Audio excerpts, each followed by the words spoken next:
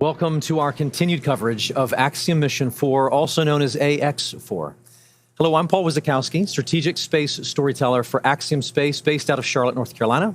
And I'm Ronnie Foreman, a senior sales manager here at SpaceX. This webcast is a joint broadcast between NASA, SpaceX, and Axiom Space. Tonight, we'll all be walking you through the events of the Dragon spacecraft approaching and docking with the International Space Station. Our coverage today will continue through the welcome ceremony that awaits the AX4 crew once they are on board the ISS. The AX4 mission officially took flight yesterday, June 25th, when the Axiom Space crew lifted off from Kennedy Space Center's historic Pad 39A at 2:31 a.m. Eastern. This is the inaugural flight of the latest Dragon in SpaceX's fleet. Shortly after reaching orbit, Commander Peggy Whitson announced the name of this Dragon, calling it Grace. Our four-person crew for this mission is slated to conduct up to 14 days of efforts aboard the International Space Station. The crew is currently inside Dragon, and they are now positioned just outside the keep-out sphere around the International Space Station, approximately 420 kilometers above Earth. And so right now, we are awaiting the approach initiation burn that will be the first of several steps that incrementally guide them to the zenith docking port, or the space-facing port of the International Space Station. The Crew 10 Dragon spacecraft will be there to greet the Axiom Mission 4 crew when they arrive as well. NASA Crew 10 astronauts Anne McClain, Nicole Ayers, JAXA, or Japanese Aerospace Exploration Agency astronaut Takaya Onishi, and Roscosmos cosmonaut Kirill Peskov arrived at the International Space Station on Sunday, March 16th.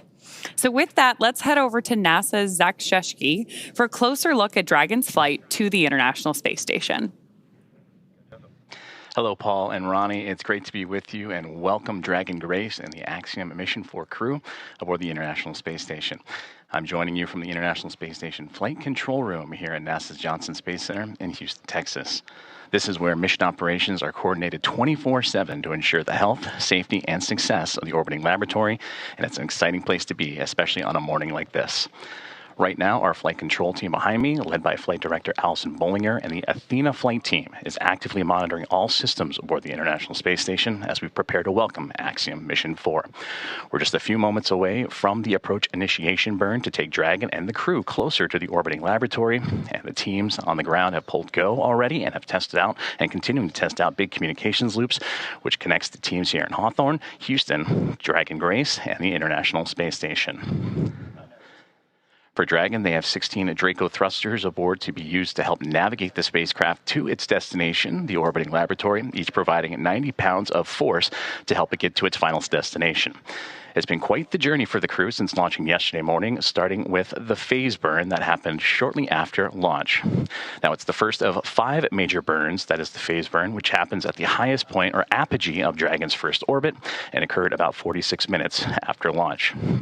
It raises the lowest part of the orbit, the perigee, helping Dragon get closer to the space station's path. And then the boost burn would quickly take place. And that is based on what our orbital data shows us as the boost burn, which raises Dragon's orbit until its orbit reaches an altitude about 10 kilometers lower than the space station. And this took place around 8:15 a.m. Central Time yesterday morning. After that, we executed the close burn about 45 minutes later. Next was the close co-elliptic burn, which adjusts Dragon's orbit so it stays about 10 kilometers below the station the whole way around the Earth. Now, co-elliptic just means that both orbits of both the Dragon Grace and the International Space Station are nearly the same shape and the same speed. Several hours later, the transfer burn was then executed, and this is the 4th maneuver in which the transfer burn raises Dragon's highest orbital point to just about 2.5 kilometers below the space station. And then finally, the co-elliptic burn would round everything out, and that would occur just shortly before we came on the air, or earlier this morning, I should say, and that helps Dragon maintain a consistent orbit with the International Space Station. And this keeps Dragon in a stable orbit about 2.5 kilometers beneath the space station as it lines up for approach. Now, docking time has been updated as Dragon is moving quickly. Certainly the crew happy to get to the International Space Station, and that docking time currently approximately 5:18 a.m. Central Time. So that all sets things up for the approach initiation burn, and that's where Dragon begins its final climb in that stair step towards the orbiting laboratory. Now, this happens about 2.5 kilometers below and 7 kilometers behind the station. And about 45 minutes before all this happened, and just before we came on the air with you this morning, teams in SpaceX and Hawthorne, as well as NASA here in Houston, started integrated operations, working together to guide Dragon in. During this phase, they activate Dragon's navigation systems and turn on the C2V2, or Common Communications for Visiting Vehicles, a comm system that links Dragon with the space station crew. The approach initiation burn moves Dragon into a spot about a quarter mile, 400 meters directly below the station. It also brings Dragon into a safety zone called the approach ellipsoid. And that is a large invisible oval around the station that measures 4 kilometers by 2 kilometers by 2 kilometers. Now, before entering the approach ellipsoid, Dragon must be on a 24-hour safe trajectory, which means if it lost control due to the thrusters, it wouldn't be able to drift into that area for at least a full day. Now, after approach initiation, which is going to be occurring in about 8.5 minutes from now, the next major milestone will be waypoint 0. And once Dragon arrives at 400 meters below station, it'll be known as waypoint 0, and that's where the first checkpoint will begin for our approach. Dragon Grace can hold here at the 400-meter mark. If all systems check out, it can continue to the approach to waypoint 1, the next gate in its path. And then shortly, the NASA and SpaceX teams will do a go, no-go poll to move Dragon inside the keep-out sphere, another checkpoint that consists of an imaginary sphere around station with a radius of 200 meters. Flight controllers here on the ground use this to monitor all arriving and departing vehicles. And this is another chance to confirm that all the guidance and navigation and control systems are working correctly on Dragon Grace before moving closer to station. All of this carries a similar requirement on the orbital trajectory of Dragon, and if Dragon were to somehow lose control of its thrusters, and the space station would be safe for 4 orbits or about 6 hours rather than the 24-hour required to enter the approach ellipsoid. So as you can see on your screen, from waypoint 0 to waypoint 1, that's where we move to the next gate, in which waypoint 1 will swing, the Dragon will swing up and over the International Space Station and arrive at an approximate distance of about 220 meters. At this point, it will be on what we call a docking axis.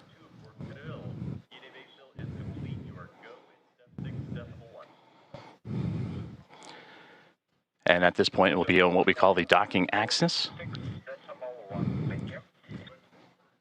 which essentially means it's just directly in front of the docking port for Dragon. And that's where the crew is heading, to the space-facing port of station, the Node 2 Zenith port on the Harmony module.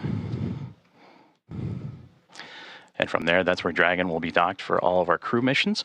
And so far, this is where one of 2 docking ports and international docking adapters are located and installed for these new commercial spacecraft flights, as well as other future spacecraft that use the International Docking Standard. As Dragon Grace and the Axiom Mission 4 crew continue to push forward and look to go right to the front step of the International Space Station, the next gate will be waypoint 2. And once Dragon is only 2 meters away at waypoint 2, the spacecraft focuses on aligning and fine-tuning its docking system with that international docking adapter on the International Space Station. From that point, we may hear out the call-out CHOP, which stands for Crew Hands-Off Point, and that happens a little less than 30 seconds or so before docking. And at this point, any aborts will have to be done automatically by Dragon. And then from there, it's the moment we've all been waiting for the Axiom Mission 4 team and the crew aboard the International Space Station, and that'll be the moment of contact, where the crew arrives to the space station and Dragon and the station make contact with giving us that final call and soft capture. And again, we are tracking for an approximate docking time of 5:18 a.m. Central Time, 6:18 a.m. Eastern Time.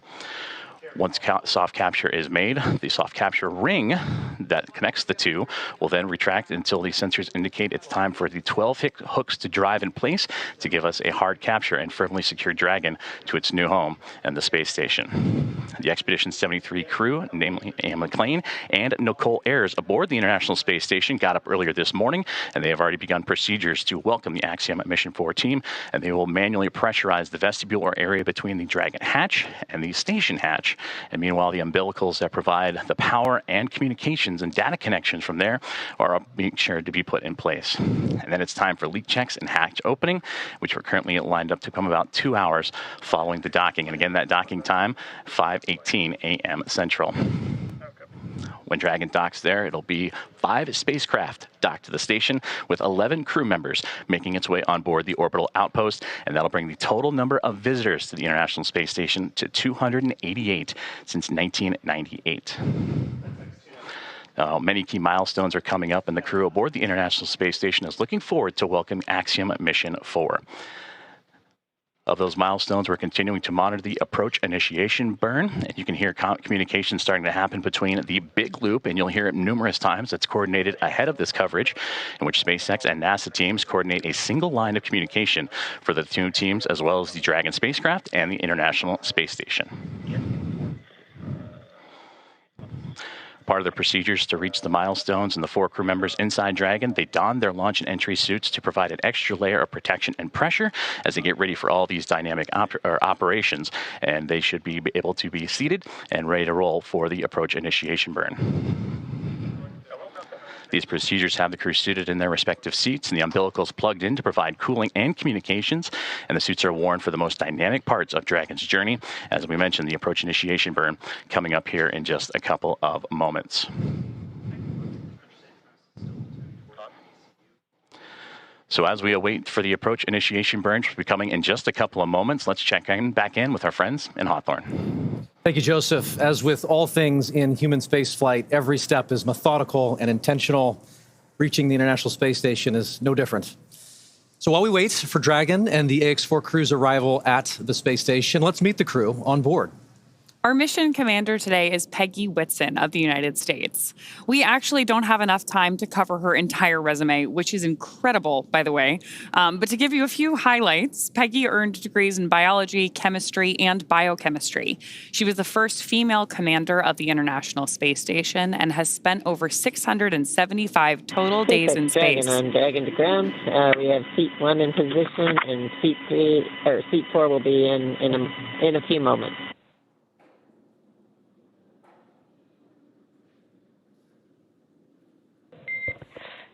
And Peggy, I copy on Dragon to ground. Seat 1 is in position, and seat 4 is almost there. I've got a quick update for you on the big loop configuration. ISS side is troubleshooting some audio packets with the C2V2 unit that's currently active. So I'll get back to you with more words when we have next steps there. Standing by. Thanks for the update. So we were just in the middle of talking about our commander, Peggy Whitson, when we heard her communicating here with our crew operations resource engineer at SpaceX Mission Control, which we hear called out as CORE over the nets. So our commander there, again, who was communicating with our team, has spent 675 total days in space so far. She's about to add some more to that. But so far, she has also logged 60 hours across 10 different spacewalks. She's a 2-time commander for Axiom Space, having previously also served aboard AX-2. She was also just inducted as a member of the 2025 Astronaut Hall of Fame class. So congratulations, Commander Peggy. And seated beside her inside Dragon is our mission pilot, Shubhanshu Shukla of India, whose call sign as a test pilot is Shuks. Representing the Indian Space Research Organization, or ISRO, Shuks is also an astronaut designate of India's inaugural human spaceflight effort, Gaganyaan, an Indian-built rocket and spacecraft. He was commissioned into the Indian Air Force Fighter Wing in 2006. He achieved the rank of Group Captain, in 2024, and has over 2,000 hours of flight experience aboard aircraft, including the Sukhoi 30, MKI, MiG-29, Jaguar, Hawk, and Antonov An-32. Our third crew member is mission specialist Sławosz Uznański-Wiśniewski of Poland. He's representing the European Space Agency as a project astronaut coming from the reserve class of 2022, much like Marcus Want, who served as a mission specialist on AX-3. A scientist by trade, Sławosz has earned his Master's of Science with honors from Łódź University of Technology in 2008. He also has a Master's of Science from the Université de Nantes in France and a graduate engineering diploma from the Polytechnique Polytechnic Nantes in the same year. He also spent 2 years as the engineer in charge of the world-famous Large Hadron Collider in Switzerland, beginning in 2018. And rounding out this incredible crew is mission specialist Tibor Kapu of Hungary. He represents the Hungarian to Orbit Astronaut Program, or HUNOR. The program aims to send Hungarian astronauts to the International Space Station for scientific research and technological development, as well as to inspire young people. He graduated from the Budapest University of Technology and Economics, earning a degree in mechanical engineering, followed by a master's degree specializing in polymer technology. In 2023, Tibor emerged as one of 4 Hungarians selected from a pool of 247 candidates for the HUNOR astronaut program. He has invested a notable amount of time in his career focused on space radiation protection while awaiting his acceptance to HUNOR. Together, they are the crew of AX-4, Axiom Space's 4th private astronaut mission to the International Space Station. This mission represents the return to spaceflight for 3 nations, but it also highlights the growing opportunities for nations and entities around the world to conduct meaningful work in low Earth orbit. And this is an incredible crew. They have spent 10 months of training together. They reported to Houston last August and have been kind of shepherded through a variety of training efforts since then, all leading up to this moment. It has been truly an honor to see them come from different parts of the world and come together as one team. Dragon SpaceX on Dragon Ground. The approach initiation maneuver is complete. Performance was nominal. Reminder, if the C2V2 link is lost for 10 minutes without ground action, Dragon will perform a breakout. Timers are available in your event details. Dragon copies. Good AI, and watch for C2V2 and event details. That's a good copy. And for another status update on C2V2, ISS side is working a swap to C2V2 Bravo unit. Good to hear. Thanks. So that's great news as we continue in our approach of the Dragon spacecraft to the International Space Station. That first approach initiation burn, or the AI burn, ran nominally. And nominally in space talk means everything went well. So it means we're moving closer to that docking ceremony and welcoming the AX-4 crew on board. I love it. And so we'll continue to listen in and in hopes that they will continue to progress towards docking. Obviously, there's a lot of action that has already taken place over the last 24 hours. And we'd love to share a little bit of that pre-flight effort with you that built up to launch and then towards docking. So yesterday, June 25th, the AX-4 crew was driven from quarantine to Kennedy Space Center. Here you see a photo of them at a handover event. This is a special moment where the Axiom Space operations crew officially hands over the crew to SpaceX before they go to the Falcon support building to suit up. This was a moment where they got to spend a few minutes with their loved ones, with family and friends, and pause in the midst of all the operational choreography and just take in a moment about what they were about to do and to celebrate it and enjoy just this moment with loved ones. And then as this concluded, they got into the SpaceX Teslas that took them out to the Falcon support building, at which point they were officially in the hands of SpaceX. I always think these walkout moments are so cool. Human spaceflight is really about the people on board and the people behind them. And you get this great opportunity to see their families, their friends, all the teams supporting them from around the world. Speaking of which, this is a little video we captured yesterday, right before our crew walked out to enter the Dragon spacecraft. There they are exiting the Falcon support building, which is just about a half-mile away from their launch site, which was the historic Launch Pad 39A at Kennedy Space Center. That walkout moment is so iconic. It is part of every tradition of spaceflight. I love seeing it. So is this, actually. We've got a member of our closeout crew there with our 2 of our astronauts headed over to the pad in those 2 iconic Teslas. We've got our commander there looking very happy. Those smiles. Yeah, the crew getting to see Falcon 9 from the base before riding that elevator up to space. You can see we're also introducing a new tradition here. Each of our crew members has a boarding pass. Peggy's is gold because she is a frequent flyer on the Dragon spacecraft. So they're presenting those to the closeout team before signing the white room wall. and then ingressing or entering the capsule and getting ready for liftoff. We did have an on-time liftoff yesterday at 2:31 a.m. Eastern, and ever since then, so now for more than 24 hours, our AX-4 crew has been on their way to the International Space Station.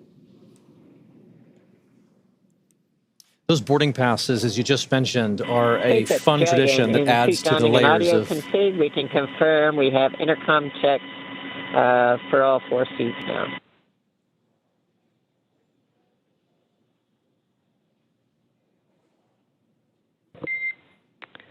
And Peggy, could you repeat your last? Just wanted to verify we had successful intercom checks, step 5.2, and suit donning and audio config. And we're just moving on. Okay, I copy successful intercom checks and suit donning and audio config complete and ready to move on.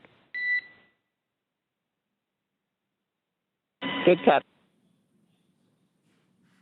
So you'll hear us continue to talk from mission control here at SpaceX and the big loop, right? We've got NASA in the loop now too as we approach the ISS to our crew on board to perform comm checks. And SpaceX Dragon suit donning and audio config is complete for all 4 crew members.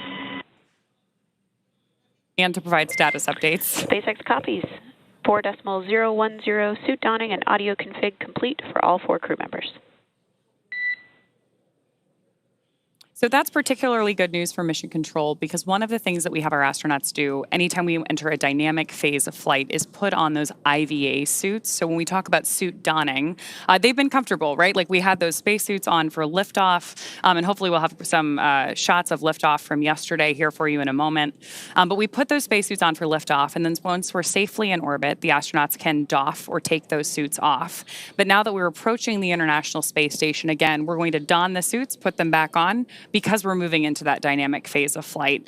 So we're getting some confirmation there from our crew to mission control that we're moving forward in each of these careful steps, preparing both the capsule and the AX-4 crew for docking to the ISS. And these are all good callouts. Yeah, great to hear. Yeah. Perfect. I love it. We were talking about ingress just a moment ago. We'd love to show you shots of launch from yesterday. The teams at Kennedy Space Center, the SpaceX teams and the NASA teams, were able to get some great shots of this Falcon 9 and Dragon lifting off. This was also the second liftoff and landing for our booster yesterday, so pretty exciting to see that flight-proven launch vehicle once again flying from 39A. And there you have it, Grace taking to the air for the very first time. That's a good point, Paul. This is our 5th and final Dragon in the fleet, which received its name yesterday from our Commander Peggy Whitson. Great shots of our crew there on their way up to space yesterday.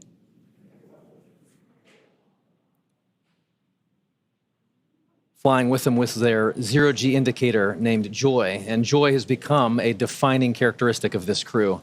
As you saw there, the smiles and the joy on the faces of the crew members as they experienced launch, felt that acceleration, and then ultimately the lack of acceleration, the silence of microgravity at the end of all of that ascent. We then got to see them hours later on an on-orbit event as they were experiencing microgravity for the first time just a few hours ago. Dragon SpaceX and here's a lovely on moment. Dragon to ground. ISS has completed their swap to the Bravo unit for C2V2. We're ready to try again for the big loop comm checks. If you could change your seat to destination back to ISS, and we'll give it another shot. Inward.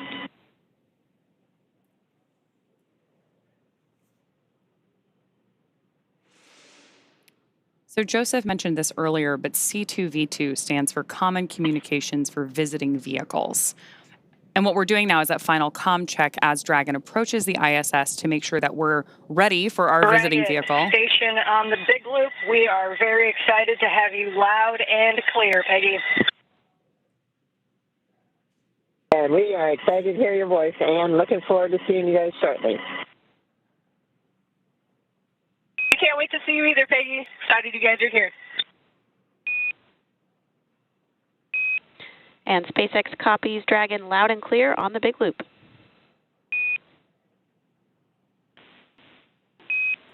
And Houston copies SpaceX, ISS, and Dragon on the big loop. And we have you loud and clear also, Houston.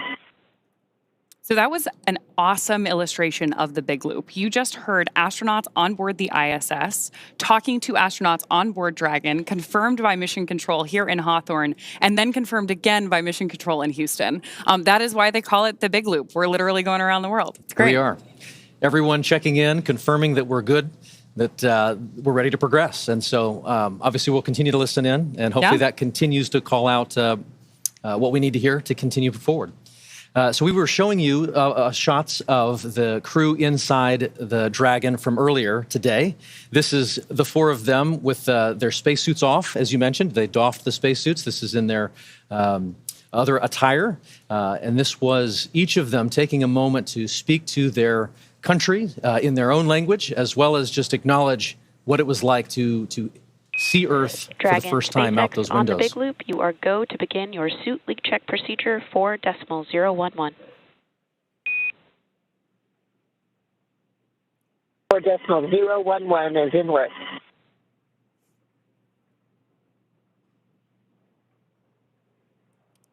So good news there that our crew is moving forward with additional checks on board. We're obviously working a lot of different procedures here too. You'll hear our team call out a series of different numbers. They're all carefully enumerated procedures that we step through to make sure that we don't miss anything in any of the steps it's going to take us to get to the ISS safely. Speaking of which, just in case you're just joining us, it would be good to go over many of the steps it took us to get to this point. Yesterday was launch day. Axiom-4 marks SpaceX's 18th human spaceflight launch overall. Including Axiom-4, Falcon 9 has supported 48 missions to the ISS with our Dragon spacecraft, starting with our first cargo resupply mission in 2012. And since 2022, SpaceX has supported the next generation. SpaceX Dragon, we're at step 2.2, awaiting your go on suit leak check on the big loop.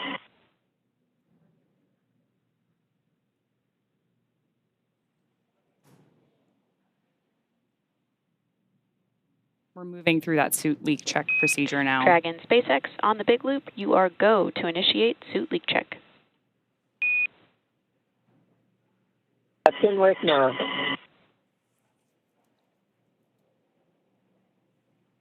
Acknowledgement there from our commander. So SpaceX has supported the next generation of commercial space exploration so far with 7 private astronaut missions as of today, with today's AX-4 mission bringing the total to 4 missions to the space station in support of Axiom Space. I love it. So AX-4 is Axiom Space's 4th mission to the International Space Station, as we've said. AX-1 was the first private crew to the International Space Station. AX-2 was known as the first private mission to feature government-sponsored astronauts, while as AX-3 was our first all-European astronaut mission to the International Space Station. And this mission realizes the return to human spaceflight for India, Poland, and Hungary. The efforts of India are conducted through the Indian Space Research Organization, or ISRO, while the efforts of Poland are as a member of the European Space Agency, or ESA. As a member of ESA, the Polish Space Agency, POLSA, has named this mission Ignis. For Hungary, this is a mission facilitated by HUNOR, which stands for Hungarian to Orbit Program. And this mission is the first mission to the space station for India, Poland, and Hungary. And after more than 40 years, this is each country's second government-sponsored human spaceflight ever. Missions like these are significant for a number of reasons. Each of these commercial missions builds on the last, but they facilitate a sizable amount of public and educational outreach. Medical research, intergovernmental relationships are built and fostered through these moments, and the list goes on. To be honest, there a lot of hard work goes into each of these missions to make sure that every minute is maximized. Ultimately, each one serves as a critical stepping stone on the path to providing global, sustained access to low Earth orbit. Oh, absolutely. And at SpaceX, we want to help create a future where not just hundreds of people, but thousands and ultimately millions of people can travel off Earth to live and work in space and on other planets. It all starts with missions like these. It's hard to believe that it's been 5 years since Dragon radically changed how humanity gets to space, but I am very excited to see what this mission and all the ones to follow have in store. But with that, I do want to check back in with NASA at JSC. So Joseph, let's hand it back to you. Thank you, Ronnie and Paul. And absolutely, yes, it's an incredible day to welcome the Axiom Mission 4 to the International Space Station. And I know we've already covered so many key milestones, including what it took to get to this point right now. And arrival day is always a busy one aboard the Big Loop. We see 4 good suit leak checks. And right there, another great milestone. Another great milestone right there, 4 good suit leak checks. And we talked about that earlier about during the dynamic phases of flight, the crew puts those suits on to make sure that everything is safe and sound for them to provide that extra layer of protection as they continue to chase down the International Space Station. Now, from the space station perspective, here inside the International Space Station Flight Control Room at NASA's Johnson Space Center in Houston, Texas, arrival day is always a busy one. And this morning, with no exception, NASA's astronauts Anne McClain and Nicole Ayers are already in position inside the cupola module, and they're using specialized software to keep track of Dragon's trajectory and confirm it remains inside its designated corridor.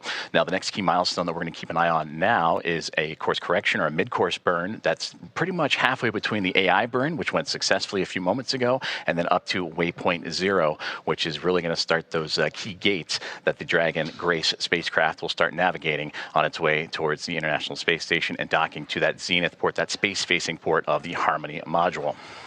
Now, once Dragon is docked, Nicole Ayers of NASA will be the first one to begin the hatch opening operations. She'll start by opening the large hatch on Node 2. That's that zenith space-facing port we were talking about, and that gives the crew access to the pressurized mating adapter. From there, they'll begin pressurizing what's called the vestibule. That's the small space in between the Dragon and the space station hatches. This area was exposed to the vacuum of space before docking, so it'll need to be filled with air to be equalized with both the pressure, both for the spacecraft and anyone inside the space station to equal out and for those to pass through. Ayers will then use a small valve on the station's hatch to gradually introduce air into that vestibule. And meanwhile, the flight controllers here in Houston will be closely monitoring the pressure readings to confirm that the seal is tight and everything is leak-free before giving the go for hatch opening. Now, here inside the International Space Station Flight Control Room, the controller is already hard at work. They've been doing so all morning long and well into since the launch, really, and beyond. NASA Flight Director Allison Bollinger and her Athena flight team are leading operations here in the International Space Station Flight Control Room and Mission Control. And then seated to my right, to their right is the Capcom, who you'll hear communicating to the teams on the International Space Station, a part of that big loop. You heard the comms checks multiple times between SpaceX, Dragon Grace, International Space Station, and the teams in Houston, so we're all on one single line of communication. Now, taking a look at who's aboard the International Space Station, we heard them mentioned a little bit earlier on, and currently aboard is the Expedition 73 crew members. And they are led by Commander Takuya Onishi, who is on that far right-hand side. And several members of this expedition crew have celebrated some key milestones for him. For Takuya, he celebrated 200 days in space about 2 weeks ago. Up next is NASA's Anne McClain. She is sitting right in front of Takuya on that right-hand side. She recently celebrated 300 days in orbit this past week. For Nicole Ayers, just on the other side of that Expedition 73 crew patch, she recently celebrated 100 days in space on Monday, and she and McClain are going to be the ones that are going to be monitoring the Axiom Mission 4 team and Dragon Grace to the International Space Station. Then NASA's Johnny Kim, a flight engineer, he is on the back left-hand side of that image. Kirill Peskov of Roscosmos, a flight engineer, celebrated 100 days in space on Monday, and Sergei Ryzhikov, flight engineer, right there in the center. And then you have Alex Zubritsky, a flight engineer of Roscosmos as well. So flight controllers here in Houston have also begun the process of feathering the station's solar arrays and looking to get that multi-step procedure designed to protect the arrays from thruster plume exposure during Dragon's final approach. Now, taking a look at the updated timelines and what we're looking forward to, we're about 7 minutes away from that AI mid-course burn, and from there about 27 minutes from that waypoint 0 mark. And then from that point on, the space station and Dragon will continue to close the gap between each other. And then about 1 kilometer away will be the two vehicles, and that'll be in about 13 minutes from now. So again, a lot happening surrounding Dragon Grace and the Axiom Mission 4 crew, as well as those aboard the International Space Station. We mentioned earlier that this will become a team of 11 that'll be joined together, and after docking, which right now is continuing to be adjusted, and working closer to about 5:22, approximately 5:22 a.m. Central Time. And then we'll have the hatch opening, which we just walked through the procedures of having to equalize the pressure between Dragon and Space Station so those could pass through. And then we'll have the welcome remarks shortly thereafter. So still a lot of key milestones coming up for everyone on board. But to dive deeper into that that AI mid-course burn, again, that's about the halfway point from the AI burn to waypoint 0, and that gives Dragon the ability to perform a mid-course maneuver, and that will give them to be about 400 meters or so below the International Space Station, and then of course will swing up and over top to then line itself up for waypoint 0, which will be again to the zenith port of the International Space Station. And from there, Dragon will execute a small mid-course maneuver, and that's just to fine-tune its approach and bring it to about that 400-meter mark and get ready for the remainder of its gates and those checkpoints it has to come to for the International Space Station and Dragon to eventually meet up. Now, about 90 minutes ahead of docking, attitude control of the International Space Station will be handed over to the Russian thruster system, giving the station a finer point capability as Dragon closes in. We're looking forward to welcoming the Axiom Mission 4 astronauts aboard the International Space Station.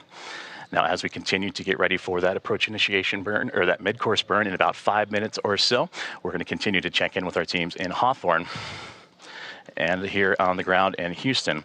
As you can see right there, the process that it took for Dragon to get to the International Space Station, starting about 45 minutes after launch yesterday with the phase burn, and then that stair-step approach to get to the front door of the International Space Station with those 5 key burns leading into the approach initiation. Now, all teams on board the International Space Station have been up and at it early this morning. We talked about the roles for Nicole Ayers as well as Ann McLean getting ready to welcome the Axiom Mission 4 team. You heard the great communications between the two already as they're eager and anxious to welcome Peggy Whitson, the former NASA astronaut and commander of Axiom Mission 4. She continues her record-setting mark as the most experienced astronaut, American astronaut in the history.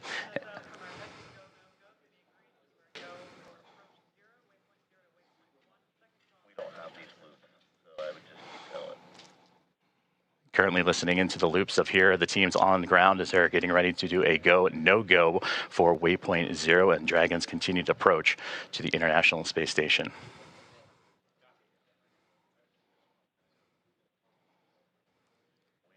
We have no views, so you're going to have to keep tap dancing, and we don't have these loops in our broadcast, so you're pausing with no loops broadcast. As we continue to follow along and continuing to tune in, we take momentary pauses just to listen into both the big loop of communications as well as the communications here in Houston and in SpaceX. As again, the team's pulling a go, no go for the International Space Station side of things to get ready for Dragon's arrival to the International Space Station. As I mentioned, once the mid-course maneuver is complete, it's then on to waypoint 0 and getting them to that 400-meter mark. And hopefully we can take a look at a little bit of that graphic of what's to come for the Dragon Grace and the team aboard Axiom Mission 4. And you see there, waypoint 0, about that 400-meter mark just outside the approach ellipsoid, that 400 kilometer by 2 kilometer by 2 kilometer invisible oval ellipsoid outside of the International Space Station, one of 2 imaginary boundaries that the Dragon will have to pass through, and then of course it'll make its way onto the keep out sphere, and that's that 400-meter mark that we've been talking about, and that's where it's zeroing in on right now. So we've completed the approach initiation burn, which had them about 7 kilometers below the International Space Station, and now about 2 minutes and 45 seconds away from that mid-course burn, and we'll continue to track as Dragon and Grace continue to fine-tune itself and get ready to go and connect itself for the International Space Station. Now, of course, before Dragon is given permission to move inside the approach ellipsoid, the spacecraft configured to be known as what is a 24-hour safe trajectory. And this means that if Dragon were to lose control in its thrusters, it would be at least 24 hours before it could move inside the approach ellipsoid again. But again, those upcoming milestones, everything continuing to press on along as Dragon, so far so good, as it continues its chase down of the International Space Station.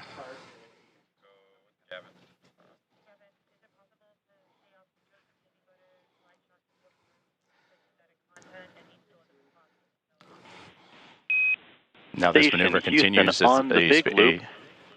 We are about 1,900 meters away and about 10 minutes out from having you jump into 1.102.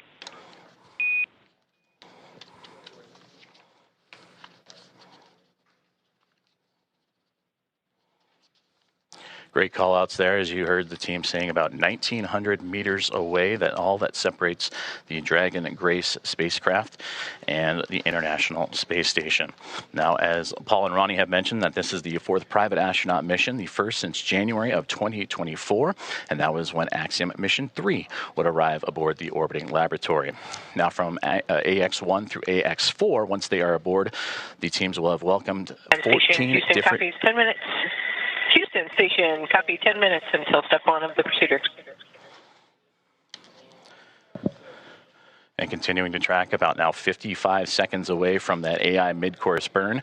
And was saying from AX1 through AX4, the International Space Station will have welcomed 14 different private astronaut crew members representing 11 different nations, and showcasing again how private astronaut missions truly expand access to the space station for more nations, people, and opportunities. And we'll continue to tune into all of the loops here inside of the International Space Station flight control room as we await the AI mid-course burn. And now standing about 20 seconds away as it continues to fine-tune, Dragon Grace continues to fine-tune its path towards the International Space Station.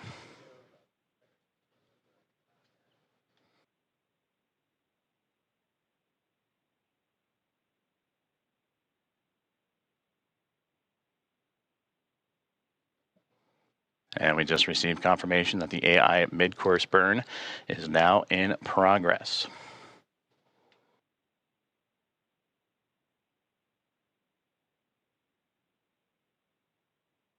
And again, this is done about halfway from our starting point, which was the approach initiation burn, and that'll get Dragon on its path towards waypoint 0. It's just a small burn, but again, all about fine-tuning and its approach to ensure that we're targeting a precise point of about 400 meters directly below the International Space Station.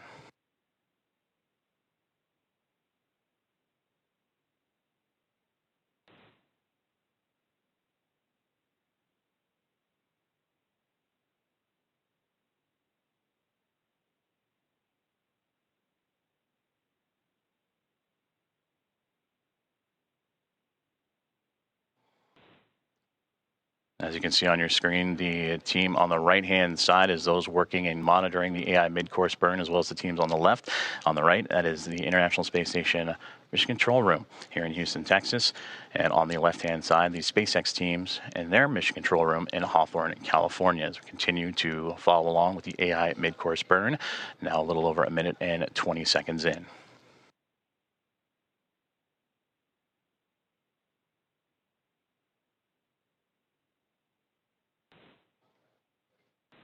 And mid-course burn has just been completed, and everything has been reported as nominal. Dragon SpaceX on the big loop, mid-course maneuver complete. Performance was nominal. The trajectory has converged on waypoint 0. So great news there.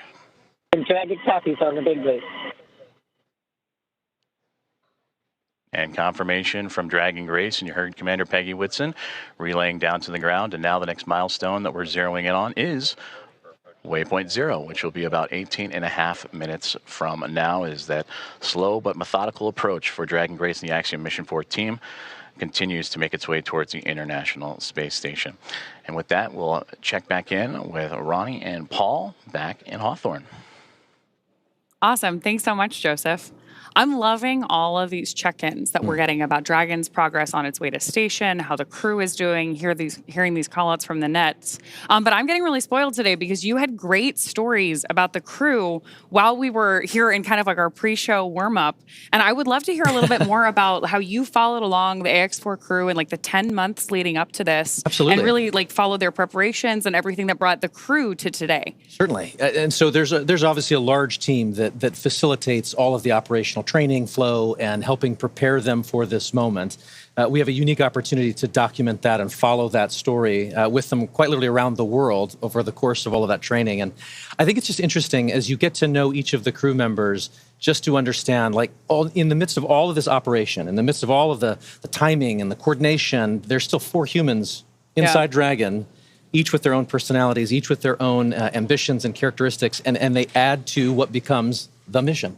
In the crew, right? Exactly. Like they become one crew, which is AX4. Yeah. Absolutely. So Peggy, I would argue, is a consummate leader. I mean, if you know anything about her, you likely know she has record after record of human spaceflight, and here we are actually seeing some views of the ISS, of the International Space Station, from Dragon. And yet, as I was saying, with Peggy, if you know her, she obviously has all of these records for human spaceflight, and it's certainly not a surprise at all that she is an inductee into the 2025 Astronaut Hall of Fame.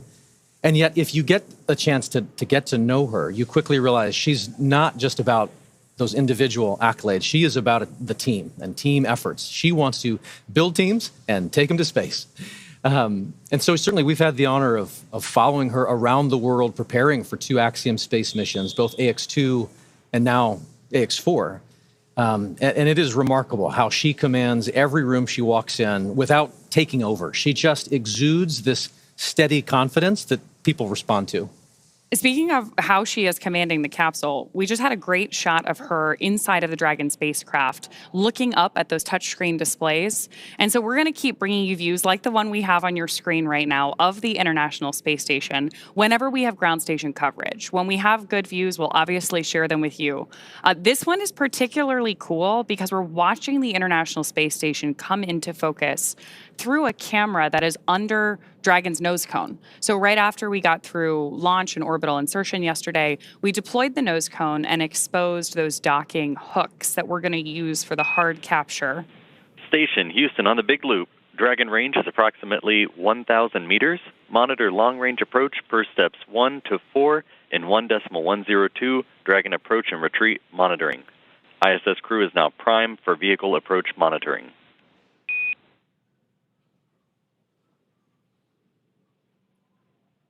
More of those joint communications on the Big Loop there about that approach that we're watching on our screen right now. It's pretty cool.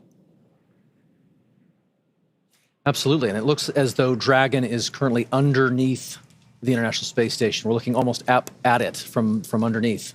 Yeah, and we had those great graphics earlier that showed how we're balancing this really careful geometry and approaching each step with these methodical burns.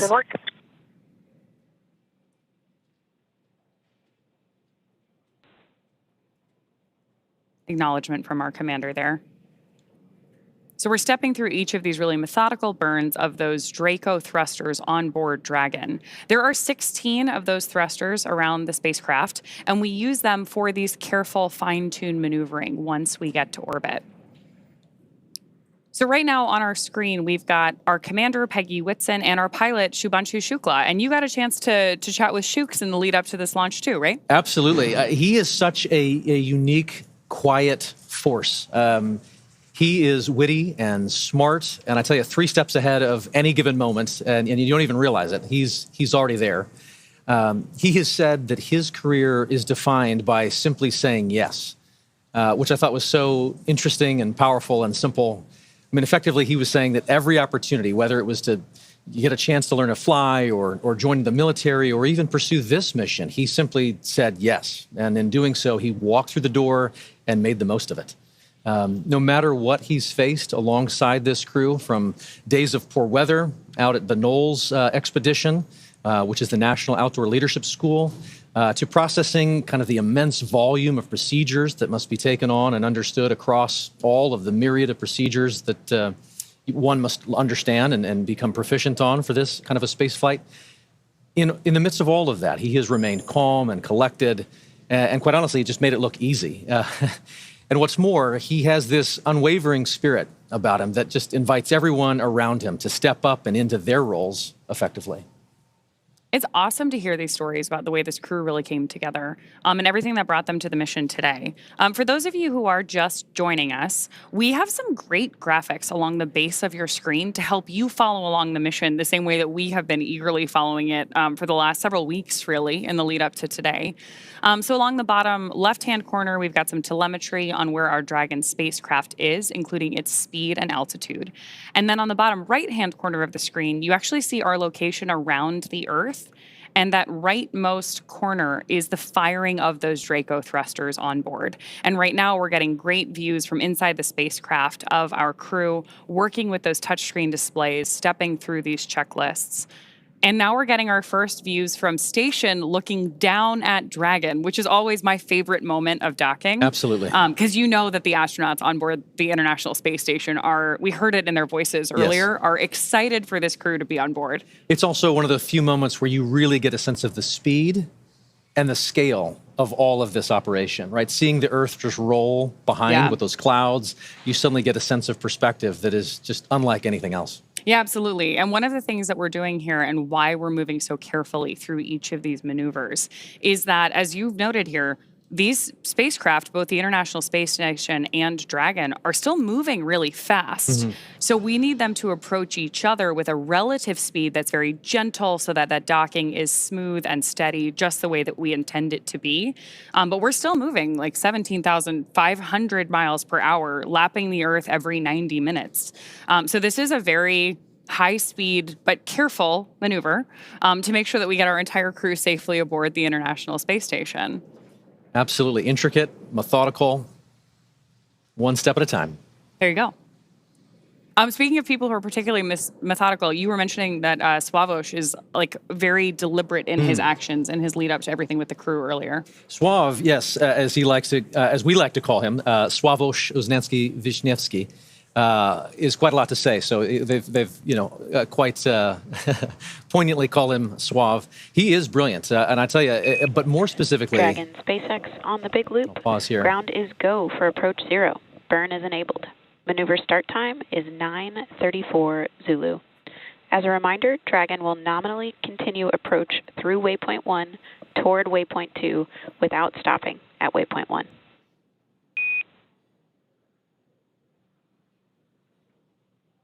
And there we have and another. Dragon copies all, and we're go for the approach as well. Another call out between Core and our commander, acknowledged by Commander Peggy Whitson. And that was a cool call out too, because we told the crew that we're going to move right through waypoint 1. Each of those waypoints are an opportunity for us to pause and make sure that everything's going well. So that means that everything's really going on track, right? We're ready to move into this next process of approaching the station. So we were talking about Sław, and just to finish that thought, I have often described him as somebody who is brilliant, but more specifically, he is curious. Sławosz is certainly one who is genuinely in pursuit of knowledge and understanding. I've actually never seen him to shy away from asking the next question. Throughout all the training, you can expect him to raise a hand and lean in, and everyone else does as a result. I mean, you just kind of get pulled into that earnest pursuit of knowledge, and he wraps it all up in a pretty good charm. He's exciting to learn beside. You know, I for one found myself wanting to lean in and learn alongside him as an outsider here. But his curiosity is probably matched only by his love for exploration and being out in the unknown. Like from sailing to hiking to kind of peering over that next ridge, he is one who is constantly seeking and experiencing something new. He has a love for this life and for this planet that is infectious. One can only imagine how that perspective is growing as he's looking out the window and seeing the Earth and perhaps even maybe the ISS at this point outside Dragon. Oh, yeah, absolutely. I mean, speaking of his love of something new, 3 of the crew members that we have on board AX4 are first-time flyers to low Earth orbit and to the International Space Station. So very excited to hear their take on both being up there and then everything they have to share with all of us once they return. So with that, can we round out some stories here for our 4th crew member? Absolutely. So Tibor, he is an incredible thinker. You can just see him process any information and immediately then begin to put it to use. He is someone who just grabs and goes. But also, even more than that, he's someone who really feels things deeply. He cares about what this mission is. He cares about what it means for all those back home in Hungary. He's got a very high emotional intelligence, I would say. He can read the room in an instant. But I tell you, his gift to humanity is to then be able to elevate and brighten everyone around him. I don't know of a single instructor, maybe ops team member, or even medical support staffer who doesn't smile when they think of Tibor Kapu. And I also tell you, he is tireless. There is quite a lot that he is capable of and responsible for, and that is invigorating to just see him approach every step of everything he's asked to do with diligence. And there were a lot of steps in the lead up to this for our crew. Astronaut preparation is extensive, from training that's specific to each crew member's role to learning SpaceX protocols, space station systems, and preparing for the science and outreach activities they'll be conducting in space. Private astronaut training is pretty rigorous. So in addition to the work that they did in the field, like you mentioned with the National Outdoor Leadership School, or NOLS. Station Houston on the Big Loop. First step, 1 of 1.102. Can you please confirm Dragon is in sight and give us an attitude assessment?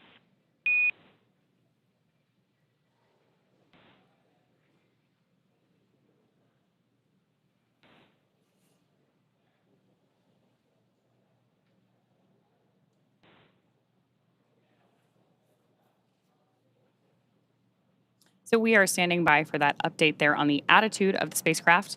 Attitude, when we're talking about space travel, means the position of the spacecraft. So with that, I do want to bring it back to the training, because this crew on board AX4 spent 35 days training inside Dragon. To prepare them for flight, our teams at SpaceX spent the last several months teaching the crew about orbital mechanics and how to live inside the Dragon spacecraft. Well, this was more of a review for Peggy Whitson. For the rest of the crew, as we mentioned, this is their first time flying to space. Our training program includes nearly 100 different lessons covering all aspects of the flight. The crew spent time inside our Dragon training spacecraft to run simulations of ascent, space station rendezvous, which we are doing right now, and reentry. And they also spent time at the launch pad in our suit-up room and working through emergency procedures that would be necessary in the unlikely event of a pad abort. And in addition to the critical training from SpaceX associated with... on the Big Loop, com check. Houston reads you loud and clear.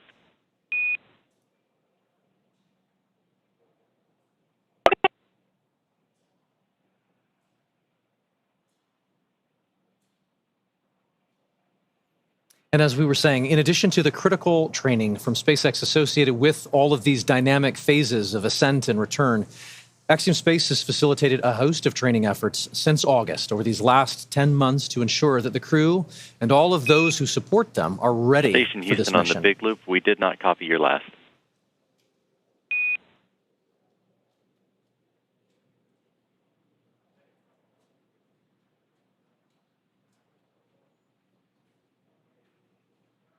Houston Station on the Big Loop. We have Dragon in sight, and attitude looks nominal. Houston copies. That's a good report. That is a great report. It's always nice to hear those confirmations, especially across the Big Loop, because we are coordinating so many teams for missions like this. Absolutely.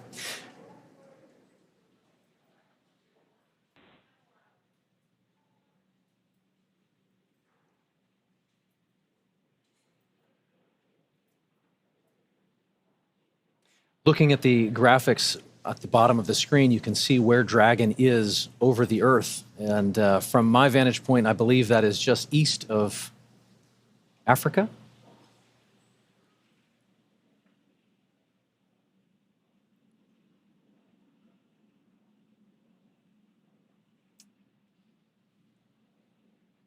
I think one of the things that's the most striking to me is that as we watch all these different visuals come into play, which again, we are bringing you whenever we have them. So when we've got good views, we're sharing them with you.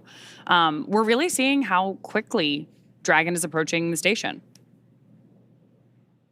At 429 kilometers above the Earth, they are continuing to raise that elevation, that altitude, and get closer and closer to where they'll be working and living for the next 2 weeks. But again, these visuals just tell an amazing story of where we're going and what we're doing, where low Earth orbit is. It is hard to really comprehend and wrap your mind around the idea of living off planet, and yet visuals like this start to help you make that real. Oh, absolutely. And hearing commentary like we did earlier from that on-orbit check-in, it was great to hear how quickly even the crew was saying they were learning how to do things in microgravity, especially because we have so many first-time flyers on this mission. Hopefully, first time but not the last. We have a repeat with our Commander Peggy Whitson as well. Absolutely. A little bit of joy goes a long way, and overcoming some of those probably initial sensations and adjusting to microgravity. Shubhanshu had mentioned that it was taking a minute to kind of collect himself and find his space legs, but clearly they are all in good spirits and getting ready to get very active on board the International Space Station. Which I'm sure will also be like an acclimation process, right? Absolutely. They've gotten used to Dragon. They've been in flight now for more than a day. All told, from launch to rendezvous at the station, we're looking at about a 28-hour flight. The time is somewhat dependent on the relative position of the International Space Station to our launch site at the time that we launch. But for any time that we're rendezvousing or meeting two spacecraft in orbit, we do have an instantaneous launch window. So we know how long that trip is going to be at the moment that we lift off. And the entire crew operations plan is built around filling that time effectively so that they're well acclimated on board the Dragon spacecraft while they approach the International Space Station. But then as soon as they get on board, we'll do our welcome ceremony. And I'm sure there's an orientation for them as well. Absolutely. So they have an effective 2 weeks while they're up there. And the clock starts as soon as they get on board, right? You just mentioned the welcome ceremony. So there will be a moment once they've crossed the hatch and are officially on the International Space Station where they get to meet the other expedition crew members, have a moment to meet and greet, acknowledge the moment with a little bit of ceremony and tradition. There might even be some pinning of astronaut pins to go around. But then they get right to work. Certainly, I know that there are steps where they take to just kind of acclimate to the station, where the commander is going to take them around and make sure that they're clear on roles and responsibilities. But then again, the red line begins, and they are chasing it for the next 2 weeks, trying to accomplish a host of research efforts and outreach events. It's a full couple of weeks ahead of them. We also have a full couple of hours here ahead of us before we get to that part. Yes. We are less than a minute away from approaching waypoint 0. So I do want to check back in with NASA. Joseph, why don't you give us an update on where our spacecraft is relative to the ISS?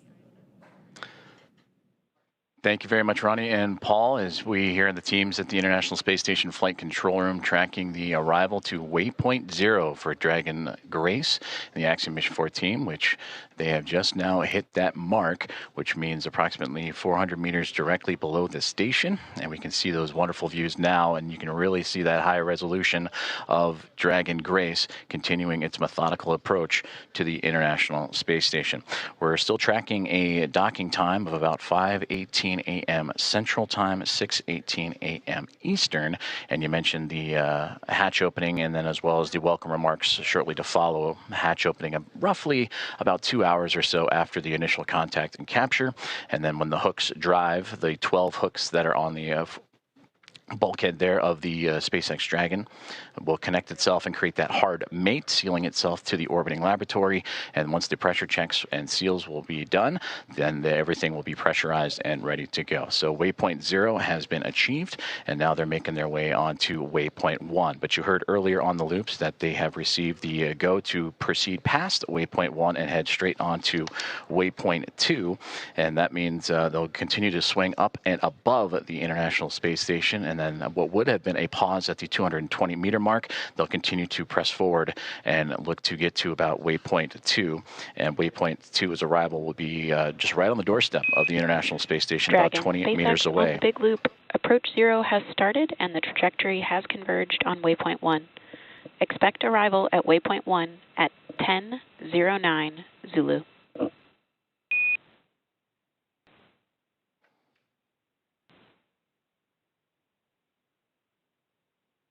Expecting arrival at waypoint 1 at 10:09 Zulu.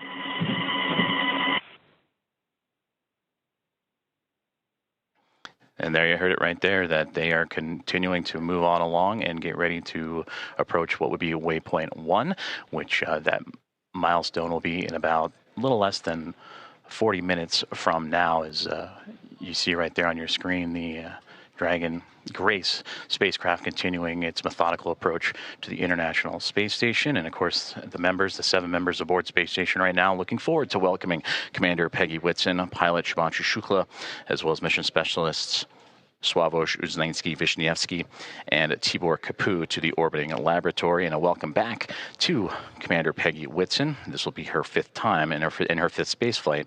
All of her space flights, what are the previous 3 with NASA and now 2 with Axiom Space, all key components and key missions involving the International Space Station. And you also heard on the Big Loop confirmations from Nicole Ayers and Ann McLean, who are monitoring Dragon's approach. They are in the cupola. That is the famed window to the world from the International Space Station that you see so many stellar views from many astronauts that share their experiences from the cupola. That is where they're using special technology to monitor and make sure that the Dragon spacecraft stays in the exact corridor, and that makes sure that everything is remaining on track and stays in its expected zones. Now, as we continue to march towards waypoint 1, and again, they will bypass waypoint 1 unless they need to make that pit stop to make sure everything is fine-tuned and ready. Once Dragon continues through waypoint 1, waypoint 2, and then eventual capture, Nicole Ayers will be the primed NASA astronaut to start the hatch opening process. And that'll begin by opening the large hatch on the Node 2 Zenith port. That is the port facing outer space, and that gives them access to the pressurized mating adapter. And there, Ayers and McLean and company will then move in and make sure that everything is sealed up once checks have been done and the relative dampening motion has been removed between Dragon and its connection to the International Space Station. And Ayers will pressurize the vestibule, and that is the small space between the hatches of the Dragon spacecraft and the space station. Now, that vestibule has been exposed to the vacuum of space, and that was all due to prior to docking. So the crew will need to fill it with air to make sure its pressure is nearly equal with the atmospheric pressure on Dragon and in the station. That pressure, similar to what we experience here on Earth at sea level, about 14 psi is what they need to bring it up to, again, from the vacuum of space. And that's where Ayers will use a small valve on that station's hatch to slowly introduce the air into the vestibule, and flight controllers here in Houston will monitor and verify that pressure readings, and everything is making sure to be leak-free before we get ready to open up the hatches. As you can see, Space Dragon Grace making its way with the nose cone open, and you can see that strobe in the middle. And it's always fascinating to watch. Now during an orbital daytime, you can see the sun shining brightly on the spacecraft and the thrusters firing, and you can follow along in that bottom right-hand corner which thrusters are being activated again to fine-tune Dragon's path to the International Space Station.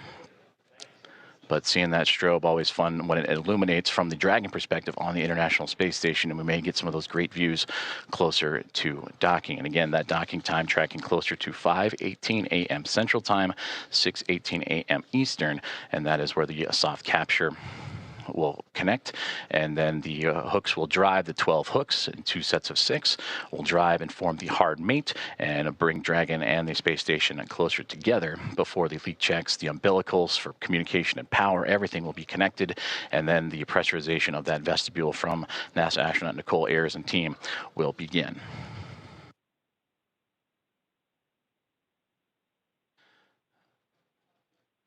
About 36 minutes from now, Dragon spacecraft will reach its waypoint 1 mark.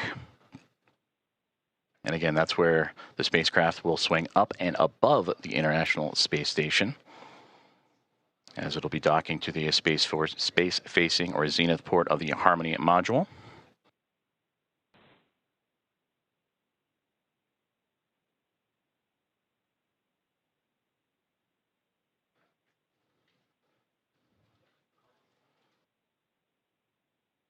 can see great views Stand again station of on the Dragon. big loop per block Bravo. Dragon attitude is as expected. Houston copies. Thank you.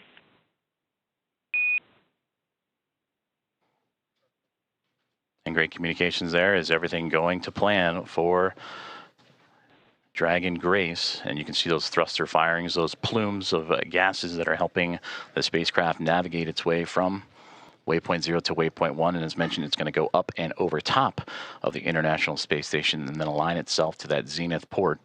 And then it'll make its way onto waypoint 2.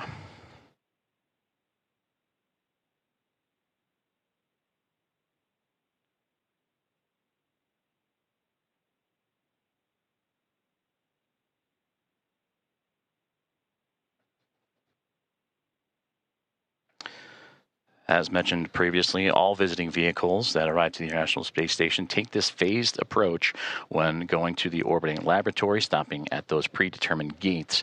And that's for teams here on the ground, both in SpaceX and in Houston, to run quick checks on vehicle performance before approaching the laboratory.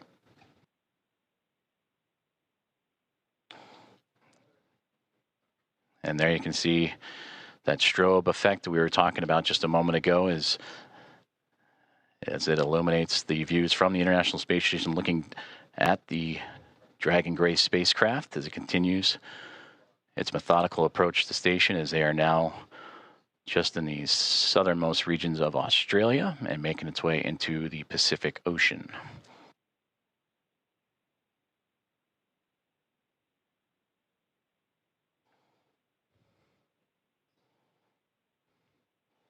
Both Dragon and Station just began an orbital nighttime period, so we'll continue to lean on that strobe effect on the spacecraft to follow along.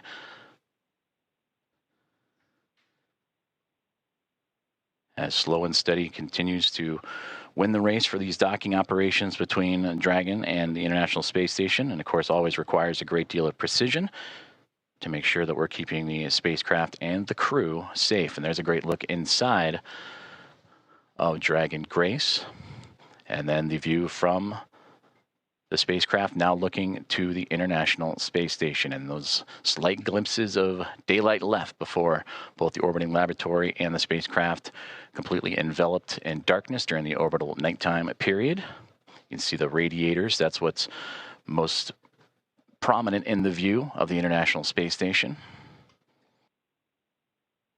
And at the very top of this view of the International Space Station, you can see what was Dragon Endurance. That is the Dragon spacecraft vehicle that Crew 10 took to the International Space Station back in March.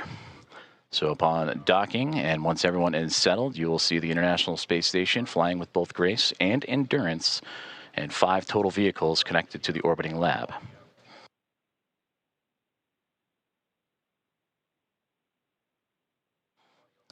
View inside of the Dragon spacecraft, and you see from just over the shoulder of Peggy Whitson and Shubhanshu Shukla, the commander and pilot, as they are continuing to monitor the progress of the spacecraft. And there, the final faint views of the International Space Station before the orbital nighttime period. And as mentioned, these two chasing each other just off the southeast coast of Australia as we speak.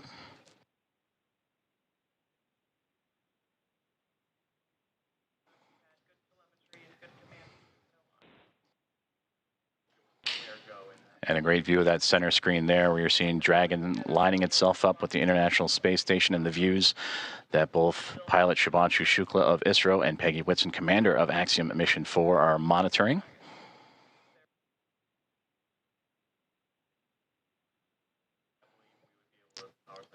Now approaching about 31 minutes until we reach waypoint 1.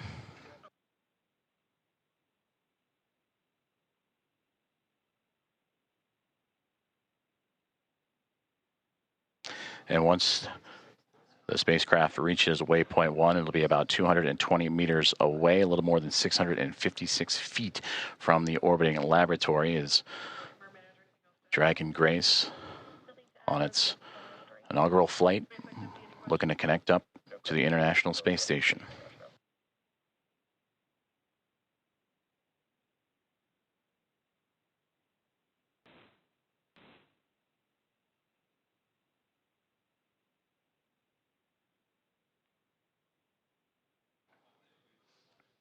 before we reach waypoint 1, which will be in about 30 minutes from now. The teams here on the ground, about 10 minutes outside of that milestone, will conduct a go, no-go poll, which we've been talking about throughout today's broadcast, just that step-by-step process, that slow and steady methodical maneuvering of the spacecraft to connect to the orbiting laboratory.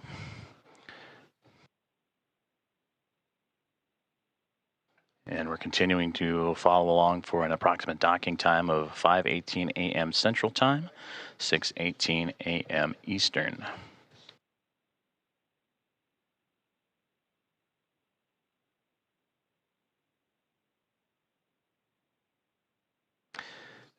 And the only light you're seeing from that shot was bouncing off of the International Space Station and what it provided, but now inside Dragon Grace and its Axiom Mission 4 crew of Peggy Whitson, commander, Shubhanshu Shukla, pilot. That's who you see in the field of view there, just that over-the-shoulder shot as they monitor Dragon's maneuvering towards the space station, but also joined alongside by mission specialist Sławosz Uznański-Wiśniewski and Tibor Kapu, respectively, of ESA and Hawthorne.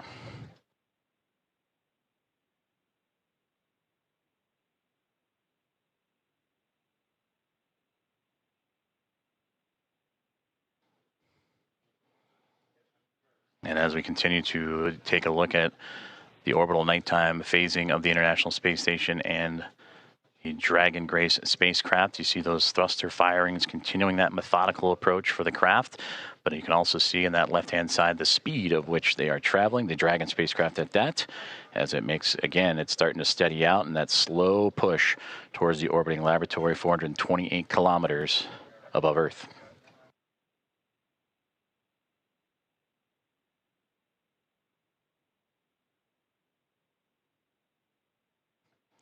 Once aboard the orbiting laboratory, the Axiom Mission 4 crew will participate in about 60 research investigations representing 31 countries, and more than 24 of those experiments supported by the ISS National Laboratory.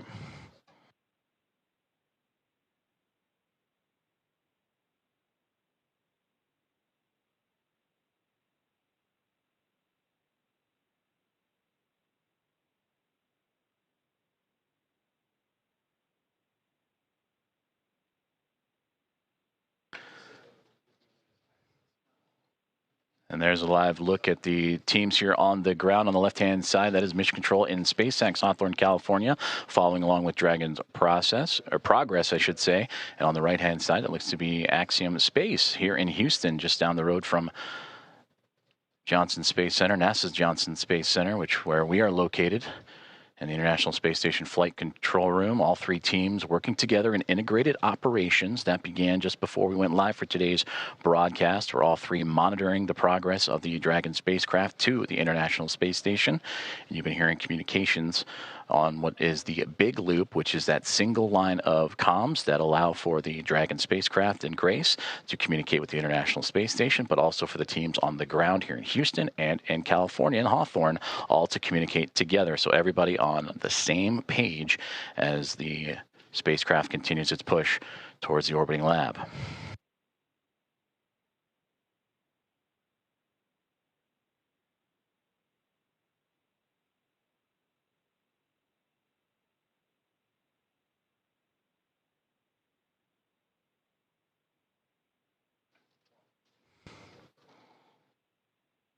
We are about 26 minutes away, a little bit north of that, until we reach waypoint 1 for Dragon Grace. As you can see, some of that telemetry and data populating the screens inside of the spacecraft that the team on board are carefully monitoring. And this is the view from the Dragon spacecraft looking up at the International Space Station, as these two now making their way into the southernmost regions of the Pacific Ocean, having just passed underneath the south and then the southeast of Australia. They will continue into an orbital nighttime period until they reach roughly about the east coast of North America, and then you'll get some of those great views of the sunlight radiating over top of both of the craft.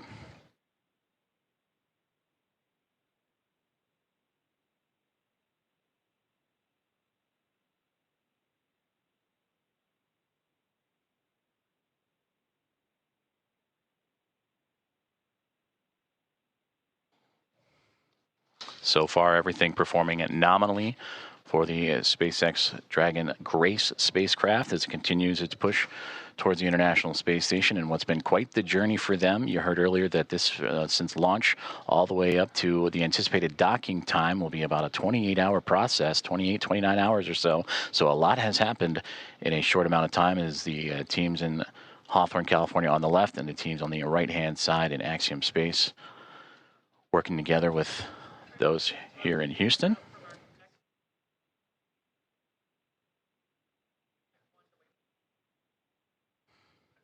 And those teams right now communicating with each other on those internal communications loops that we monitor and follow along with as they now prepare the teams for waypoint 1 about 24 minutes from now. The go no go for that will be in about 15 minutes or so. And we'll keep an ear out for those comms as, again, Dragon starting to slow down its approach towards the International Space Station, a very methodical journey that all started shortly after launch, what was yesterday morning at 1:31 a.m. Central Time, 2:31 a.m. Eastern. That saw the Axiom Mission 4 team reach orbit and begin its journey to track down the International Space Station, the fourth private astronaut mission, and the first since January of 2024, when Axiom Mission 3 would join the expedition aboard the orbiting laboratory.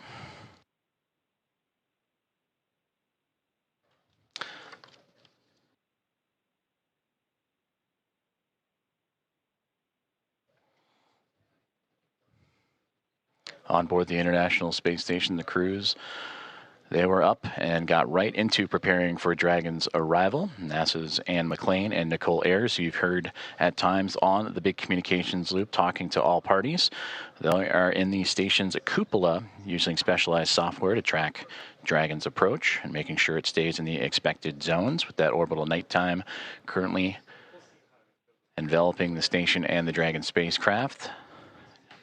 They're keeping a close eye, and of course from the space station perspective, and we'll see it as we receive video communication, that strobing effect, that strobe light on the front, and that forward nose cone of the SpaceX Dragon to help illuminate its path and help keep track.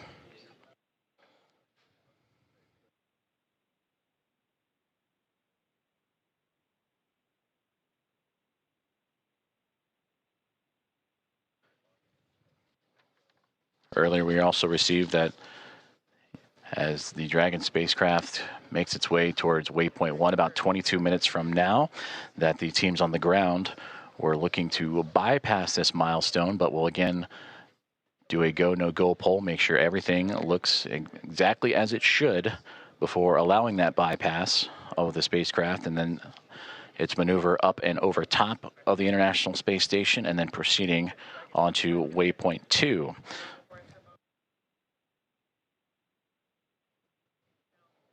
And a great graphic of the International Space Station, and just below it, the Dragon spacecraft is, again, they are making their journey across the Pacific Ocean, traveling over 26,000 kilometers an hour and 420 plus kilometers above the Earth's surface.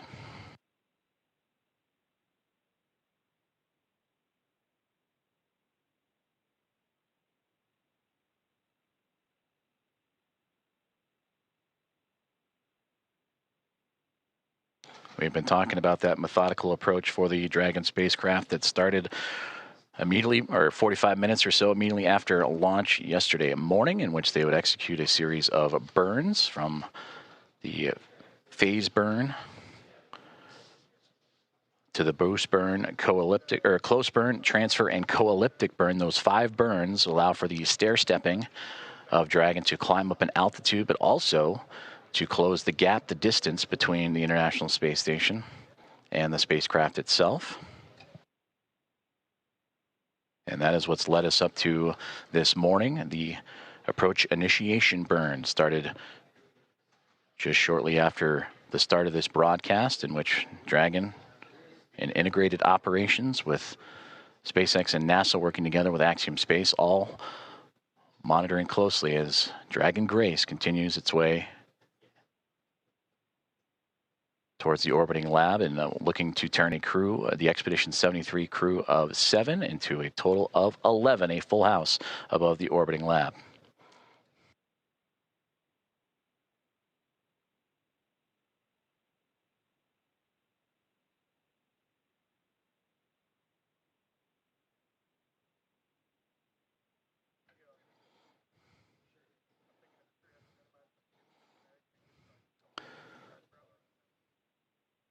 Now inside 20 minutes to the waypoint 1 arrival.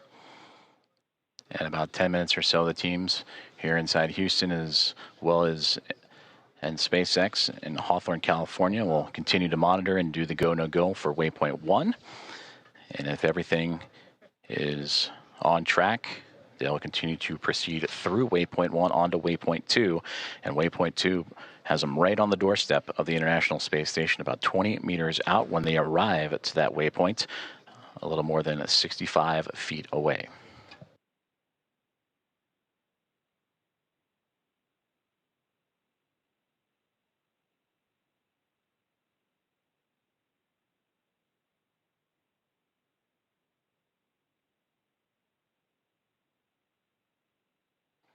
If you are just joining us, we are continuing to follow along the progress of Axiom Mission 4 and the 4 astronauts aboard, Commander Peggy Whitson, pilot Shubhanshu Shukla, and mission specialists Sławosz Uznański-Wiśniewski and Tibor Kapu, the 4th private astronaut mission and the first since January 2024 to make its way towards the International Space Station, in which they will spend approximately 2 weeks doing research investigations and outreach activities, expanding commercial space. We are tracking a docking time of approximately 5:18 a.m. Central Time, 6:18 a.m. Eastern. The next key milestone that we are keeping an eye on is the arrival of the spacecraft to waypoint 1.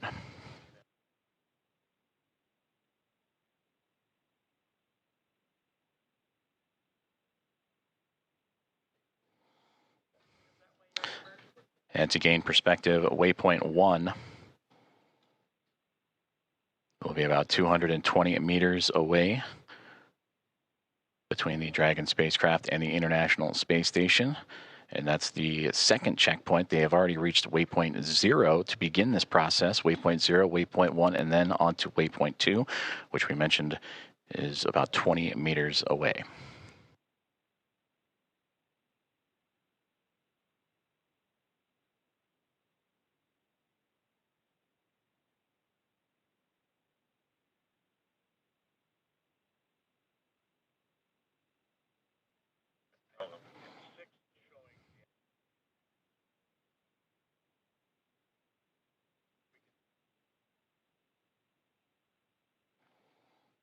Okay, just where you said down.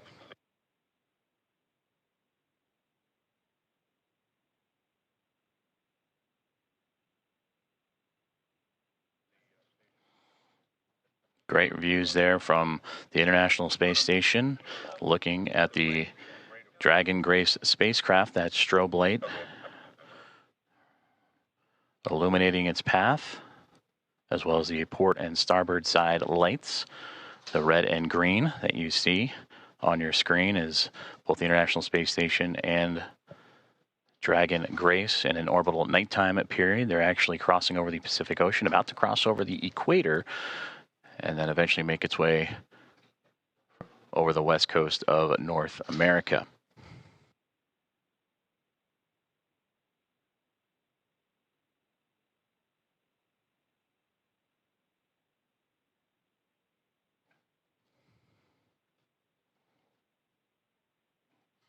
We'll start to see the spacecraft and the International Space Station once again become illuminated with an orbital sunrise.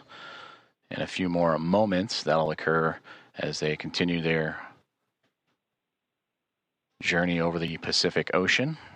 And for the Dragon spacecraft, approaching waypoint 1, now about 15 minutes from that point.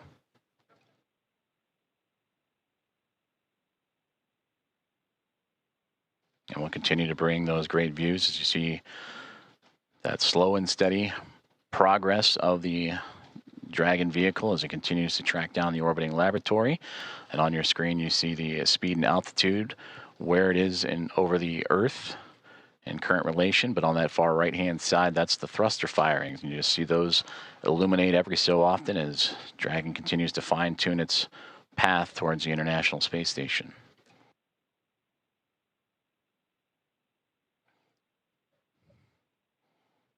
And this mission since launch approaching now 1 day, 3 hours or 3.5 hours of time. That's the time you see in the middle there, the T plus. 1 day, 3 hours, 28 minutes and 40 plus seconds.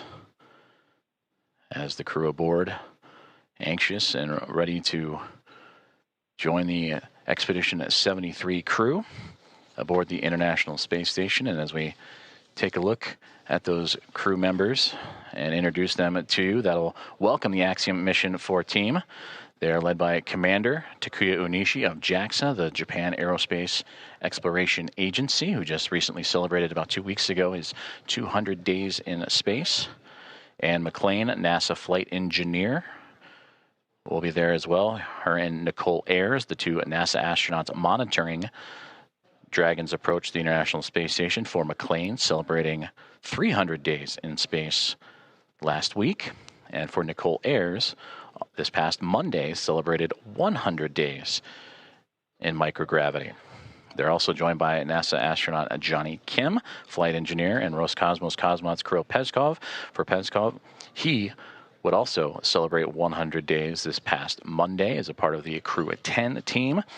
And then Roscosmos cosmonauts Sergei Ryzhikov and Alexei Zubritsky also joining the cadre of 7 astronauts and cosmonauts aboard the International Space Station.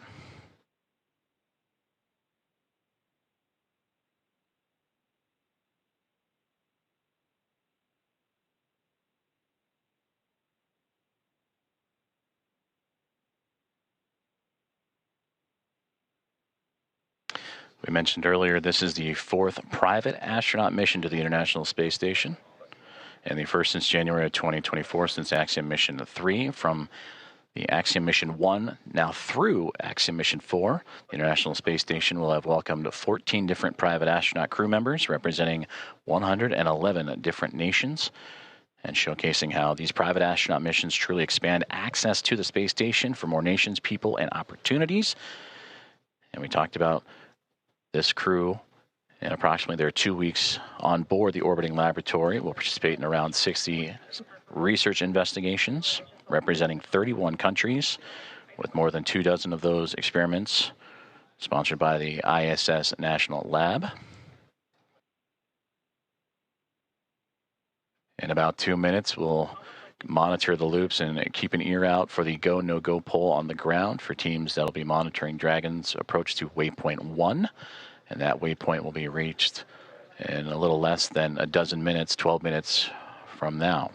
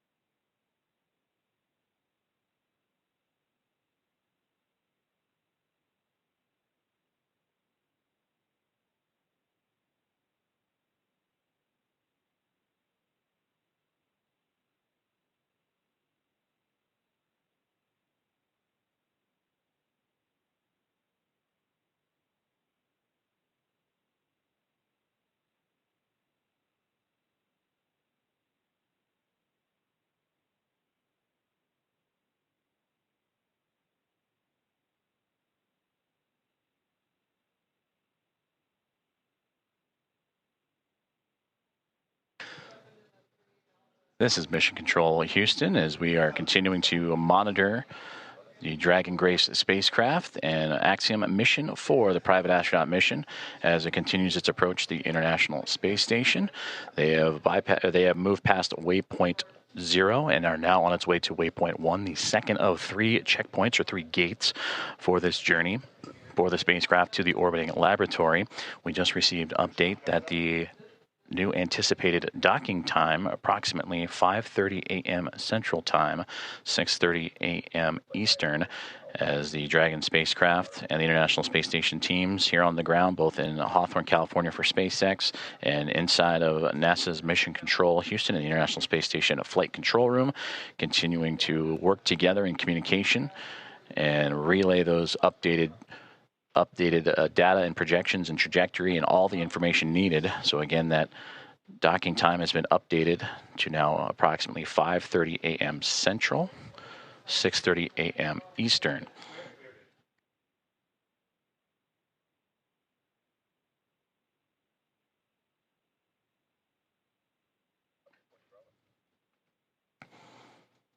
And the flight control teams here in Houston and listening in on the loops on overall communications have just pulled go for Dragon's approach to waypoint 1. And they will reach that milestone waypoint 1 in about 9 minutes from now.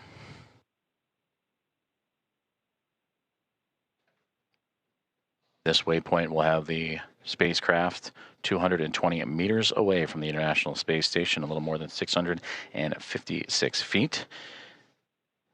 And once it reaches that docking access, an additional go-no-go pole will be created, in which the teams will then pull for the arrival of the spacecraft to waypoint 2. And given the go there, Dragon Grace will move to within 20 meters and little more than 65 feet from the orbiting laboratory.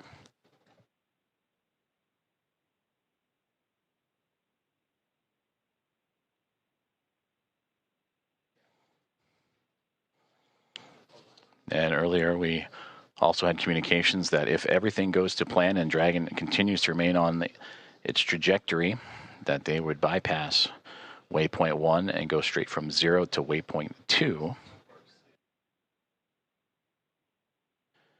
But once it arrives to waypoint 1, this will be the point in the spacecraft's journey in which we will be on what we call the docking axis, which will essentially mean that it is directly in front of the docking port that it'll connect itself to. The crew are right now heading to the space-facing port on the International Space Station, node to zenith of the Harmony module. That zenith meaning it is the side of the space station facing space. So its journey brings it from underneath the International Space Station, Dragon Grace, to swinging up and over top of it, and then arriving at that docking access en route to waypoint 2.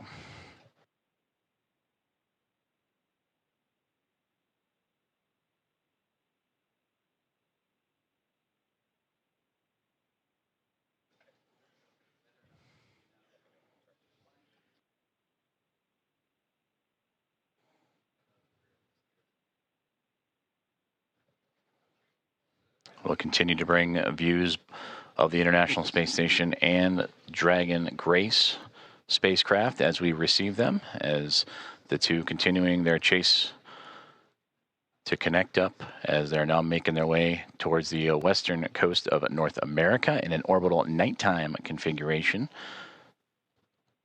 And we've seen views of the Dragon spacecraft in that orbital nighttime, with the strobe lights shining bright. Once it gets closer, it'll actually illuminate the International Space Station and allow for greater views of the docking port itself that it'll connect to. And again, that node to zenith port of the Harmony module of the space station. And that anticipated docking time that has now recently been updated to 5:30 a.m. Central, 6:30 a.m. Eastern.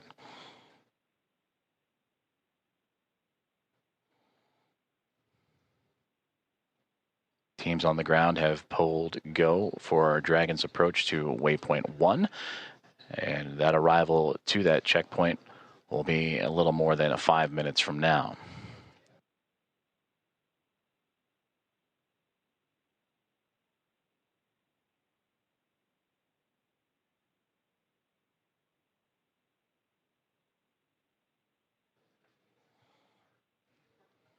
The crew inside Dragon Grace Axiom Mission 4. They are in their launch and entry suits and ready to continue their journey towards the International Space Station. And there you see it, the view from the orbiting laboratory, looking at Dragon Grace. As you see that strobe light we were just mentioning, as it gets closer, will illuminate the side of the orbiting laboratory, as well as the port and starboard lights, the red and green. Crew in their launch and entry suits, providing that extra layer of protection and pressure, and that happens, are in them during these dynamic phases of flight.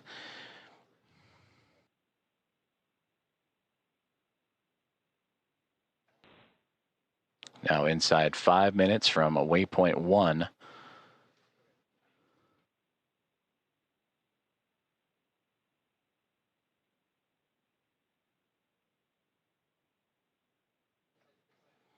When Dragon docks to the International Space Station, there will be 5 spacecraft connected to the orbital outpost, and we'll bring the crew up to 11 crew members, and the overall total of the International Space Station to 288 visitors since 1998.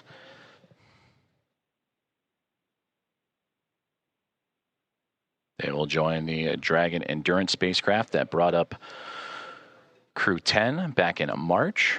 They will also join with the Soyuz MS-27, a spacecraft that brought NASA astronaut Johnny Kim to the International Space Station in early April.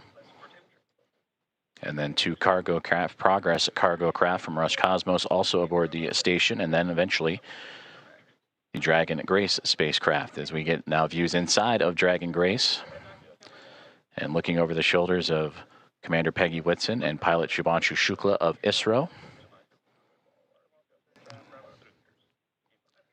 And you see them adjusting their monitors as the approach continues on for Dragon. And then a great view in the middle of the screen there of the path Dragon is taking. Last time we saw inside, it was more towards the left-hand side of the screen, in which Dragon now flying up and over top of the International Space Station. And now we get great views from Dragon Grace, and there's the strobe light. You can see it ever so faintly illuminating the International Space Station as it continues. Station Houston on the Big Loop. Dragon is transmitting docking camera video. Please confirm video and data updating in Dragon Docking Monitor. Also, we have a new docking time of 10:30.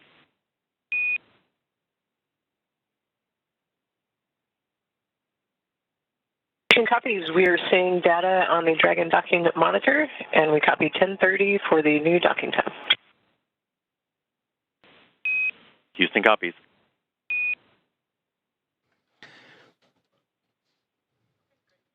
Great communications there on the Big Loop between the teams in Houston and SpaceX, talking to Dragon Grace and the confirmations of the updated docking time. You heard the words 10:30. That's 10:30 Zulu, which Central Time is 5:30, as we had mentioned, 5:30 a.m. Central, 6:30 a.m. Eastern, as we return to that exciting view from Dragon looking up at the International Space Station. You can ever so faintly see the solar arrays coming into view, and that strobe light illuminating the radiators, which are right along that central portion and angling upward.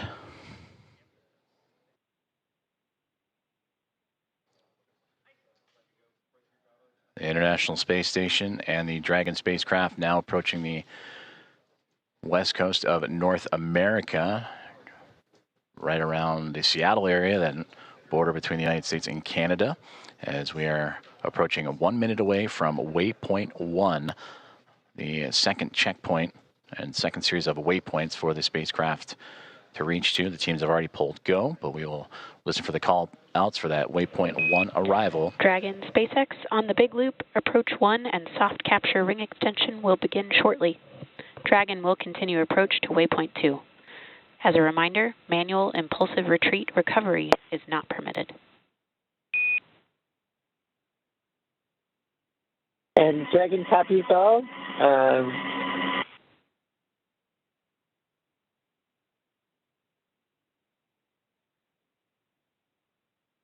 And there you heard communications on the Big Loop about that soft capture ring And that is the initial contact that will occur between the Dragon spacecraft and the International Space Station, a soft capture, with that soft capture ring then retracting and the 12 hooks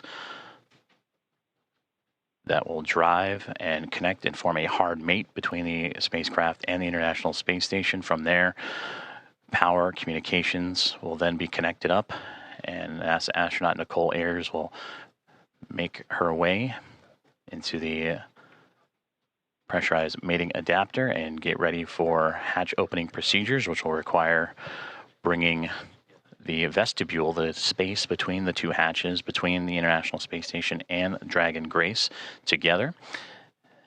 And there we see the orbital sunrise making its way over top of the International Space Station as they continue their pursuit of each other, now angling over at North America.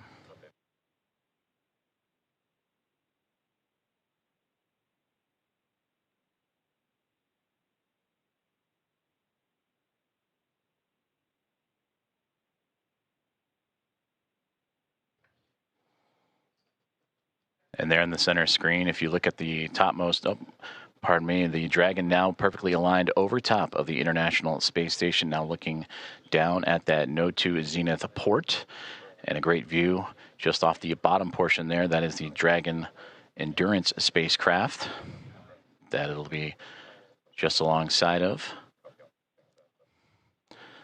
So Dragon has reached waypoint 0, and on initial comms earlier that the teams on the ground, once reaching waypoint 1, have been allowed to bypass that waypoint and now move on to waypoint 2, which will be in about 9 minutes from now, and targeting docking in about 14.5 minutes from there.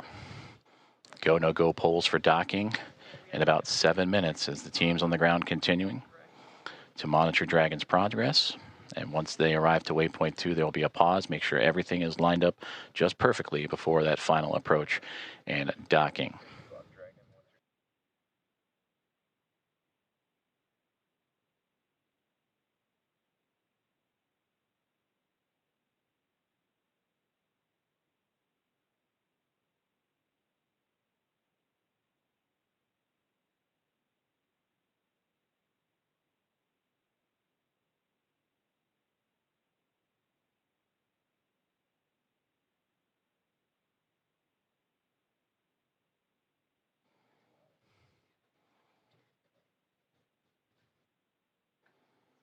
This is Mission Control Houston as Dragon Grace and the spacecraft carrying Axiom Mission 4 and their 4 astronauts continuing their approach to the International Space Station. They have just made their way past waypoint 1, which had them at 220 meters away from the space-facing port of the International Space Station's Harmony module.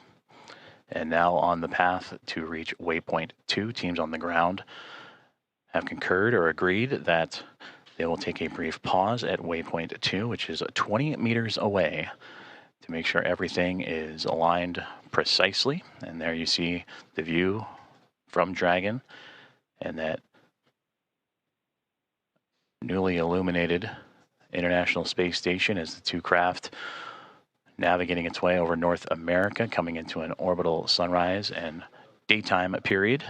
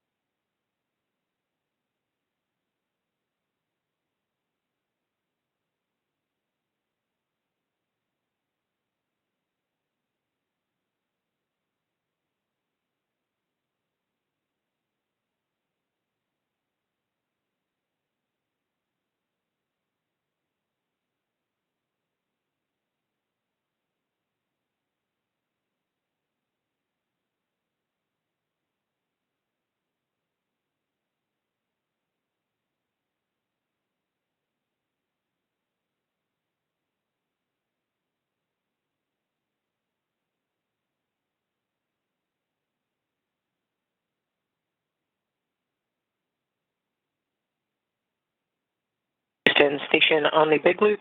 Dragon attitude is still as expected, and station is ready for docking. Houston copies. At waypoint 2, Dragon will briefly pause to align for docking, then automatically resume approach. Station copies. Commentator Rob.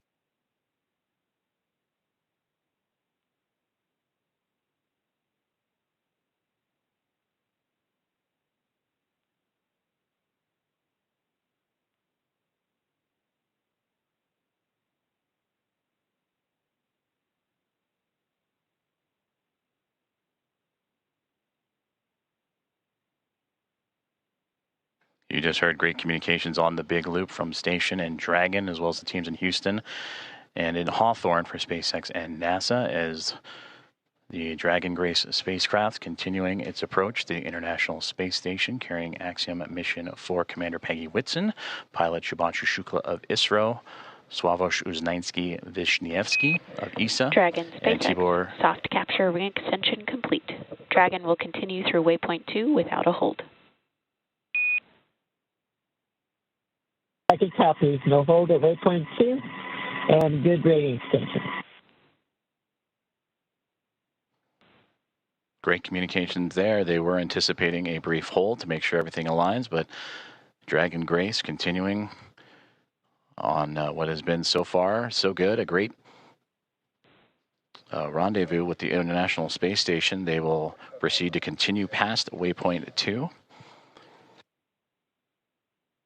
And you also heard in the communications with NASA astronaut Nicole Ayers, the station ready for docking.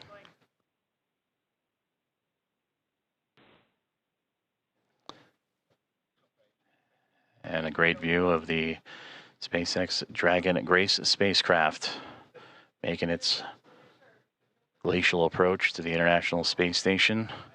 And the view from the space station looking up as it approaches the space-facing or node 2 zenith port of the Harmony module.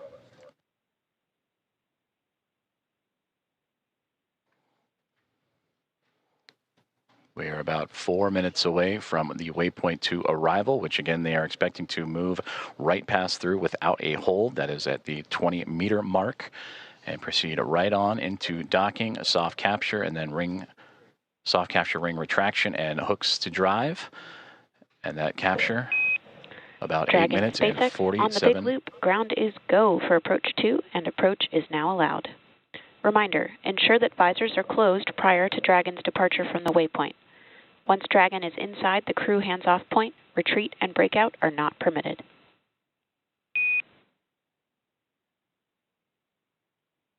Dragon copies, and we have visors down, and we are go for docking as well. And copy on the approach. Inside 2, chop. SpaceX copies, visors down, SpaceX crew is go for docking.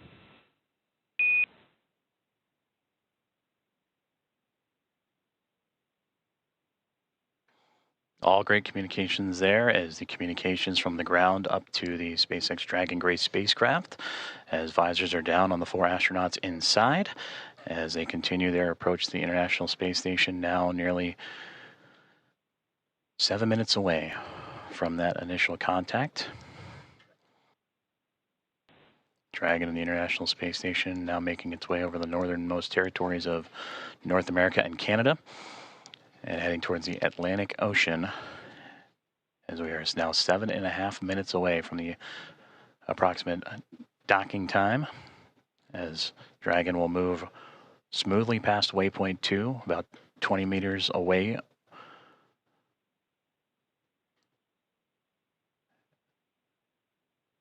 And continuing its fine-tuning and approach, you see little plumes coming off the spacecraft. Again, those are those thruster firings, continuing to inch and adjust the spacecraft towards the orbiting laboratory.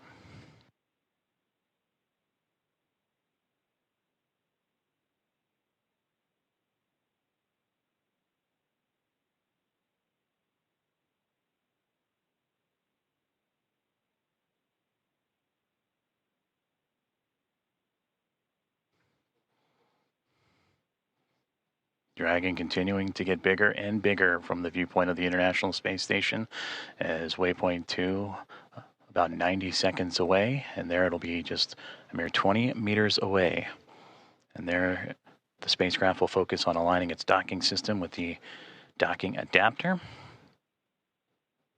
and then fly in to make the initial contact and give us what we will call that soft capture, or the soft capture ring will retract. And then the hooks will drive to form the hard mate. And that capture, or that initial contact, coming in about 6 minutes from now.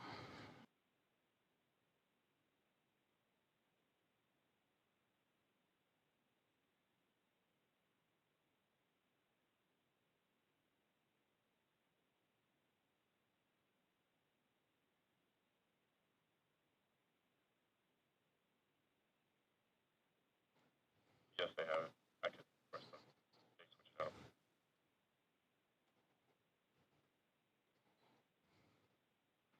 Approaching 30 seconds away from waypoint 2 arrival, in which the Dragon spacecraft will be about 20 meters away, just called out 30 meters, so continuing its close in to the International Space Station.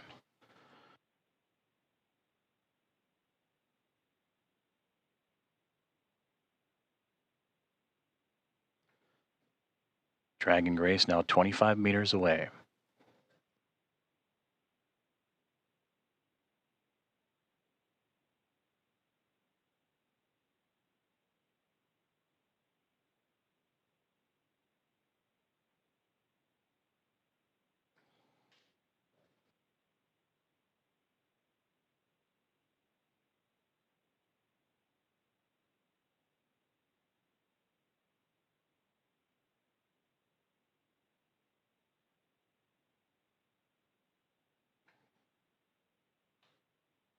Dragon has now reached waypoint 2, 20 meters away from the International Space Station, and will continue its approach to the International Space Station.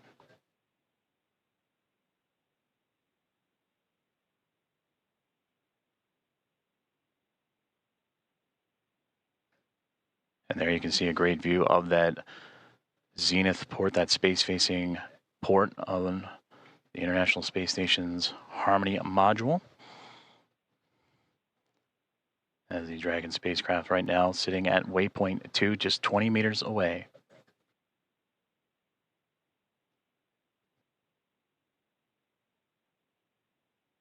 Houston station for step 4 and block Bravo. Dragon attitude is as expected. Houston copies.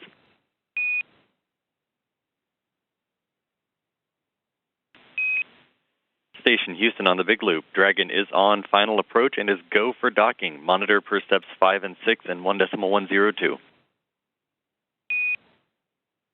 Station copies, monitoring per steps 5 and 6.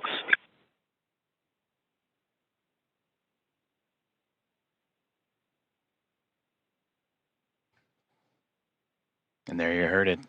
The final steps relayed up to the crew for final approach and docking have been given as we continue to see Dragon Grace spacecraft close the gap between them and the International Space Station.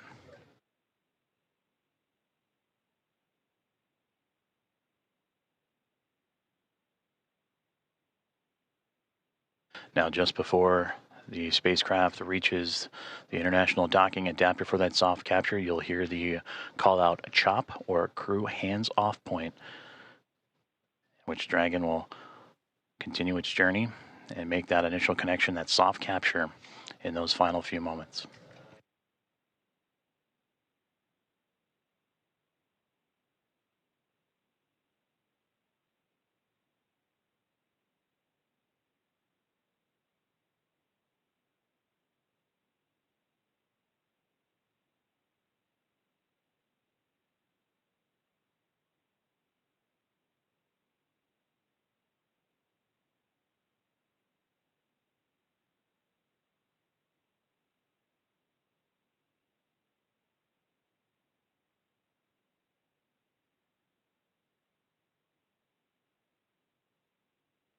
SpaceX Dragon, 10 meters.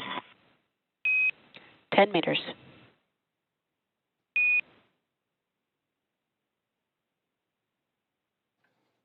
Inside 10 meters, a little less now than 30 feet away, is all that separates Dragon Grace from the International Space Station.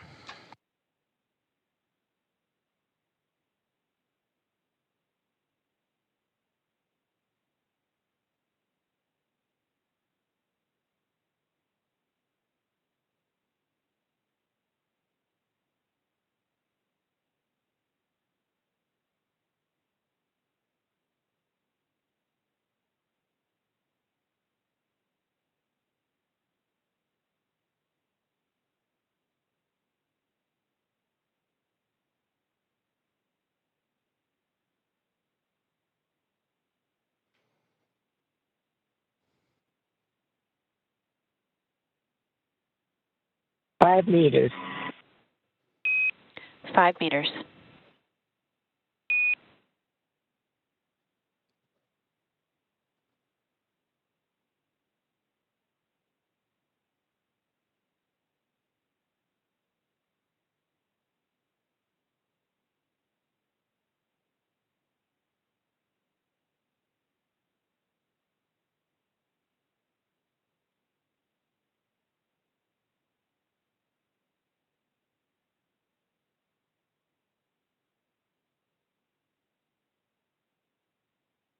Two meters. Chop. 2 Houston meters. Station, 2 meters, chop. We have chop. 1 meter. 1 meter.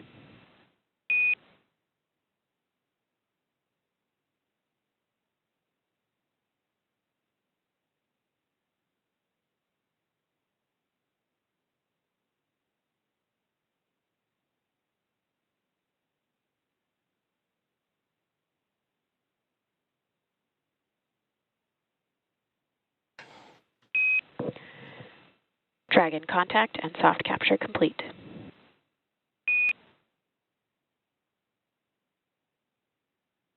Dragon copy.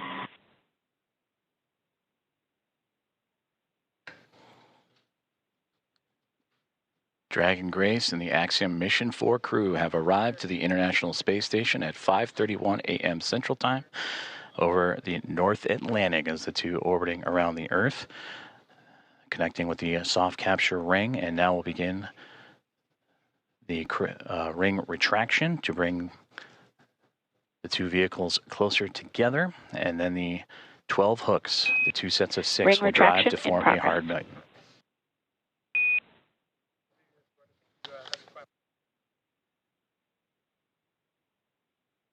And there you heard there, the soft capture ring is retracting, and then we'll do so until sensors are indicating it's time for those hooks to drive in place and give us a hard capture and firmly secure Dragon to station.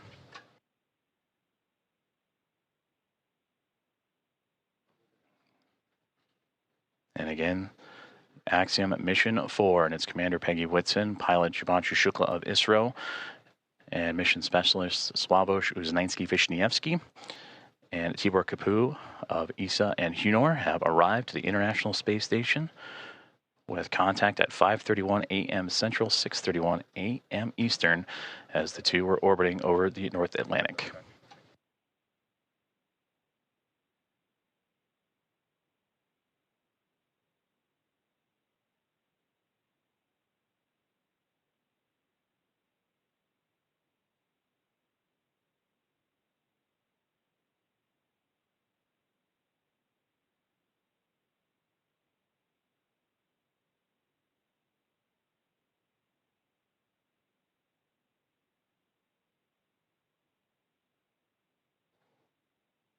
The soft capture ring, that initial contact between Dragon Grace and the International Space Station, continuing to retract, and we'll await for the calls that the sensors read that it'll be time for those 12 hooks on the Dragon to then begin driving and connecting itself to form a hard mate to the International Space Station.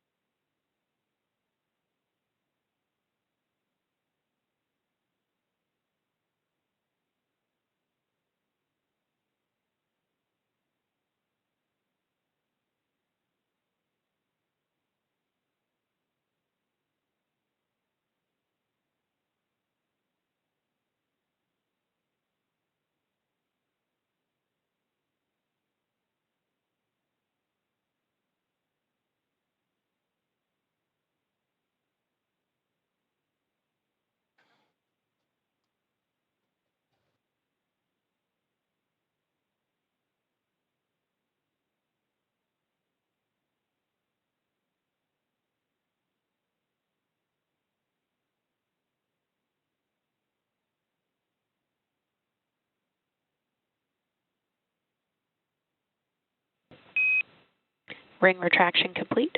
Docking sequence is holding for MCS reconfiguration.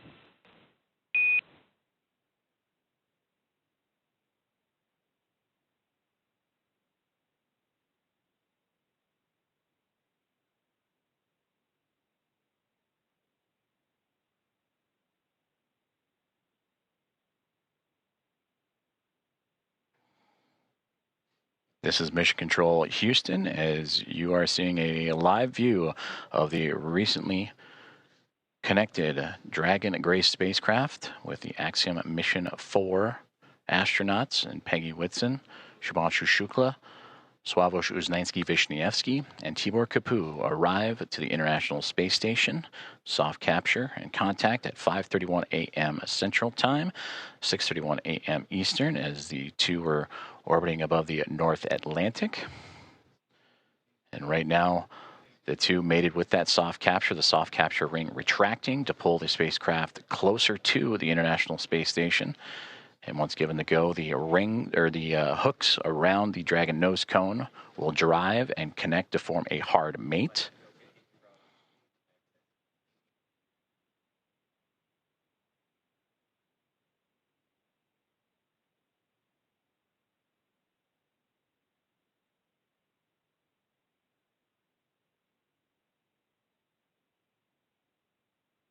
Teams on the ground in both Houston. Station Houston on the big loop. MCS configured, proceeding with hook driving.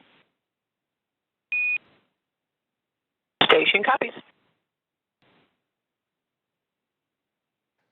And the great call there, that's the next step in this docking procedure, is the driving of the hooks, the 12 hooks surrounding the nose cone or the nose of the Dragon spacecraft. And we'll monitor those. They'll drive in 2 sets of 6.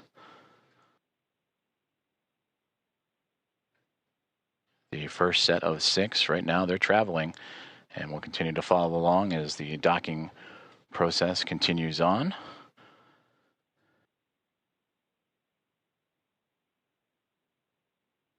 And then after that first set of 6, the second set will drive and connect Dragon to form a hard mate to the International Space Station.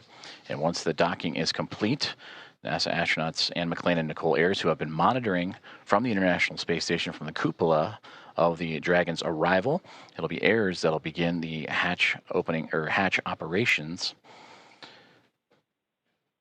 And that'll start by opening up the main hatch on the Node 2 Zenith section of the Harmony module. That's what you see Dragon connected to.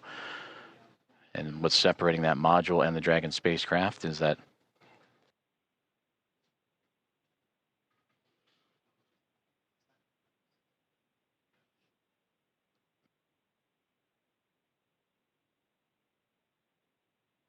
and continuing to monitor that first set of 6 hooks forming that hard mate.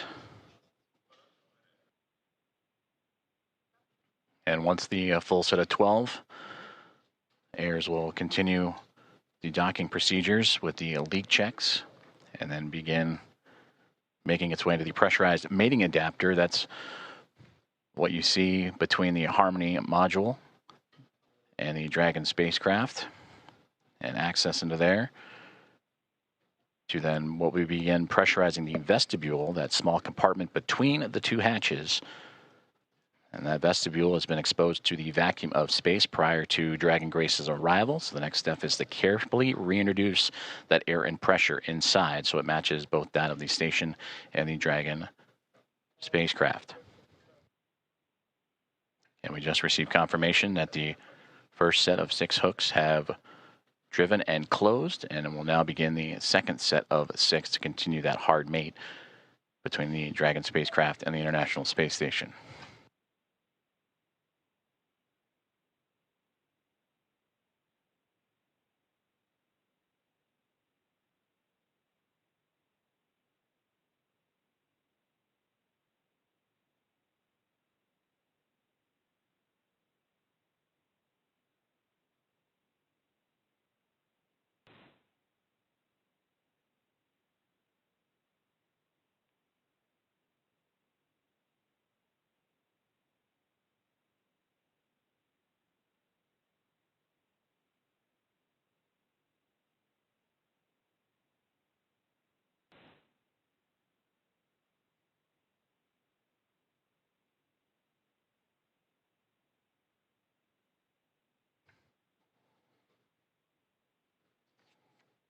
If you are just joining us, this is Mission Control Houston, where Axiom Mission 4 aboard the Dragon Grace spacecraft have connected to the International Space Station at 5:31 a.m. Central Time, currently in the process from soft capture to the hard mate to the orbiting laboratory.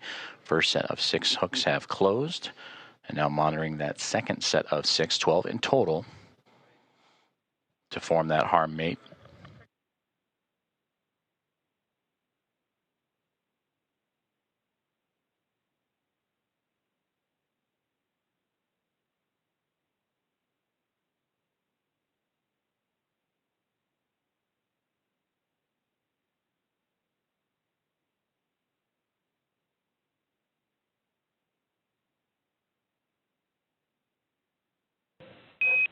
Dragon SpaceX on the big loop, hard capture complete.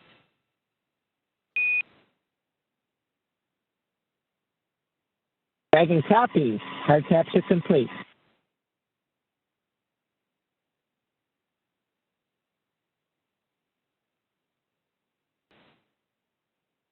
And we just heard confirmation there. All 12 hooks have closed, and that is a hard mate to the Dragon Grace spacecraft and the International Space Station, completing from soft capture to that hard mate.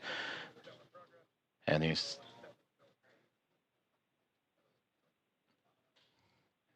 So the soft capture ring retraction in progress, and then it'll be on to establishing umbilical connections between the spacecraft and the International Space Station. That'll allow for the transfer of communications and power through those umbilicals. So where Dragon, you see that upper portion that's mostly black against the vacuum of space, but that's the solar arrays to provide Dragon power. Once those umbilicals are connected, that power will then be provided by the International Space Station, and communications will have that hardline connection with the umbilicals as well.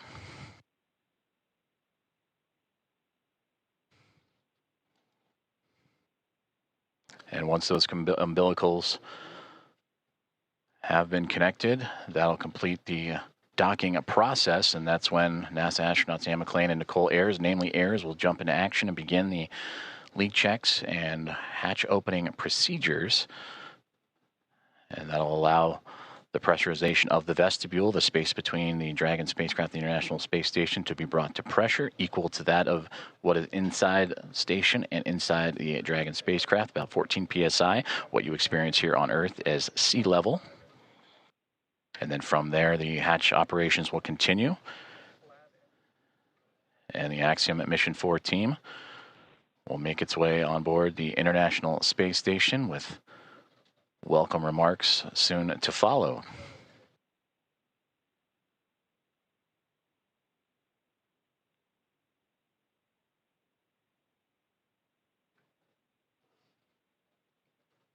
Soft capture ring has now been stowed away, and the umbilicals are in motion again to connect Dragon Grace and the International Space Station, providing that communications, that direct line of communications and power.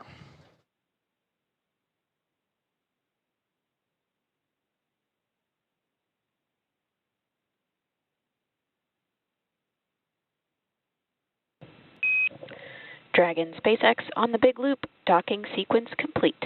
Ground will be enabling hardline power and comm connections shortly.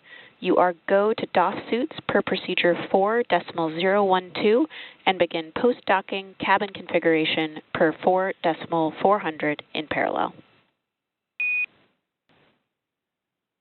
Dragon copies. Docking complete. 4.012 and 4.400 are in work. And Grace is happy to be on Harmony.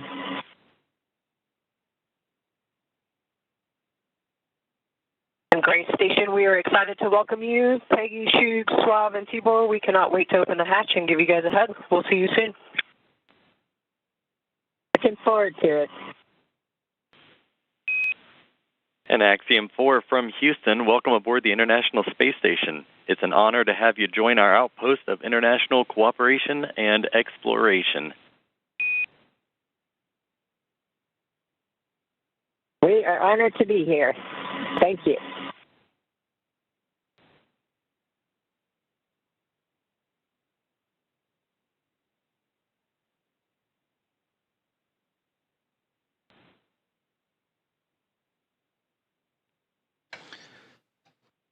Very exciting moment for all those aboard.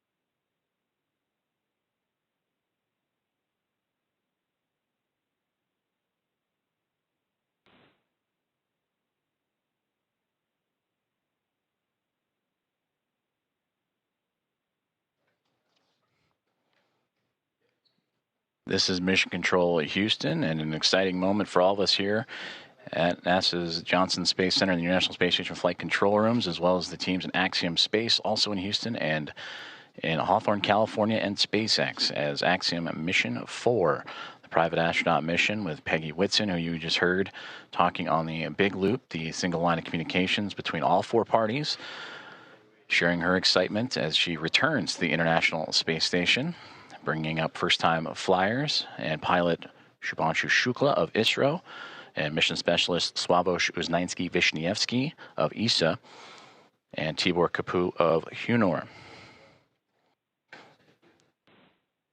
Contact between the two, between Dragon Grace and the International Space Station at 5:31 a.m. Central Time. And now that the hooks have connected, all 12 and umbilicals deployed, providing power and communications. Now the team inside the International Space Station, namely Nicole Ayers, is going to start beginning the hatch opening procedures. And now that we're docked, she will secure some hardware and then move right into those operations.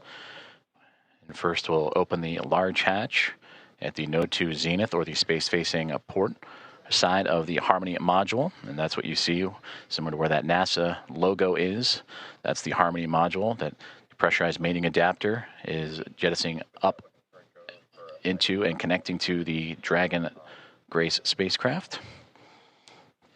And then from there, she'll traverse into that pressurized mating adapter, and we'll begin pressurizing the vestibule, which is that small space between the hatches on Dragon and the space station.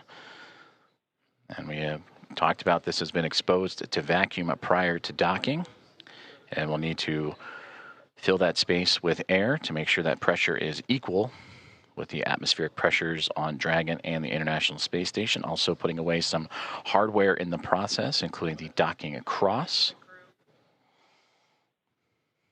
And Ayers will use a small valve on the station's hatch to slowly introduce that air into the vestibule. And flight controllers here in Houston will continue to monitor the pressure and temperature readings inside and verify that everything is A-OK and leak-free before we get ready to open up the hatches.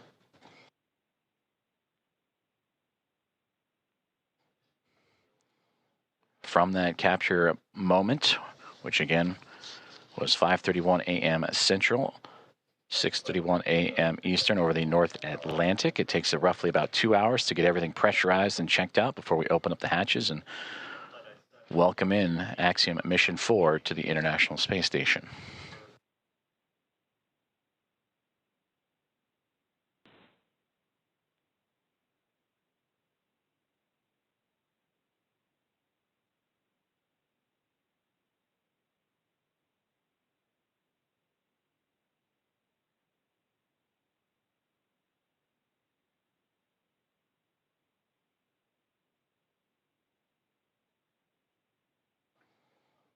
Commentator and producer SpaceX Dragon on the big loop. Com check on the cabin mic. Peggy, I have you loud and clear on the cabin mic on the big loop.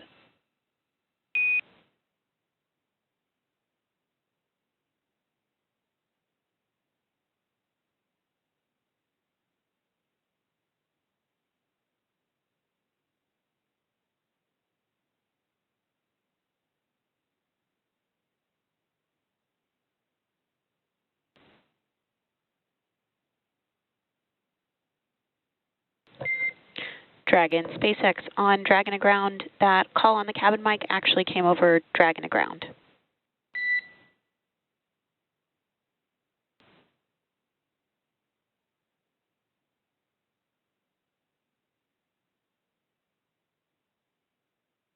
Thanks for the catch. We reconfigured.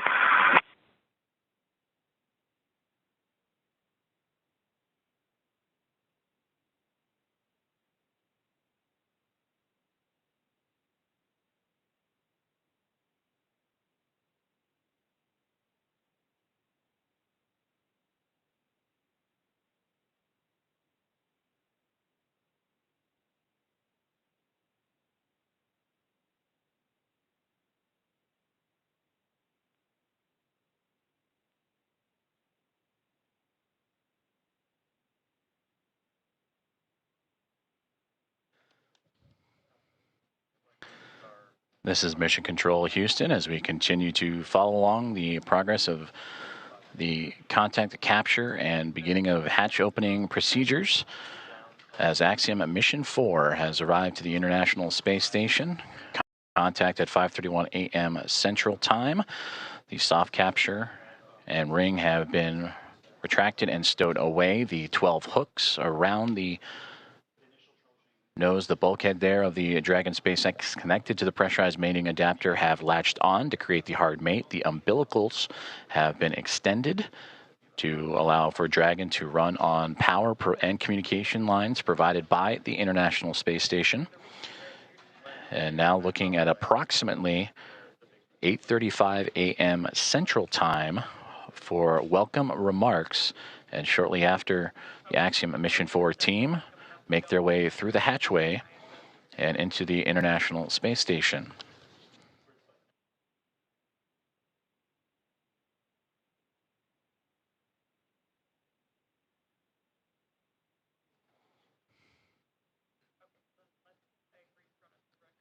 The docking procedures between the soft capture ring, the hooks, and umbilicals have been completed. Station on the big loop.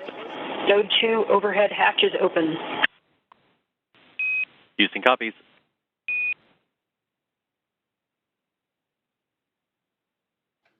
And a good call there down from NASA astronaut Nicole Ayers saying that she has opened up the hatch for the Node 2 Zenith way, the space-facing side of the Harmony module, to give her access to the pressurized mating adapter. And there she will cruise in to begin work on the hatch opening procedures and pressurizing Station and the vestibule. Dragon Houston on the big loop. We are troubleshooting the big loop audio comm issues from earlier, and the action we're about to take will take down big loop comm between ISS and the Axiom crew for about 5 minutes. We may require additional comm checks after.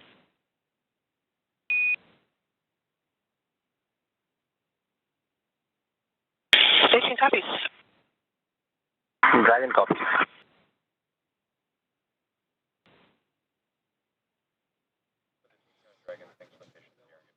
Communications there on the big loop between the teams here in Houston and up to the International Space Station as they troubleshoot some communications. And the big loop that you have been hearing that have connected everyone here inside of Mission Control Houston and the International Space Station Flight Control Room, those aboard the space station and inside the SpaceX Dragon Grace spacecraft, and the teams in Hawthorne, California, those 4 parties, that's the big loop. They will troubleshoot those communications for about 5 minutes and then recheck. But you heard just prior to that NASA astronauts Anne McLean and Nicole Ayers have begun the hatch opening procedures, in which the large hatch at the Node 2 Zenith, that's the space-facing side of the Harmony module, has been opened, and that will allow for them to begin the hatch opening procedures and pressurize the vestibule, which is what, in addition to the comms checks, we will monitor, as Ayers will use a small valve on the station's hatch to slowly introduce air into the vestibule. That's the gap between the Dragon spacecraft and the International Space Station that has been exposed to vacuum. And from there, they will match the pressure, the atmosphere inside both station and Dragon.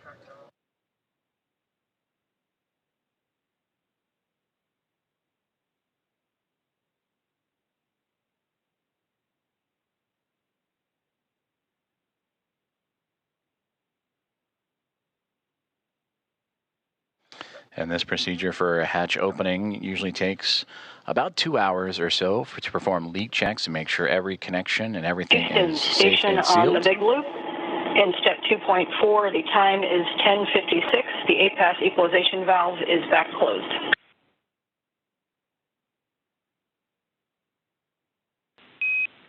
Houston copies. That's a good config. Expect at least 15 minutes before we continue. Station copies.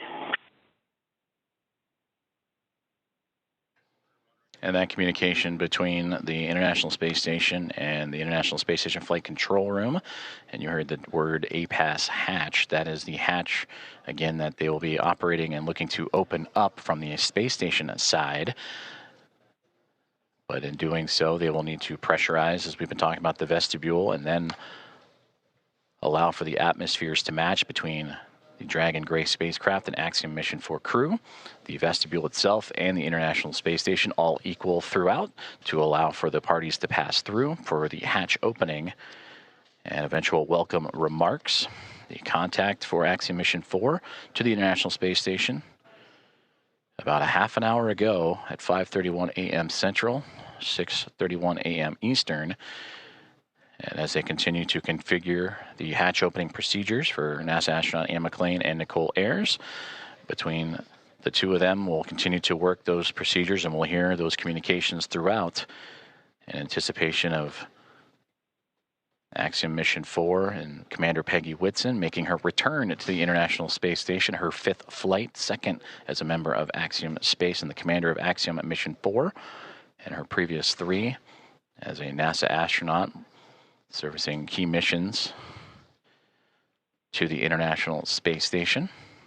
And a big part of the coming up in November, 25 years of continuous operations and humans on board the orbiting laboratory.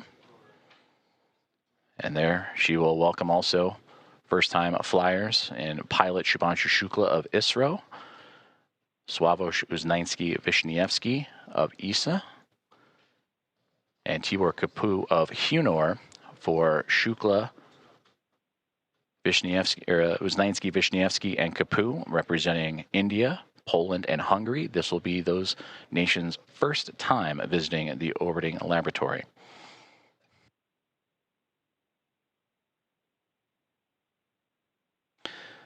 And with that, from Axiom Mission 1 through Axiom Mission 4, the International Space Station will have welcomed 14 different private astronaut crew members representing 11 different nations, showing how private astronaut missions truly expand access to the International Space Station for more nations, people, and opportunities.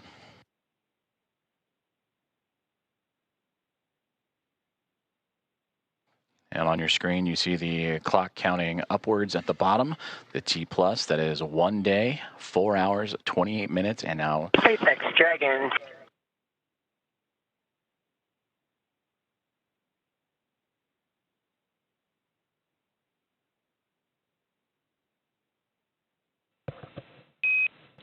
Dragon SpaceX on the big loop.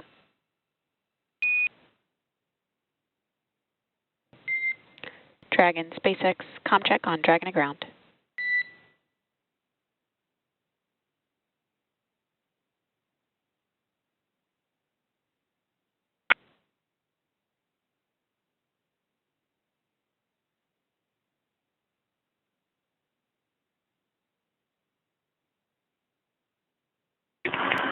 SpaceX Dragon from the cabin mic on Dragon to ground.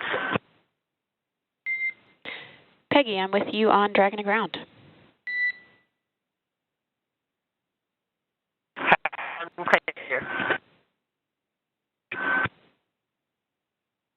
Did you call for me, or did I misunderstand? I was returning your call. Okay, stand by for inventory. Copy, standing by.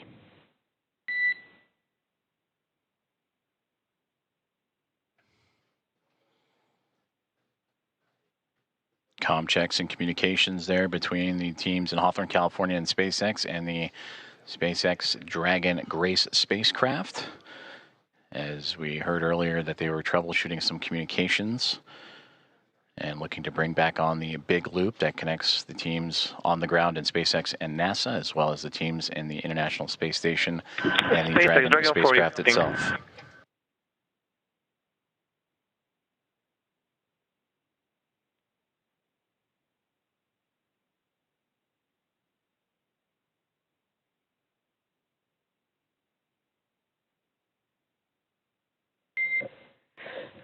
SpaceX Dragon 4, inventory reporting on Dragon to ground. And I'm with you on Dragon to ground. We are about to enter a LOS period for about 4 minutes, so we'll need to stand by.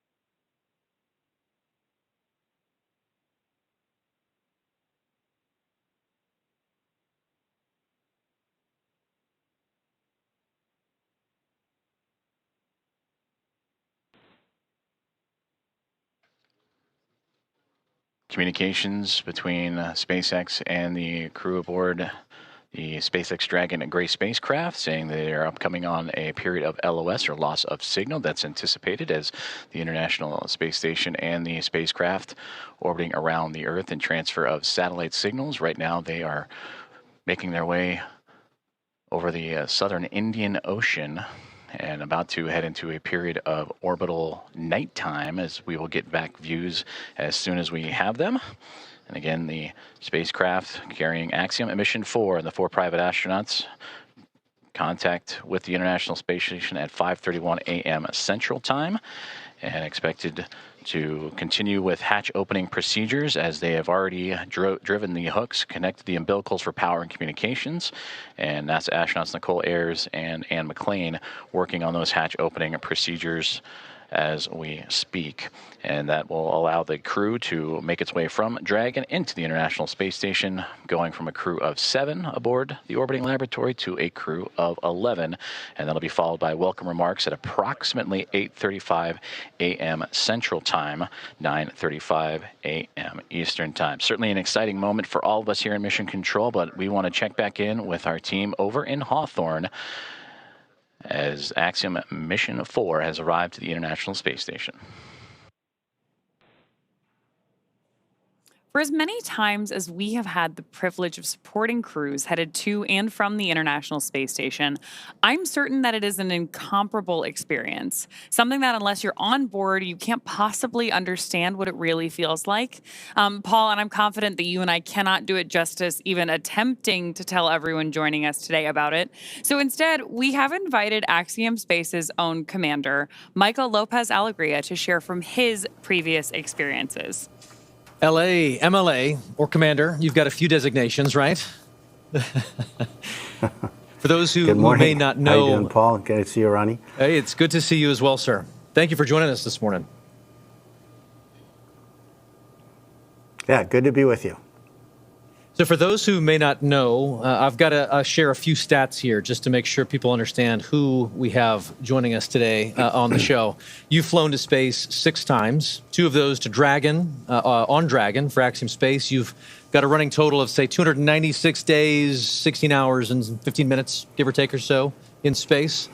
You've conducted 10 EVAs over the course of your career, and when you're not in space, you're helping get others at Axiom Space to space, right? As our chief astronaut. Do I have all of that right? Sounds good. I'm not sure about the minutes and seconds, but everything else sounds right. That's awesome. Well, we want to spend some time with you and just ask you some questions about your experiences getting to the International Space Station. Obviously, you know a thing or two about Rendezvous and docking. So the first question is simply, we've just watched Dragon Grace dock to the space station. You've done this several times. What's the mindset for a crew at this point in the mission? So as we get closer and closer, you know, we're transitioning from the phase where you're basically waiting to get to the ISS, and you're laser focused, especially the last 220 meters from what they call waypoint 1 into docking. a lot of focus on what's being shown on the displays. We have several parameters that we're monitoring: closure rate, the what they call the corridor, et cetera. There are a few things that could cause the system to stop or retreat or even break out, which means you'd come back and try to rendezvous on another day. So that's really what's going on, at least technically, I guess, in your mind. Obviously, emotionally, it's a completely different story. You know, you've been in there. In these their cases, they've been in there for almost 30 hours since launch. Not a ton to do, and so they're very eager, I'm sure, to get aboard the ISS and start working. So for you, on your missions, say AX1 and AX3, what was this moment of the anticipation of the hatch opening? What was that like for you and your crew? You know, like a lot of spaceflight, it's very busy, and you're trying to juggle a couple of different emotions. I mean, obviously, one is you've got a lot to do. They're getting out of their suits. They're putting on their flight suits to get across. They've got some reconfiguration of the onboard systems to take care of.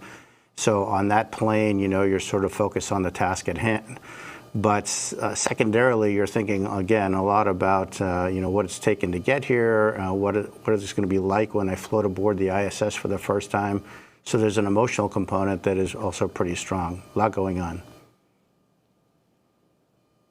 So backing up even further, before you get to that kind of emotional moment of crossing the threshold, tell me a little bit more about the journey to get to that point. We, on this end, get to see launch, ascent, and then spacecraft separation.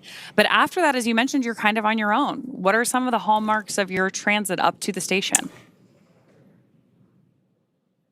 Yeah, as you know, Ronnie, from the time of post-orbital insertion, when the Dragon is configured for on-orbit operations, until you really start the approach initiation, you're basically playing catch-up. And I heard it very well explained by John yesterday on the broadcast during launch, that it's basically you're on the same lane as the ISS, but now you've got to catch up.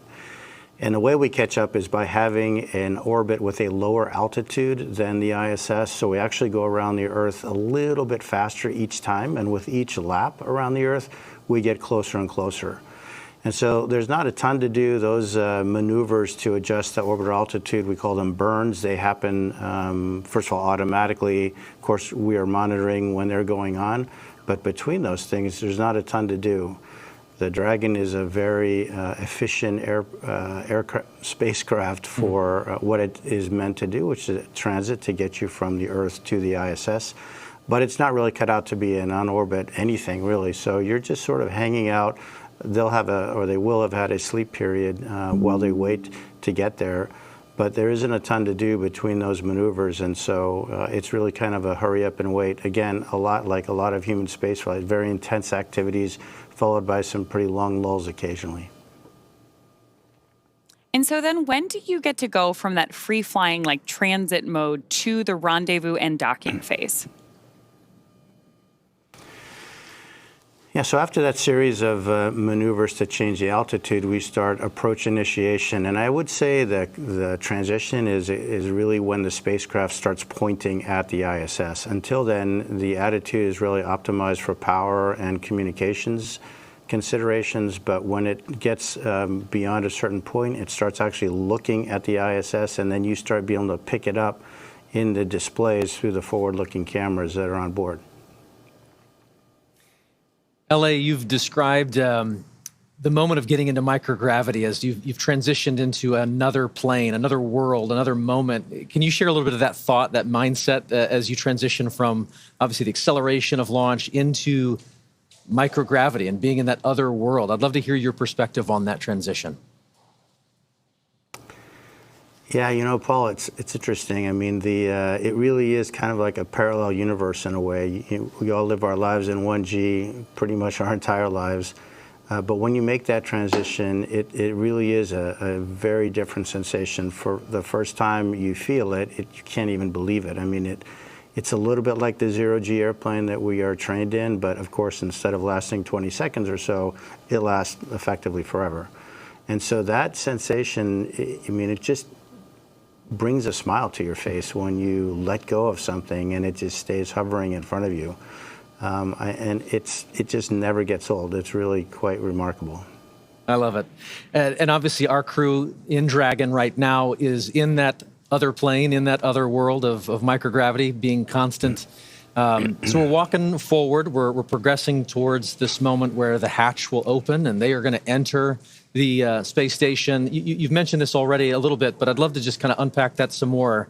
What is it like to just kind of float through that hatch and realize you're no longer in Dragon, you're now in the station? Yeah, think about the experience that these guys have had. I mean, they've been training in the mock-ups that look just like the ISS, but you're obviously walking around in there, you're not floating. So now they've experienced microgravity, but in the fairly confined spaces of the spacecraft. Once the hatch is open, it's a special moment, and as a commander, you really never get to see it because generally they go in first. But you can just feel their wonder as they float across the hatch, and they are actually in that environment that on the one hand looks so familiar, but in a different way feels very different because now you're floating and not walking through it. It's a similar experience, and I remember on AX-1 when the three first-time flyers saw the Earth from the first time from the Dragon spacecraft after we got into orbit. And again, I didn't see their faces because they were glued to the windows, but I could just feel, hear, and sense how excited they are, and it's a magical feeling. And I'm looking forward to to trying to perceive what that must be like for these three as they float aboard the ISS. One of the things we're really looking forward to with this crew is the welcome ceremony that's going to be today at 8:35 a.m. Central. Tell us a little bit about the history or the tradition associated with welcoming a new crew on board. Yeah, that goes back obviously 25 years or so when we first started having handovers aboard the ISS. But recently what we've done is added a pinning ceremony to that, and that is where Peggy, as a commander, will provide astronaut pins to the three new flyers, Shuk, Slav, and Tibor. And those pins will have a number associated with them, which is the number of orbital astronaut they are. So they will be the 634th, 35th, and 36th humans to have orbited the Earth in the history of humanity. So when you think about it, it's a pretty small number considering humans have been around quite a while. But it's pretty nice, and of course, to be greeted by the onboard crew, all 7 of them, lots of hugs, lots of different languages being spoken, and a lot of smiles. And so then after you have this great welcome moment, sharing all of that across different cultures, different teams, how quickly do you transition then to working together on station? Pretty quickly. You really have to hit the ground running. There are a few safety things that we go through with the ISS commander where they'll tell us some things that, of course, they have learned in the mock-ups again, but now this is for real. These are where things are located. This is what we expect you to do if this or that goes wrong. And then really it's off to work. We start transferring a lot of cargo out of the ISS. Most of that will be to support various scientific experiments that we're bringing on board. And then our lives get ruled by what we call the Optimus Viewer, which is basically a moving map of your schedule from the time you wake up to the time you go to bed. And it's pretty hectic. You've got, in this case, 14 days to get a lot of stuff done. Every detail is pre-programmed by the teams on the ground working with NASA. And we really have an effort to try to maintain that pace. Obviously, it takes a bit of time to get accustomed to floating around. Even though they've been in zero-G for over a day, they haven't been in zero-G in such a big open space. And so moving around, you've heard the term or the phrase slow is smooth and smooth is fast. They definitely will be practicing that. So there's a little bit of time for adaptation. There's quite a bit of time with the safety briefings that I mentioned. But after that, it's looking at Optimus Viewer and really getting started. LA, you've just mentioned that schedule is full and you jump right on into it, trying to stay ahead of that red line in that Optimus map you mentioned.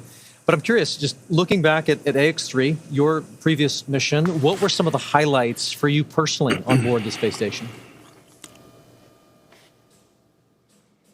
We've learned a lot since AX-1 and the progression through AX-3, and I think one of the things we learned is that we really need to focus the commander's time on being available to the other crew members. So I would say one of the most gratifying things is giving them the time and space to sort of inhale, exhale, think about what they're doing, and take their time, because really the planners have done a great job fitting all of these activities into these 14 days, and there is enough time to do it.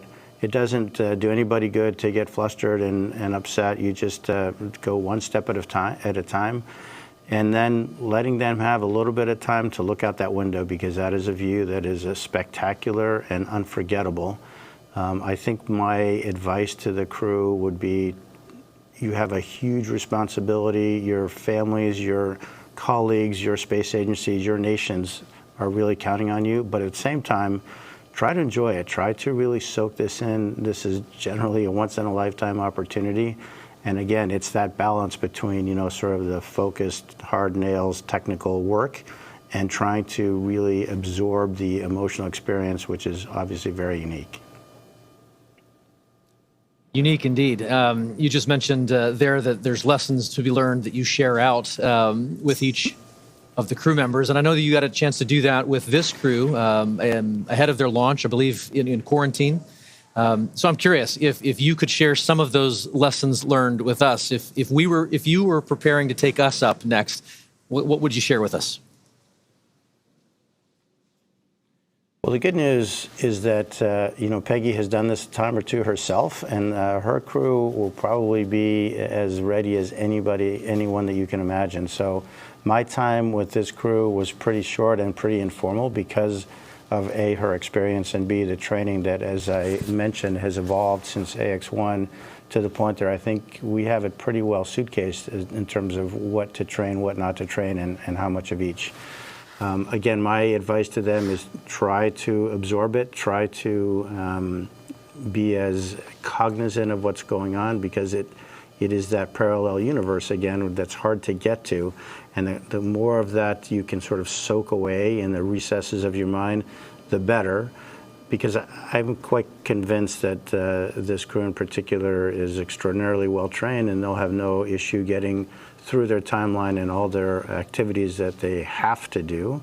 I just want them to think about the stuff that they can do and take advantage of the amazing experience that they're having. Commander, thank you so much. We truly could spend the next hour talking space with you. Thank you for sharing your time and your perspectives with us this morning. You bet. It's been a pleasure. All the best. Thank you. You too. With that, we're very excited to hand the ball back over to NASA Johnson Space Center, where we're going to get a further update on the progress on board station and our AX-4 crew. Joseph? Thank you very much, Ronnie and Paul. We appreciate it, and great interview there with Michael Lopez Alegria.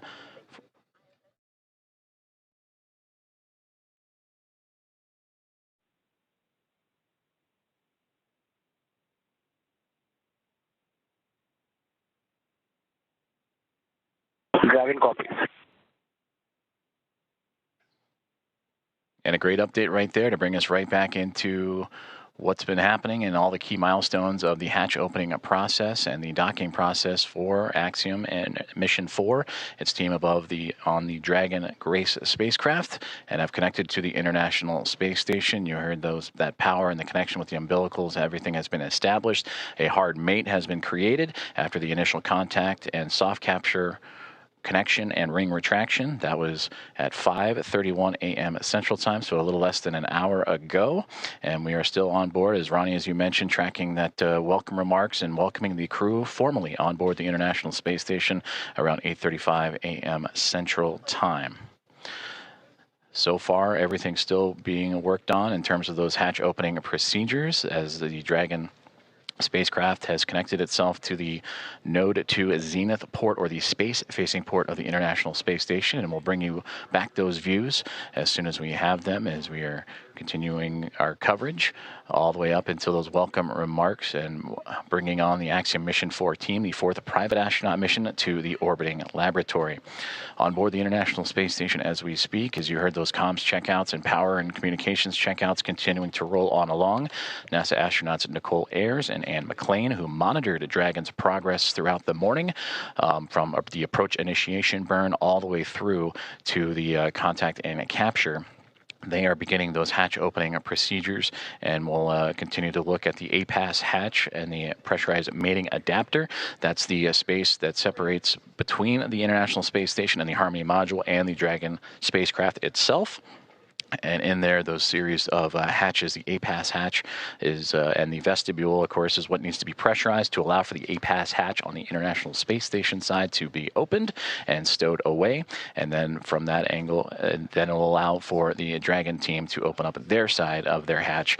And once the pressure is equal between Dragon, the vestibule, and the International Space Station, that'll allow for the crew to come on board the orbiting laboratory and bring the crew, the Expedition 73 crew, which right now is a crew of 7, and welcome in their guests, Axiom Mission 4, and bring up the total to 11.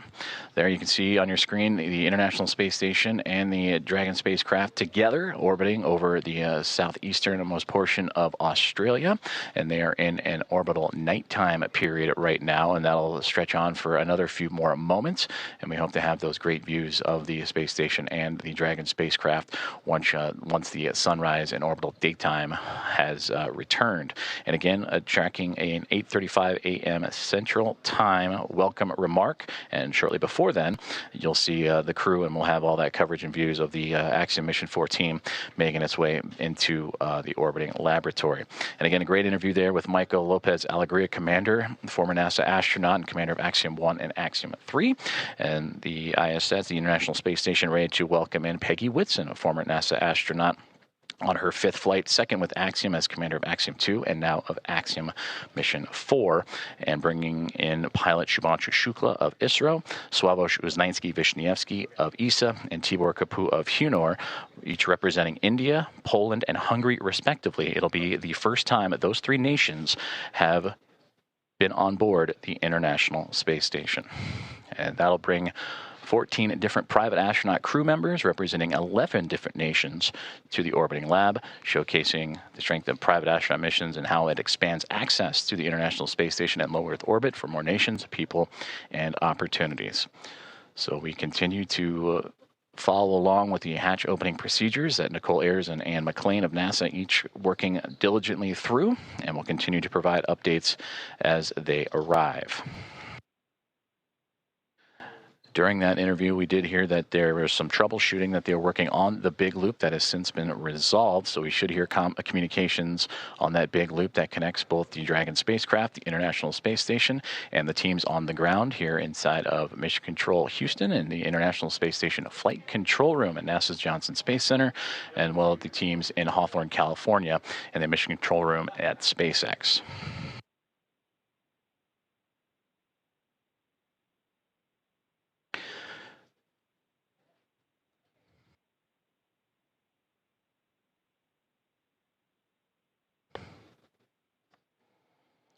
Currently on board the International Space Station. Station Houston on the big loop for PMA.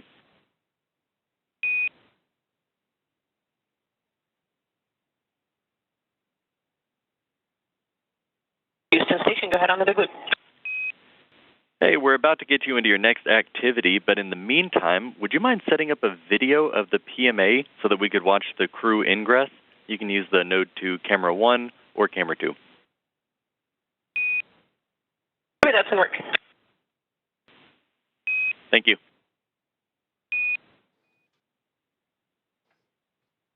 Communications from the ground here in Mission Control Houston up to the International Space Station, that PMA, pressurized mating adapter, and that is where NASA astronaut Nicole Ayers is currently operating in the hatch opening procedures, and they're asking to set up a camera so we can get live views in and witness the Axiom Mission 4 crew as they ingress or enter the International Space Station. So we will keep an eye out for those views coming from that pressurized mating adapter just inside the Zenith, Node 2 Zenith port of the International Space Station, that space-facing port. Before those communications, I'm going to say aboard the International Space Station as we speak, the 7 members of the Expedition 73 crew, featuring Anne McLean and Nicole Ayers, who are prime characters in today's docking operations, joined by Takuya Onishi of JAXA and Kirill Peskov, alongside NASA astronaut Johnny Kim, Sergei Ryzhikov, and Alexei Zubritsky.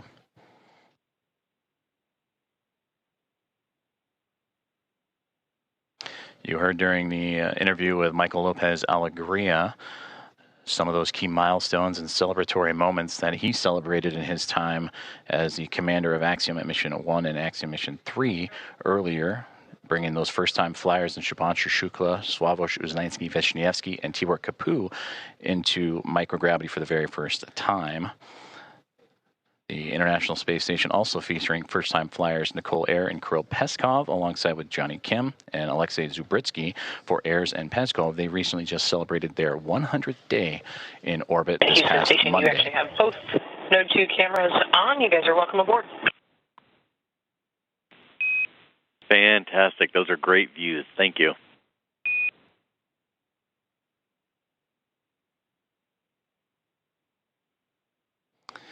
And there you see the live view that the team on board the International Space Station has just set up for us to see as we are inside the pressurized mating adapter, looking into what will be the APAS hatch that will eventually be pressurized, and the vestibule pressurized, pardon me, to welcome the Axiom Mission 4 crew aboard once everything is equal in pressure from SpaceX Dragon to the vestibule to the International Space Station, and the hatches on the Dragon and Space Station side are open. Everything will be on schedule to welcome in the 4-member crew. And the, again, welcome remarks tracking for approximately 8:35 a.m. Central Time, 9:35 a.m. Eastern. And you heard Michael Lopez Alegria talking about the pinning ceremony that will take place during those welcome remarks. I'm looking forward to seeing those as the team aboard the International Space Station continuing to work through their hatch opening procedures.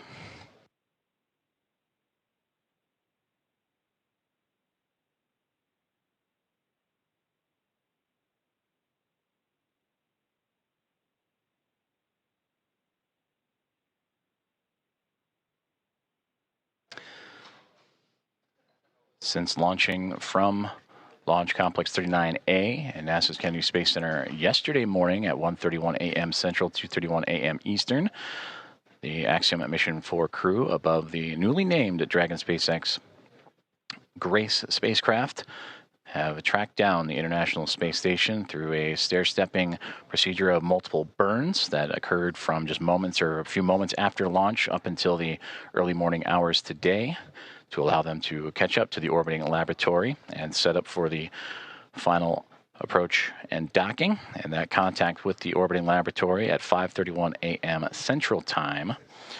And from that point on, it takes about 2 hours or so to allow for the hatch opening and hard mating procedures to be complete, umbilicals to be run, power and communications to be connected. And once everything is set, that's where you'll begin to see the hatch opening procedures and lead up to those welcoming remarks.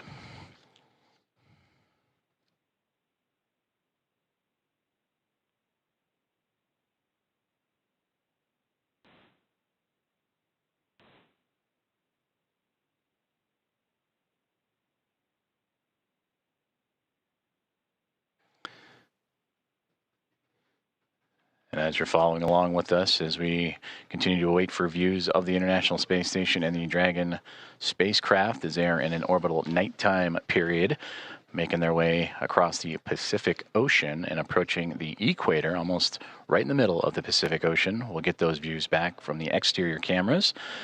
And the astronauts on board the International Space Station continuing to configure the cameras for views inside the orbiting lab.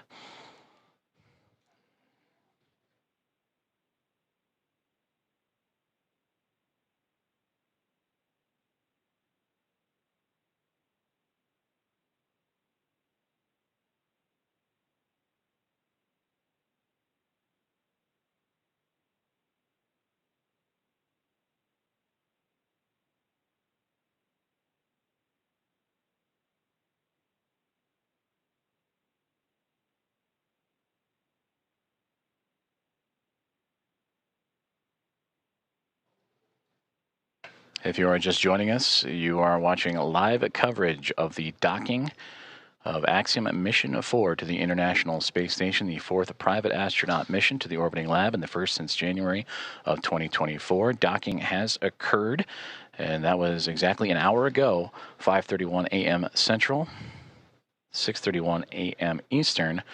And now with Axiom Mission 4 attached to the International Space Station, docking and leak checks and hatch procedures and opening procedures continuing to move along.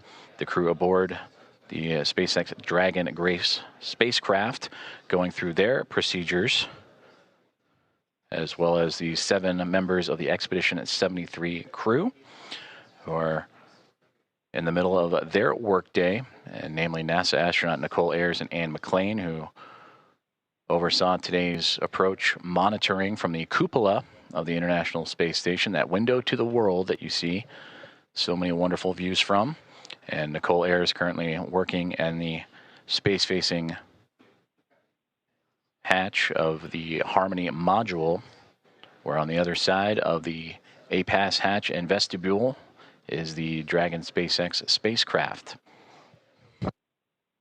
Ayers will use a small valve on that station's hatch to slowly introduce air into the vestibule. That's the space between the Dragon spacecraft and the International Space Station. That area has been exposed to vacuum of space, so that needs to be brought up to 1 atmosphere, or about 14 psi, what we know here on Earth as the pressure at sea level.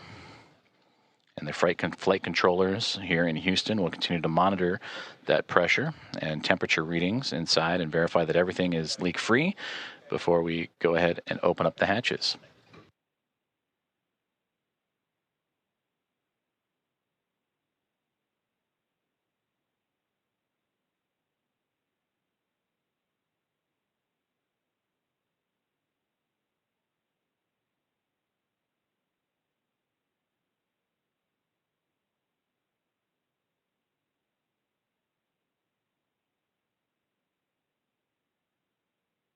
Just received communications from the team here inside the International Space Station Flight Control Room that the vestibule leak check has been successful, and it is good.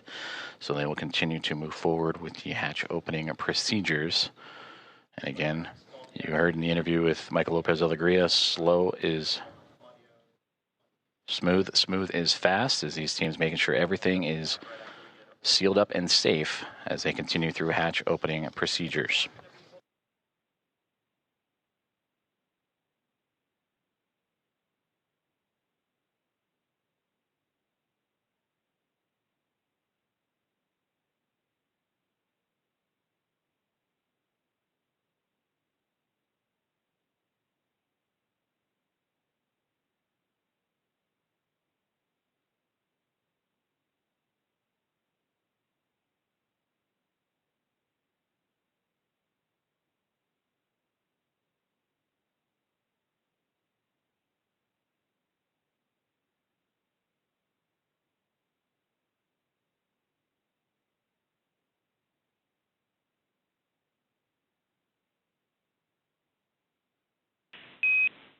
Station Houston on the Big Loop.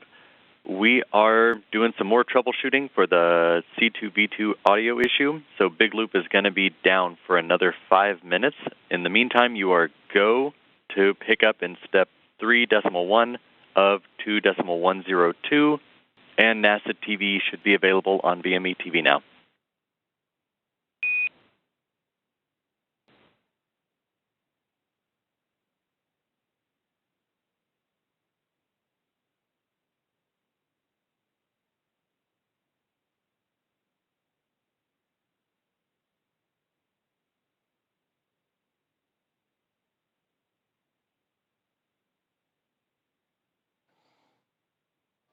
There you heard communications radioed up to the crew aboard the International Space Station on the Big Loop that they are continuing with troubleshooting of that communications as we are looking live up towards that node to zenith hatch in the Harmony module, and you see several members of the Expedition 73 crew in and out of the field of view. That is Nicole Ayers going into the pressurized mating adapter and continuing hatch opening procedures, and she is wearing the long-sleeved navy polo. And the red polo that just flew by, that is Expedition 73 Commander Takuya Onishi. We've also seen glimpses of Anne McLean in the field of view as well as certainly everybody aboard the International Space Station anxious and excited to welcome Axiom Mission 4 with Commander Peggy Whitson, pilot Shubhanshu Shukla, mission specialist Sławosz Uznański-Wiśniewski, and the mission specialist Tibor Kapu aboard the orbiting laboratory.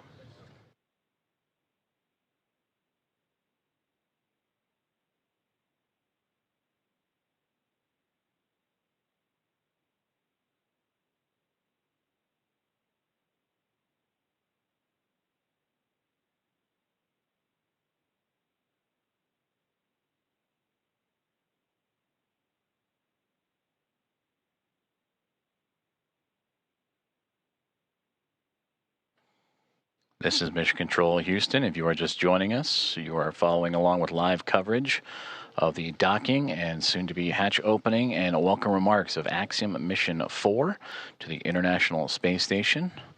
The mission began with the launch off of Launch Complex 39A and NASA's Kennedy Space Center yesterday morning at 1:31 a.m. Central, 2:31 a.m. Eastern. That took them on a journey that was a little more than a day to get them to the orbiting lab. They have since docked, and contact was at 5:31 a.m. Central Time. And after the connections made, the hooks driving to form the hard mate, umbilicals with power and communications connections all run. Now it is those hatch opening procedures and leak checks that the crew is currently working through aboard the International Space Station, while the crew aboard Station the on 2 for step 3.2, seeing about 0 for the DBTT, looking for your go to continue.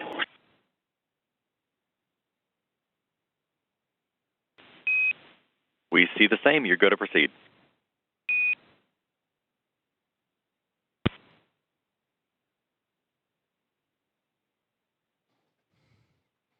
And continued communications as Nicole Ayers once again floating into that pressurized mating adapter and continuing those hatch opening procedures to welcome Axiom Mission 4.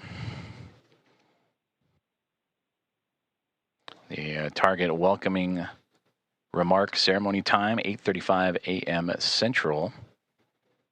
So a little more than 2 hours from now as leak checks and pressurization checks continue on before the APAS hatch and the vestibule and all procedures can be completed.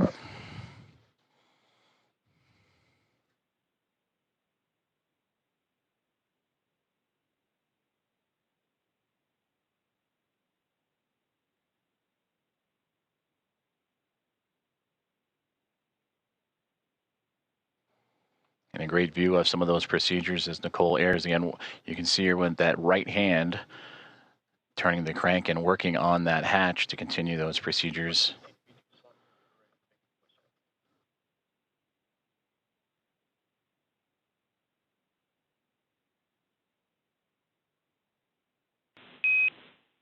Dragon Station, this is Houston on the Big Loop for comm checks.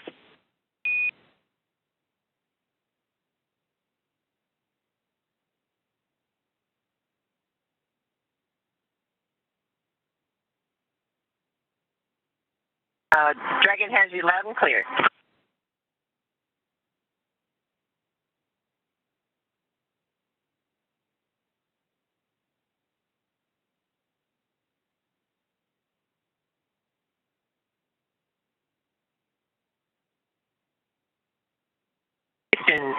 Dragon on the Big Loop, we have you loud and clear. And Dragon, we read you the same.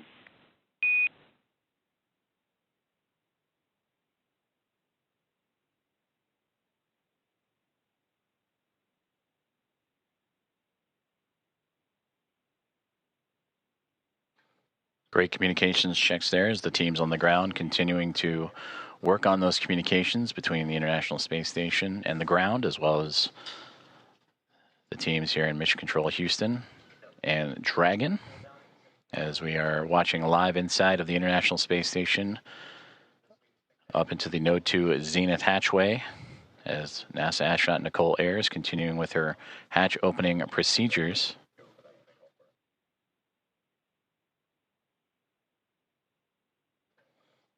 Docking of Axiom Mission 4 to the orbiting laboratory occurred about an hour and 10 minutes ago at 5:31 a.m. Central, and since then the crews for both station and inside Dragon have been going through those procedures and making sure everything is as it needs to be, including the proper leak checks and stowage from both perspectives, before continuing on with hatch opening procedures and welcoming remarks. We'll continue to provide updates, and you'll hear calls on the big loop of all four parties: NASA's Mission Control and the International Space Station Flight Control Room, SpaceX in Hawthorne, California, and the teams and the Expedition 73 crew aboard the International Space Station, and Axiom Mission 4 aboard the Dragon Grace Dragon Houston spacecraft. on the big loop. Stand by for hardline audio config.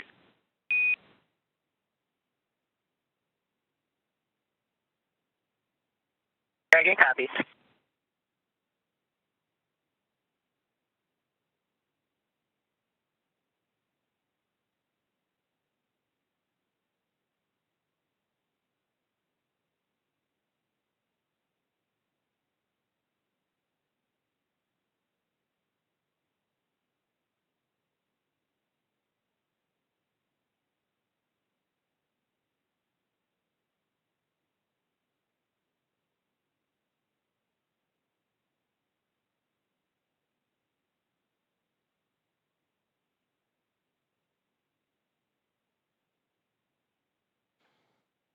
Also a part of these procedures, and once hatch opening continues to move along, the crews will install IMV ducting to help mix the air of the space station environment with the air inside of Dragon and seal up some of those lithium hydroxide cartridges that scrub the carbon dioxide inside of the Dragon spacecraft.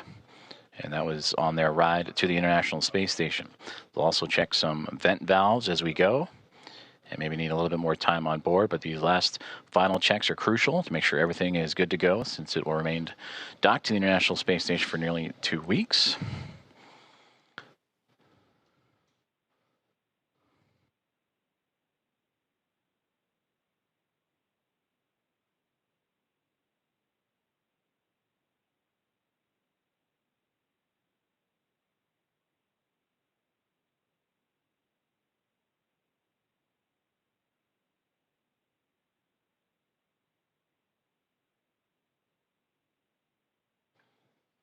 With the arrival of Axiom Mission 4 and the Dragon Grace spacecraft, newly named and given by Peggy Whitson, commander of Axiom Mission 4, shortly after launch yesterday morning, that now brings 5 spacecraft to the International Space Station: 2 Dragon spacecraft, a Soyuz MS-27 spacecraft, and 2 Progress vehicles, cargo vehicles, attached to the orbiting outpost. For Dragon, it is Endurance and Grace, connected to the forward and now zenith ports of the Harmony module, with 2 Progress vehicles and that Soyuz MS-27 also connected. And once the Axiom Mission 4 crew makes its way aboard station, that'll bring, since 1998, 288 visitors to the orbital outpost.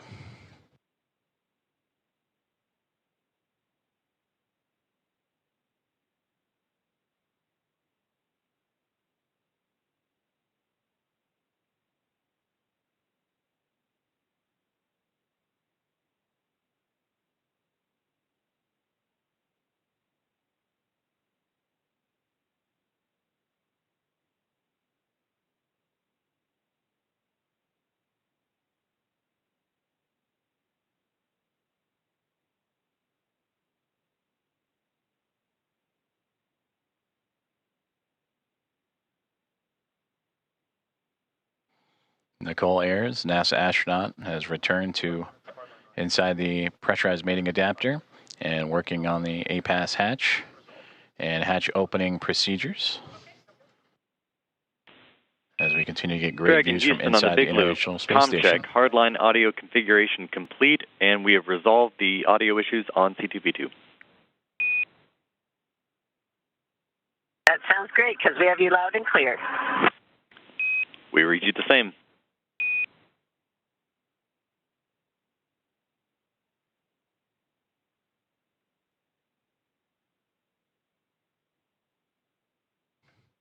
And that was a good communications checkout from the teams on the ground up to Dragon Grace on the C2V2 line, common communications for visiting vehicles, and that communications line connecting all parties.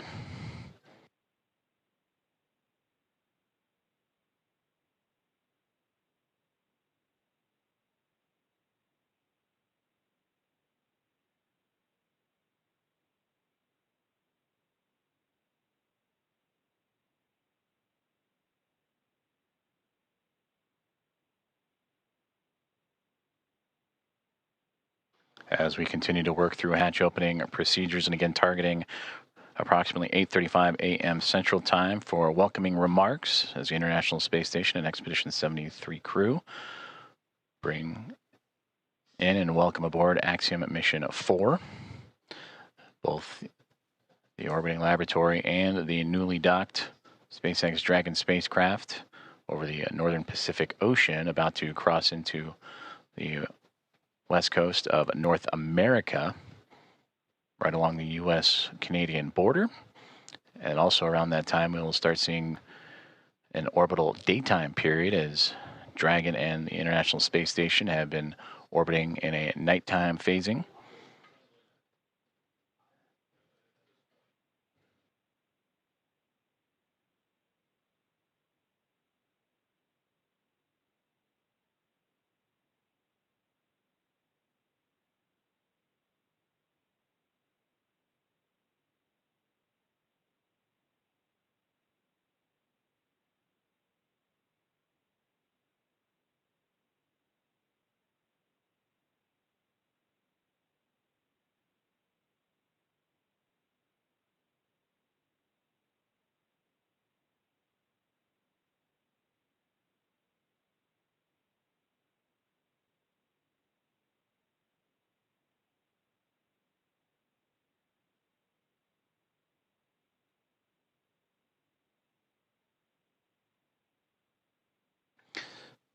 Currently experiencing a satellite handover period, and we'll continue to bring you the live views from the International Space Station, both inside or exterior.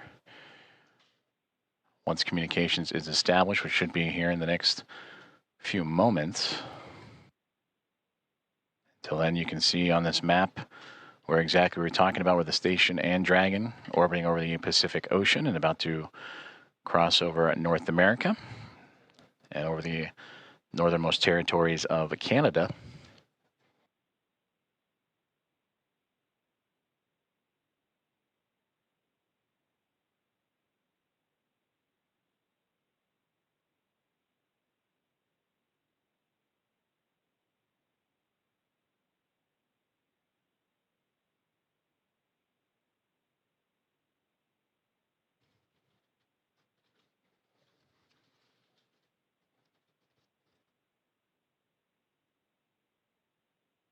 As we wait for those communications to return, to recap, Axiom Mission 4 has connected with the International Space Station after launching from NASA's Kennedy Space Center yesterday morning at 1:31 a.m. Central Time to connect with the space station at 5:31 a.m. Central this morning. So a little more than a day's transit, and where it would execute a sequence of burns to raise its altitude and close the distance between Dragon Grace and the International Space Station through a phase burn, boost burn, close burn, transfer burn, and then eventually the co-elliptic burn, to make sure that the spacecraft is on the same pathway as the International Space Station and able to make its way up and over top of it to connect to the space-facing port of the Harmony module, the Node 2 Zenith port. As we now get views back inside of the International Space Station, that is a view from the other side. We mentioned the space-facing port. That is looking up into where the hatchways will be to allow for the Axiom Mission 4 crew to pass through and be brought aboard the International Space Station. For Peggy Whitson, commander of Axiom Mission 4, her second flight as an Axiom commander after previously serving as commander of Axiom Mission 2. This is her fifth flight and return to the International Space Station, where she continues to build on an impressive career, the most experienced United States astronaut entered the mission with 675 days to her credit, and will certainly add to that record-setting total in her time aboard the orbiting laboratory, and bringing up pilot Shubhanshu Shukla of ISRO, Sławosz Uznański-Wiśniewski of Polsa, and Tibor Kapu of Hunor. And for Shukla, Uznański-Wiśniewski, and Kapu, representing India, Poland, and Hungary, respectively, for those nations, it'll be their first time coming to the International Space Station. Nicole Ayers. And the last one into the hatch, I believe that was Anne McLean making her way in as they continue to work through hatch opening procedures.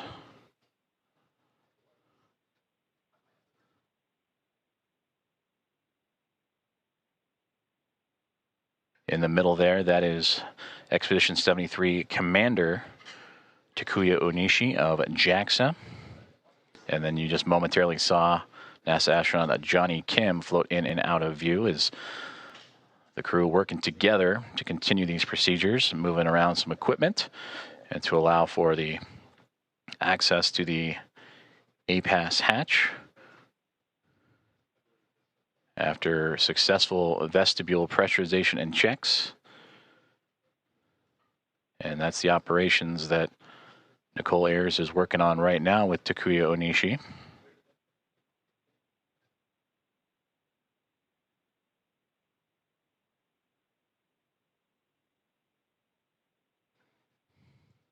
And Johnny Kim with camera in hand to document these procedures.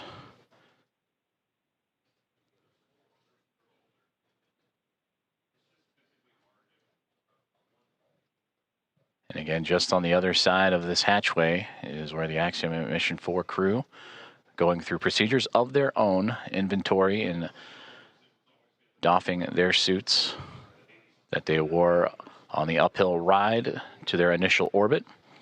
And after an off-duty period would put back on for those dynamic phases of flight, starting with the approach initiation burn that occurred earlier this morning.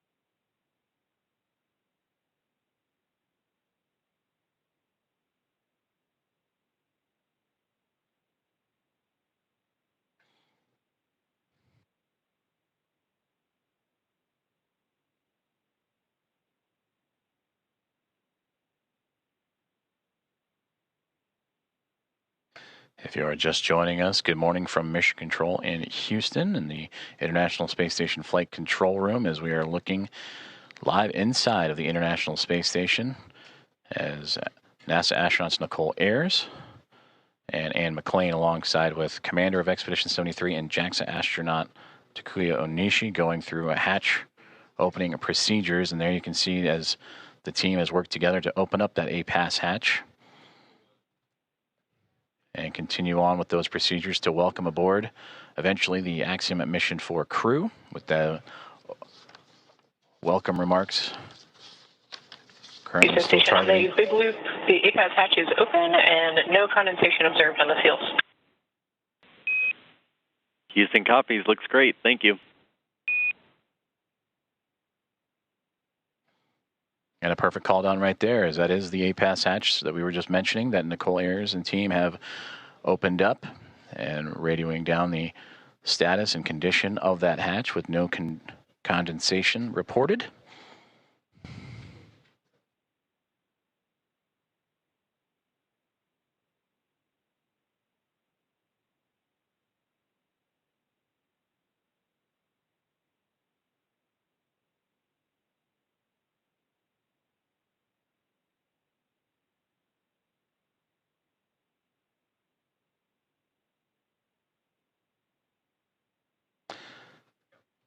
And as Nicole Ayers continues to work on that hatch, you'll also see that hatch be covered up to give an extra level of safety to allow for the Axiom Mission 4 team to pass smoothly without having to worry about any additional hazards as they pass through the vestibule and pressurized mating adapter and eventually into the Harmony module of the International Space Station.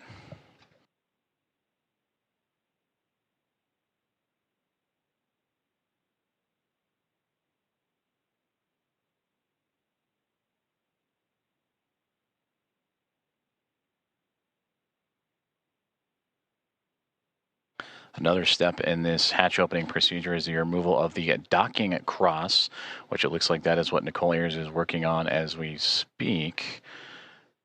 And you sometimes catch glimpses of it on the docking procedures that was exposed to the vacuum of space to help provide targeting for visiting vehicles. But that'll be another step in this hatch opening process, again, to help clear the way for that pass-through between the Dragon SpaceX Grace spacecraft and the International Space Station.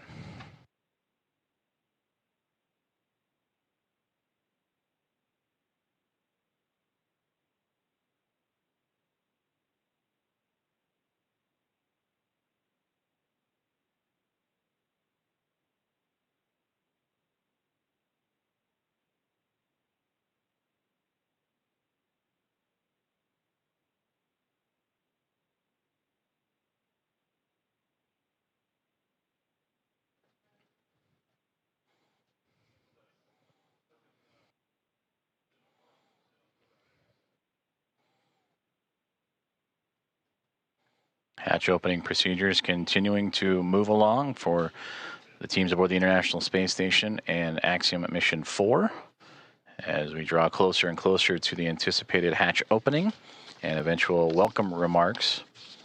And we thank you for tuning in and joining us this morning as we are live from the International Space Station Flight Control Room in Houston, Texas, monitoring Nicole Ayers as she continues to work through those step-by-step procedures. As the hatchway, there you see the large square structure just off to the right-hand side of our field of view with that window in the middle was Station opened up. Houston on the big loop. Just want to clarify, we want the standoff cross stowed in the standoff cross cover bag.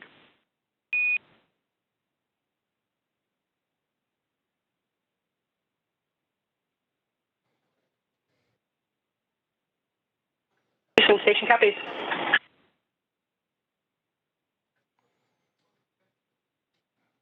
And that's the teams here on the ground assisting the astronauts on board the station with those hatch opening procedures. As again, that zenith hatchway we were just mentioning before the comms opened to the right that allowed Nicole Ayers and team to pass through.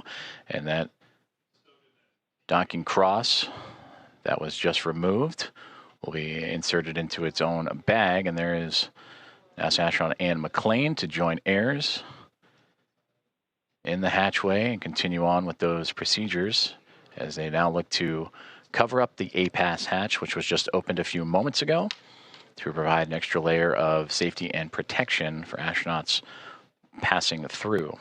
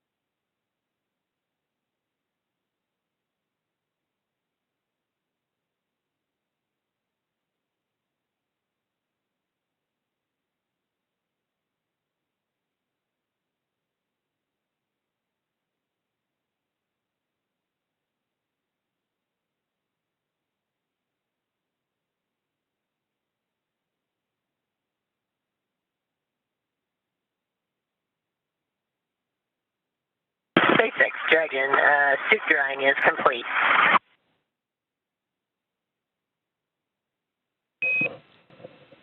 And Dragon, we copy on the big loop, suit drying complete.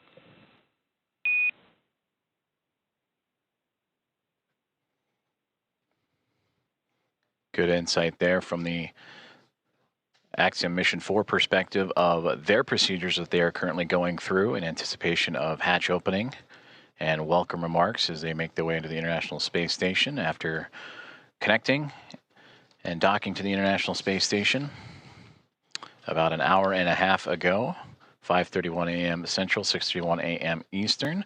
They went through their procedures, inventory, and stowage, and doffing of their suits that they wore from launch yesterday morning from Cape Canaveral, Florida, at NASA's Kennedy Space Center, and then during the dynamic portions of operations, and are now settling into their flight suits that they will bring in and wear as they cruise into the International Space Station. And that's the view we see from the orbiting laboratory. Is NASA astronaut Anne McClain and Nicole Ayers working through their procedures for hatch opening. The APAS hatch is open after successful vestibule pressurization and checks. They are now covering up that APAS hatch. And SpaceX Dragon in step 5 of 2.102. We're waiting your go for hatch open. Dragon, SpaceX copies on the big loop. You are standing by for hatch opening. We are waiting for hardline connections to be complete. I'll call back with a go. Okay, thanks. Sorry to rush you.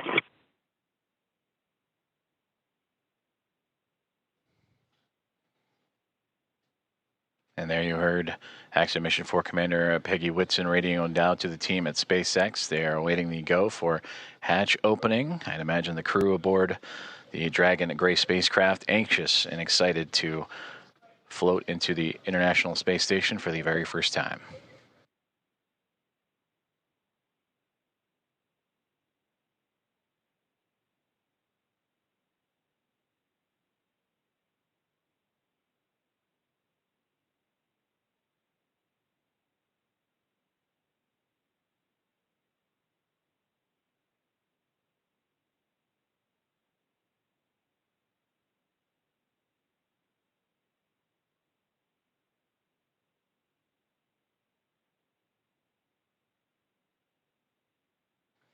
And you just saw that orange ductwork or hose-like piece of equipment that Anne McClain and Nicole Ayers were just operating with. That's a part of helping mix the air between the International Space Station and the Dragon spacecraft.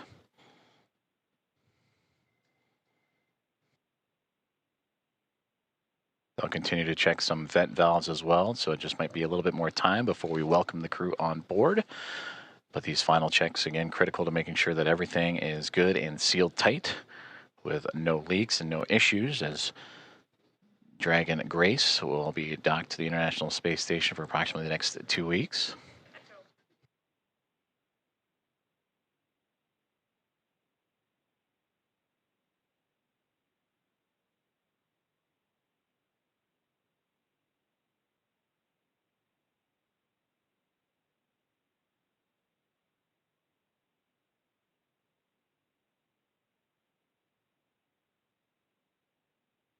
Houston, SpaceX station is ready for Dragon hatch equalization.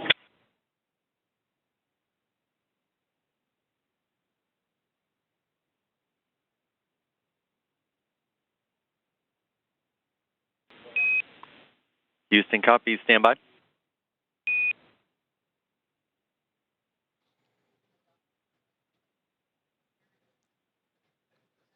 Another step in those hatch opening procedures is Nicole Ayers just radioed down for the SpaceX Dragon hatch pressurization and equalization. As you see the pop of flash bulbs aboard the International Space Station being documented, and plenty of smiles from the Expedition 73 crew as we draw closer and closer to hatch opening and welcoming Axiom Mission 4 aboard the orbital outpost.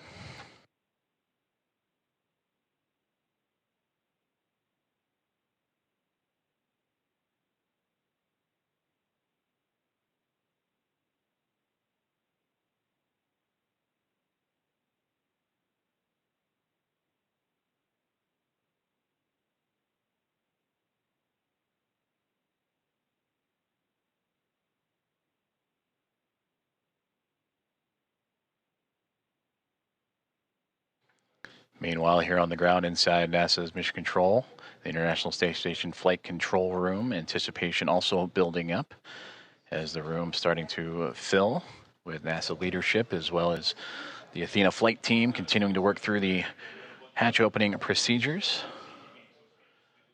Flight Director Allison Bollinger closely monitoring every step of the way as Nicole Ayers is continuing to work through each checkpoint on her list. That's what you saw on the little tablet that she was referring to, making sure every step is covered as she has now floated back into the pressurized mating adapter across the APAS hatch.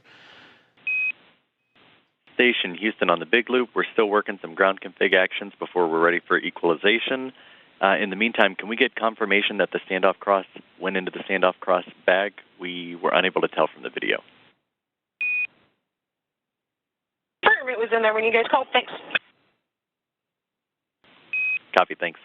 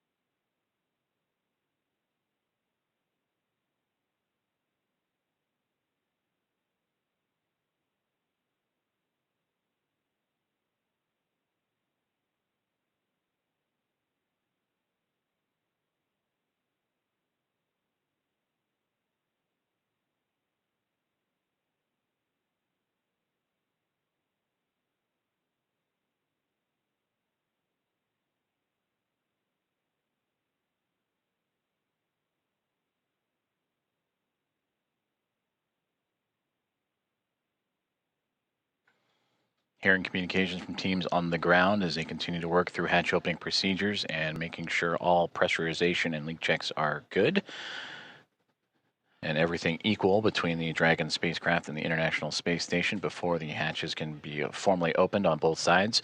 You can see into this hatchway the space-facing port, or into the space-facing side of the Harmony module aboard the International Space Station and the International Docking Adapter that welcomed the connection of Axiom Mission 4 at 5:31 a.m. Central Time earlier this morning. And since then, the crews aboard both the Dragon Gray spacecraft and International Space Station have been diligently working and continue to monitor the progress of that hatch opening, with teams on the ground also following suit.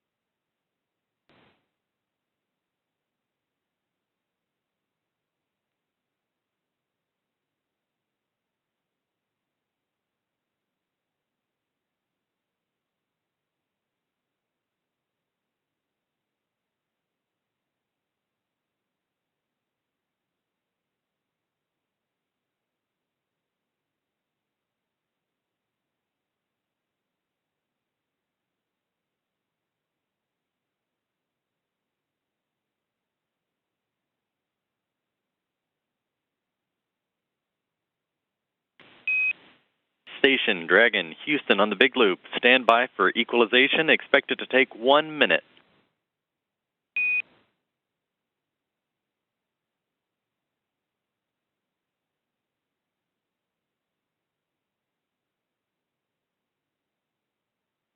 Station copies 1 minute. Dragon copies 1 minute.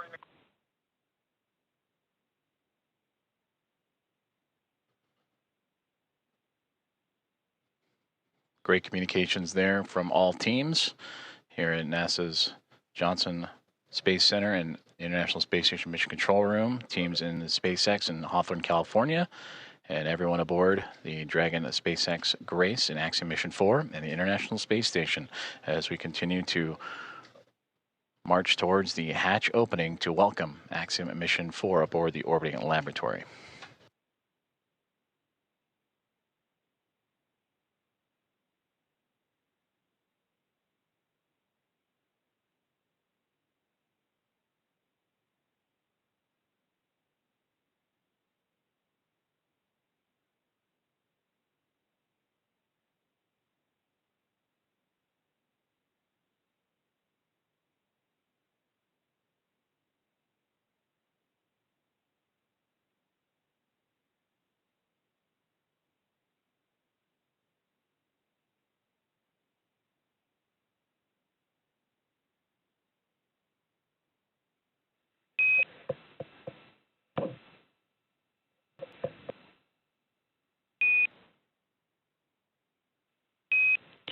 Dragon SpaceX on the big loop, you are go for hatch opening per the decal, followed by the remaining actions in Procedure 4.400, Section 6.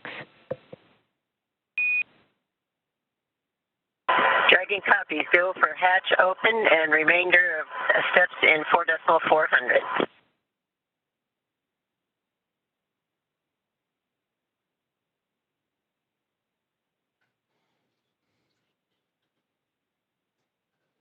We are go for hatch opening is what you have just heard.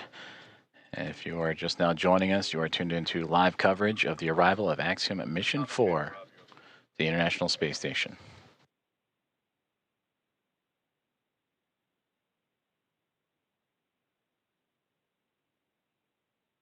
And SpaceX Dragon, hatch is coming open. SpaceX copies.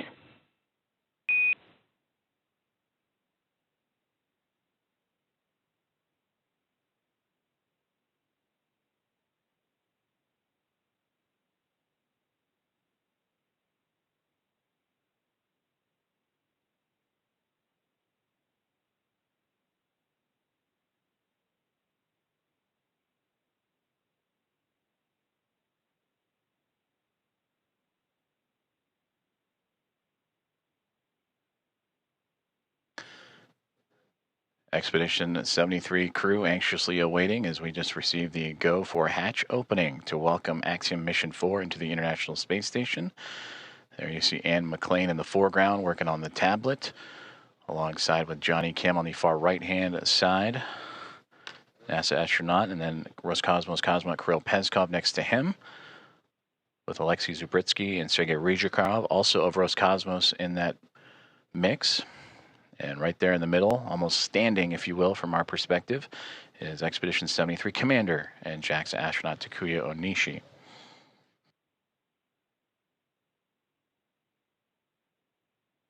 From this view, they are looking up. SpaceX Dragon, hatch is open at 12:14, and we're requesting the go for the LIO change.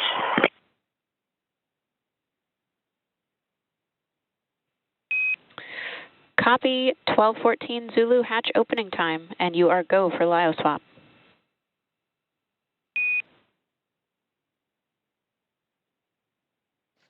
And there you heard that the hatch is open and confirmed at 7:14 a.m. Central Time, as the hatches are open between SpaceX Dragon Grace spacecraft and the International Space Station. Again, 7:14 a.m. Central, 8:14 a.m. Eastern.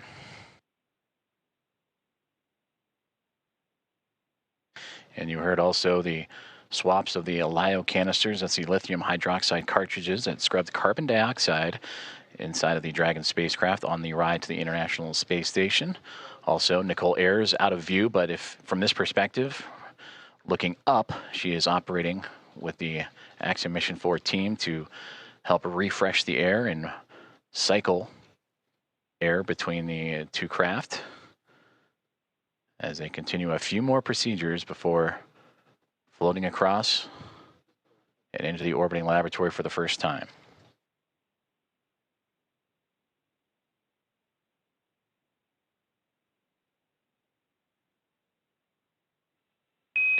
Dragon SpaceX on the big loop for LIO cartridge.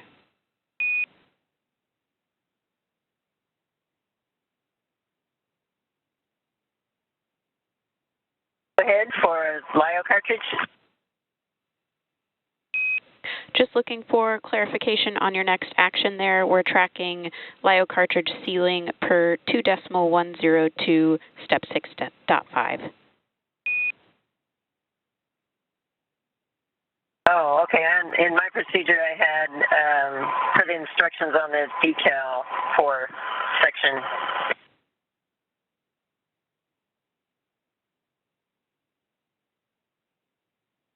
For section 4 of the instructions on the decal. And copy that, Peggy. We'll defer to the instructions in 2.102. Okay, that's where we are.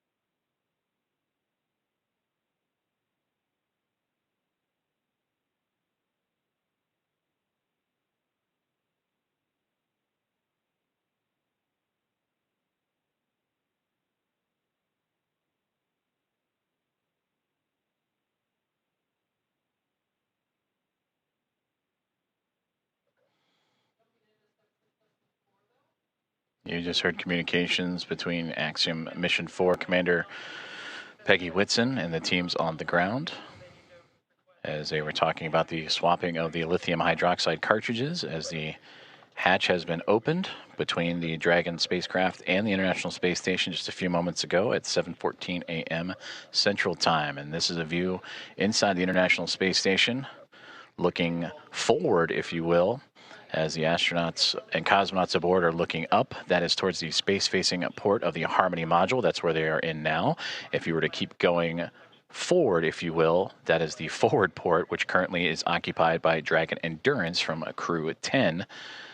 And a great microgravity demonstration of the camera that Alexei Zubritsky is using to help document and be a part of the welcoming committee for Axiom Mission 4 here in the next few moments.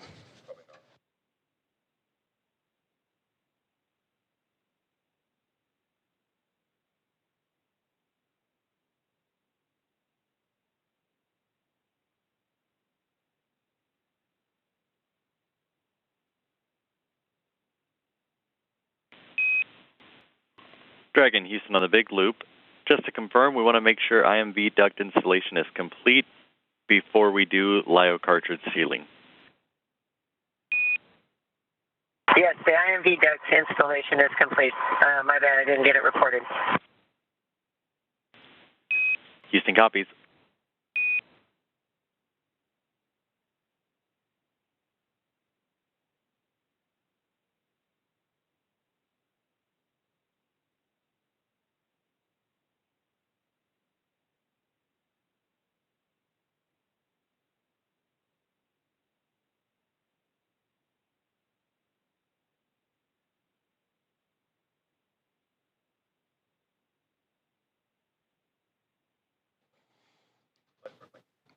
Now we switch views from pretty much the point of view of what the astronauts have been looking at from what we have seen. They were looking up, and this is the shot up into that node to zenith hatchway of the Harmony module. That is Nicole Ayers, NASA astronaut, just on the other side of that APAS hatchway, working with the Axiom Mission 4 crew. You heard them talking about IMV ducting and LiO cartridges. That IMV ducting helps mix the air of the International Space Station environment with the air inside of Dragon.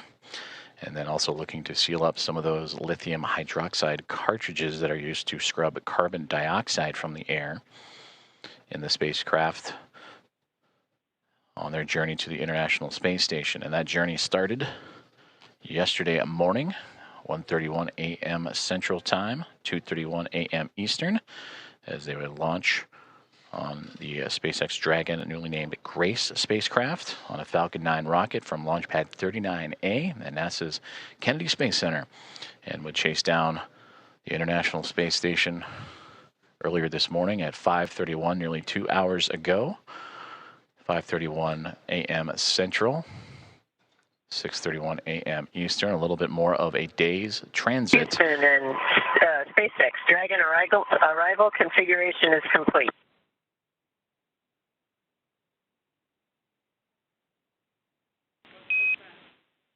Houston copies. SpaceX copies.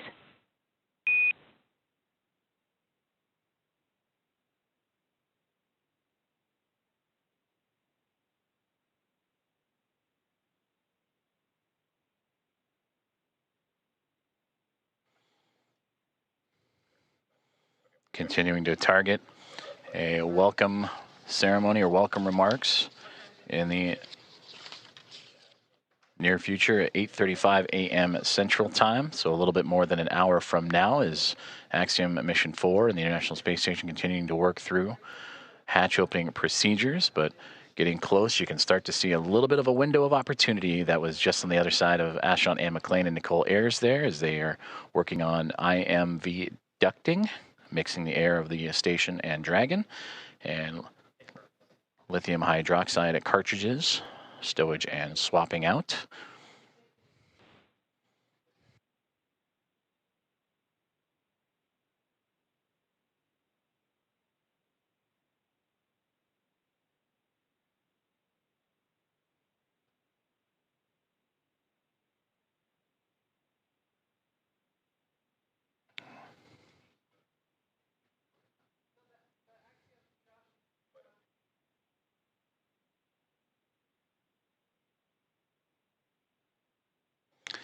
So Anne McLean and Nicole Ayers are starting to clear out the hatchway, and we are going to see the first views of Axiom Mission 4. Commander Peggy Whitson, the first one across the A-pass hatch, receiving great big hugs from Nicole Ayers and the Expedition 73 crew.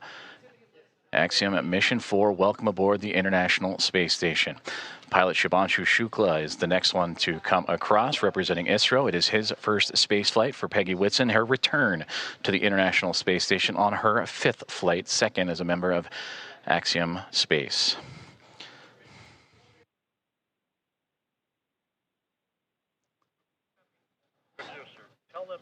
Sławosz Uznański-Wiśniewski of ESA, representing the nation of Poland. And their first visit to the International Space Station is next to cross the hatchway. And warm hugs all around. And applause breaking out here inside of Mission Control Houston and International Space Station Flight Control Room. And Tibor Kapu, the fourth and final member of Axiom Mission 4, representing Hunor and the nation of Hungary. Their first visit to the International Space Station as well.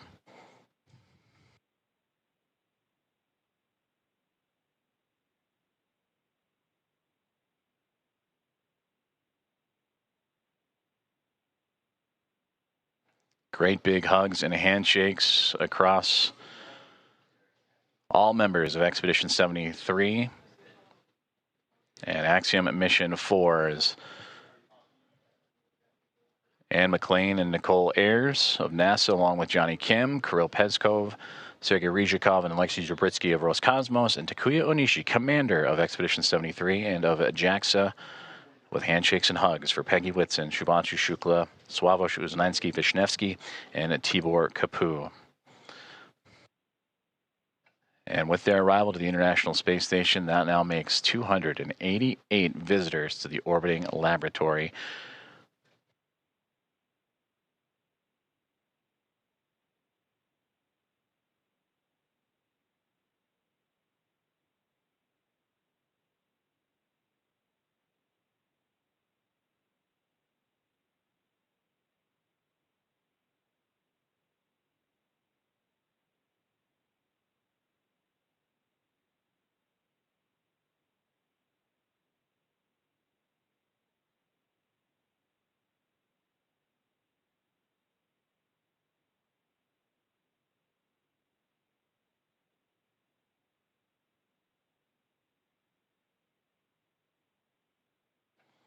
Axiom Mission 4 is now aboard the International Space Station. Commander Peggy Whitson, in her return to the orbiting laboratory, her 5th flight. 3 is a member of NASA, and her 2nd as commander of Axiom Space private astronaut mission, commander of Axiom 2 and here of Axiom 4. Regaling the crew with smiles and stories. To her left, or our left from her viewpoint, to her right, Sławosz Uznański-Wiśniewski of ESA, Shubhanshu Shukla to her left of ISRO, and Tibor Kapu on that far right-hand side of our viewpoint.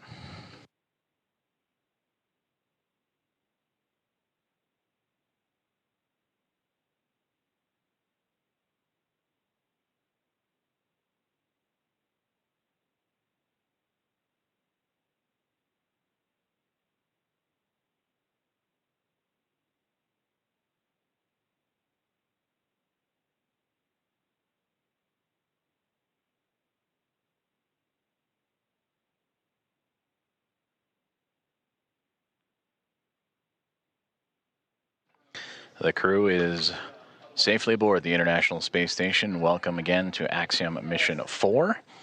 And we are continuing to target a formal welcome remark from the crew and being joined by the Expedition 73 team as well. That'll be at approximately 8:35 a.m. Central Time. And from there, they will receive a safety briefing and begin their nearly approximately 2-week mission aboard the International Space Station, in which they will participate in around 60 research investigations representing 31 countries, with more than 24 of those experiments sponsored by the ISS National Lab.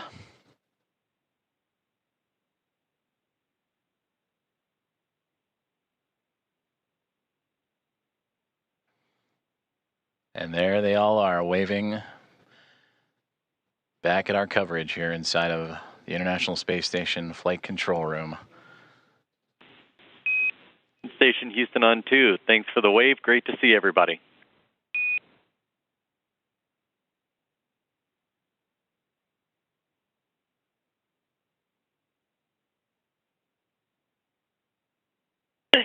Houston Station, we're happy to be here. It's so great to be here finally. It was a long quarantine.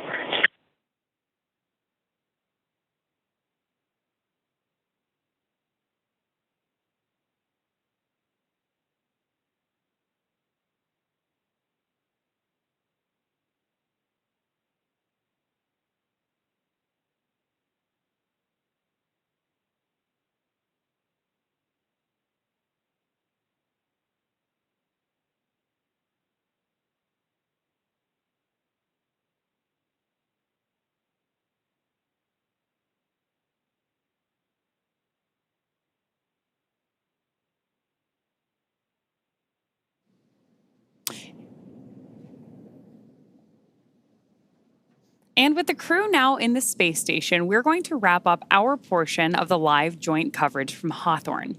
It's been an honor to support Axiom Mission 4 thus far, and we wish the crew a successful time on the space station. We're, of course, also looking forward to joining AX4 again when it's time to return home. Ronnie, from launch to docking, it has been an absolute pleasure sharing this desk with you. What has been years in the making for India, Poland, and Hungary is now well underway. Axiom Space and NASA's joint coverage will continue from here through to the welcome ceremony as Peggy, Shubhanshu, Sławosz, and Tibor start their 2 weeks aboard the orbiting laboratory. Over the course of our crew's time on station, we will be producing mission updates from Axiom Space's own space station development facility in Houston, Texas. So we invite you to follow the progress of AX4 on axiomspace.com and through Axiom Space's social media channels. So with that, on behalf of SpaceX, Axiom Space, and NASA, thank you all for tuning in to watch. While our stream on X is coming to a close, coverage of the welcome ceremony now continues on NASA Plus, axiom.space/live, and Axiom Space's social channels. With that, we'll turn it back over to you, Joseph. Have a great morning, everyone, and go AX4. Go AX4. Thank you very much, Paul and Ronnie, and thank you for joining us on this morning's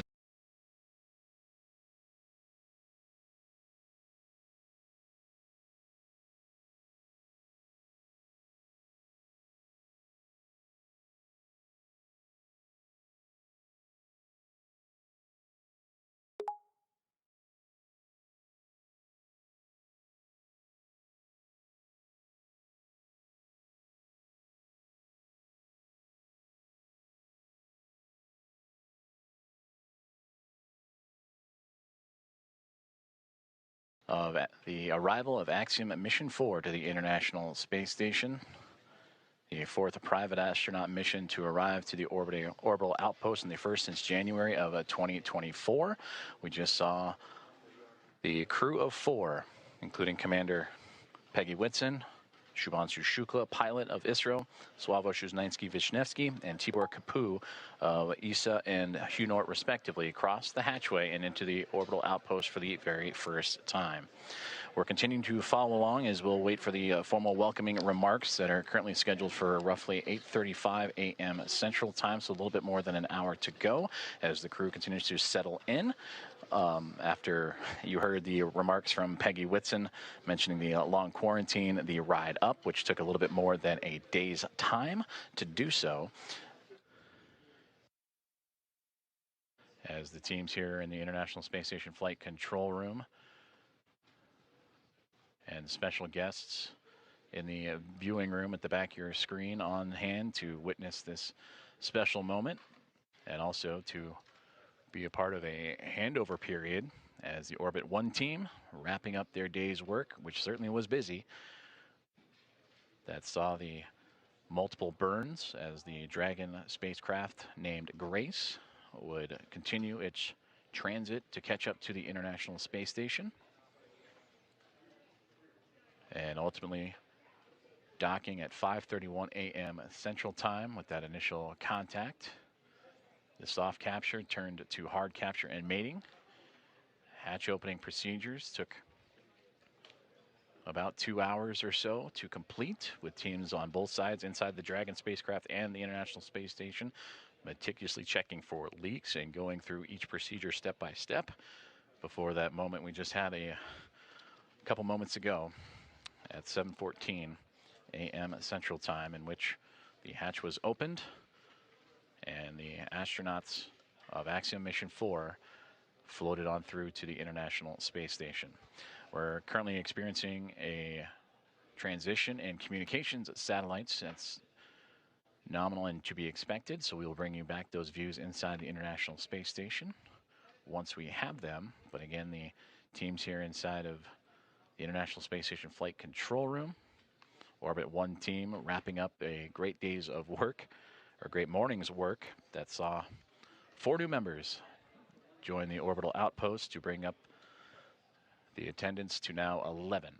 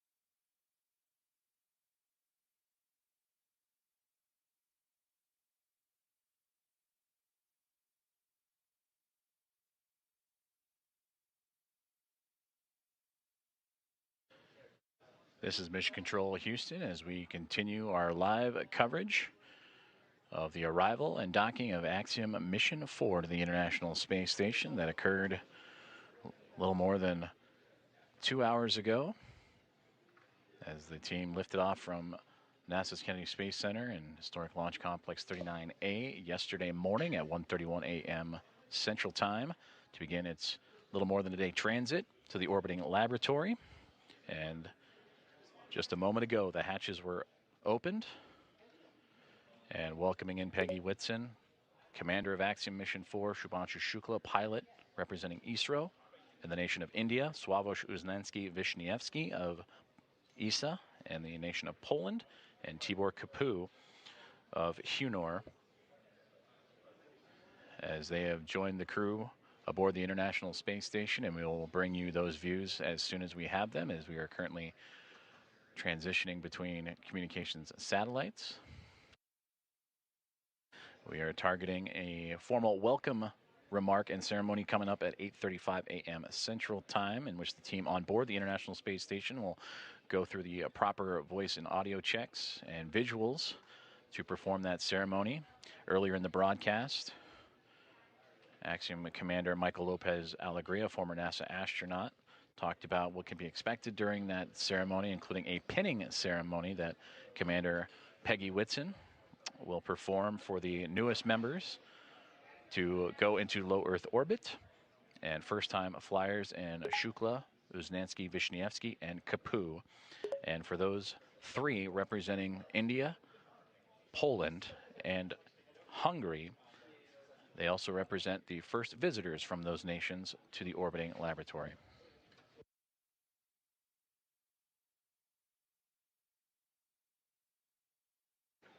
You're currently seeing live views inside of the International Space Station Flight Control Room, as the teams on the ground here in Houston are currently undertaking a handover period. Orbit 1 team that had the early morning hours and monitored Dragon's approach and docking will hand over to the Orbit 2 team, which will then take over for their shift of the day.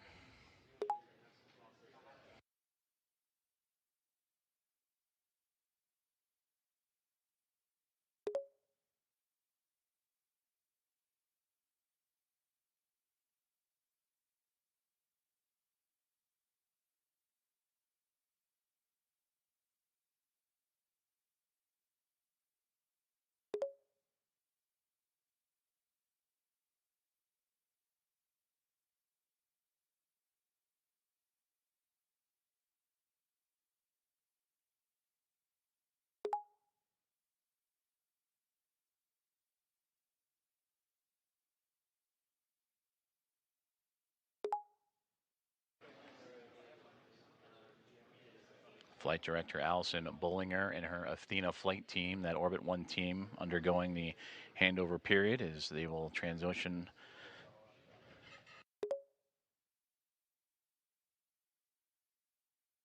to the Orbit 2 squad, as we'll continue to follow along with live commentary and updates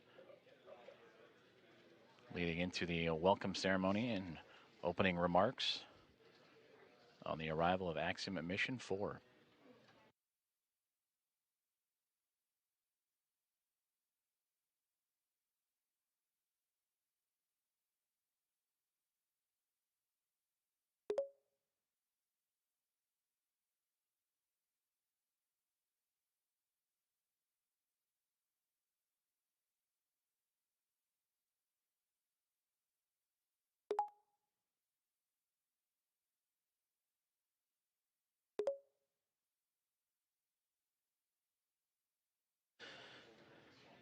Flight Director Vincent Lacourt and his Destiny flight team, the next on tap in this handover period. And there you see him in the foreground, setting up next to Allison Bollinger, Flight Director that just completed her shift, welcoming Axiom Mission 4 and her Athena flight team as they continue their handover period. And as both teams monitoring the progress and preparation for the upcoming event, the welcome remarks from Axiom Mission 4 and their formal arrival to the International Space Station. And plenty of smiles and laughter throughout the room after a successful docking that occurred about 2 hours and change from now. And that was at 5:31 a.m. Central Time, in which the Dragon Grace spacecraft, soft capture, then hard capture, connected to the International Space Station and its space-facing port on the Harmony module. Hooks connected to form the hard mate, and then over the next 2 hours would begin the procedures to pressurize the vestibule, the gap between the Dragon spacecraft and the International Space Station. That was at vacuum. They wanted to bring the atmospheric pressure equal to that of what's inside Dragon and the space station, which is relative to here on Earth, which is equal to about 14 psi, which is sea level. And once that was able to be accomplished, the APAS hatch on the space station end was open, shortly there followed by the pressurization and opening of the Dragon hatch. And that would occur at 7:14 a.m. Central Time. And now the crew is aboard the International Space Station, settling in after a little more than a day's transit to the orbiting laboratory. And we look forward to hearing from them here shortly for welcome remarks. And again, tracking around 8:35 a.m. Central.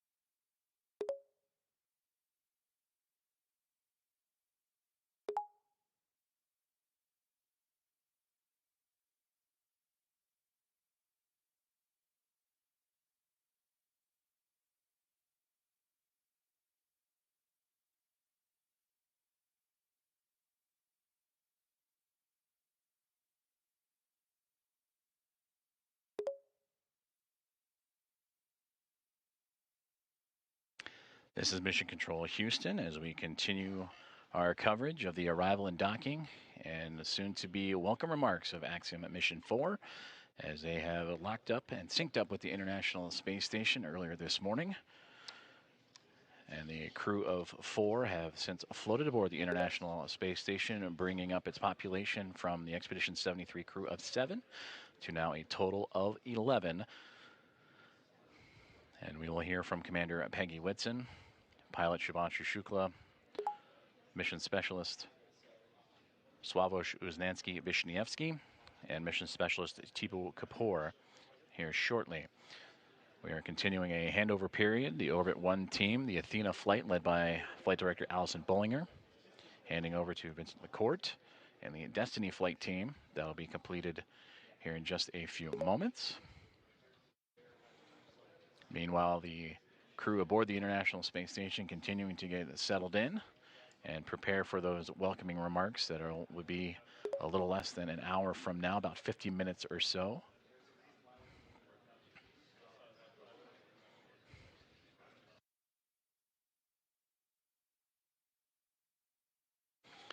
The Axiom Mission 4 team that just arrived and entered the International Space Station shortly after the opening remarks will settle in and recover, and soon to get to work as they will participate in around 60 science investigations representing 31 countries, and more than 24 of those experiments sponsored by the ISS National Lab. They'll also participate in a wealth of outreach activities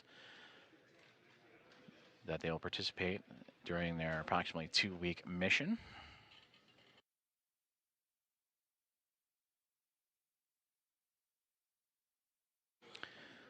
Starting with Axiom Mission 1 and now through Axiom Mission 4, the International Space Station has now welcomed 14 private astronaut crew members representing 11 different nations aboard the International Space Station, showcasing how private astronaut missions expand access to low Earth orbit, commercial space, and the space station, and bring that access for more nations, people, and opportunities.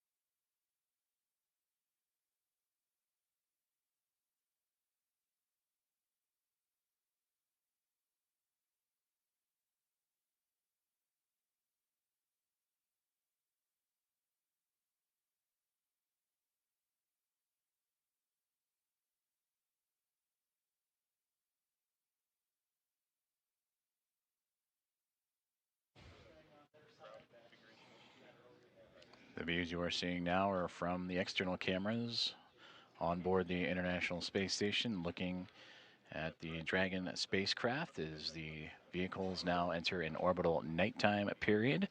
The two currently traversing across the southern Indian Ocean and about to cross the continent of Australia and make its way over into the Pacific Ocean.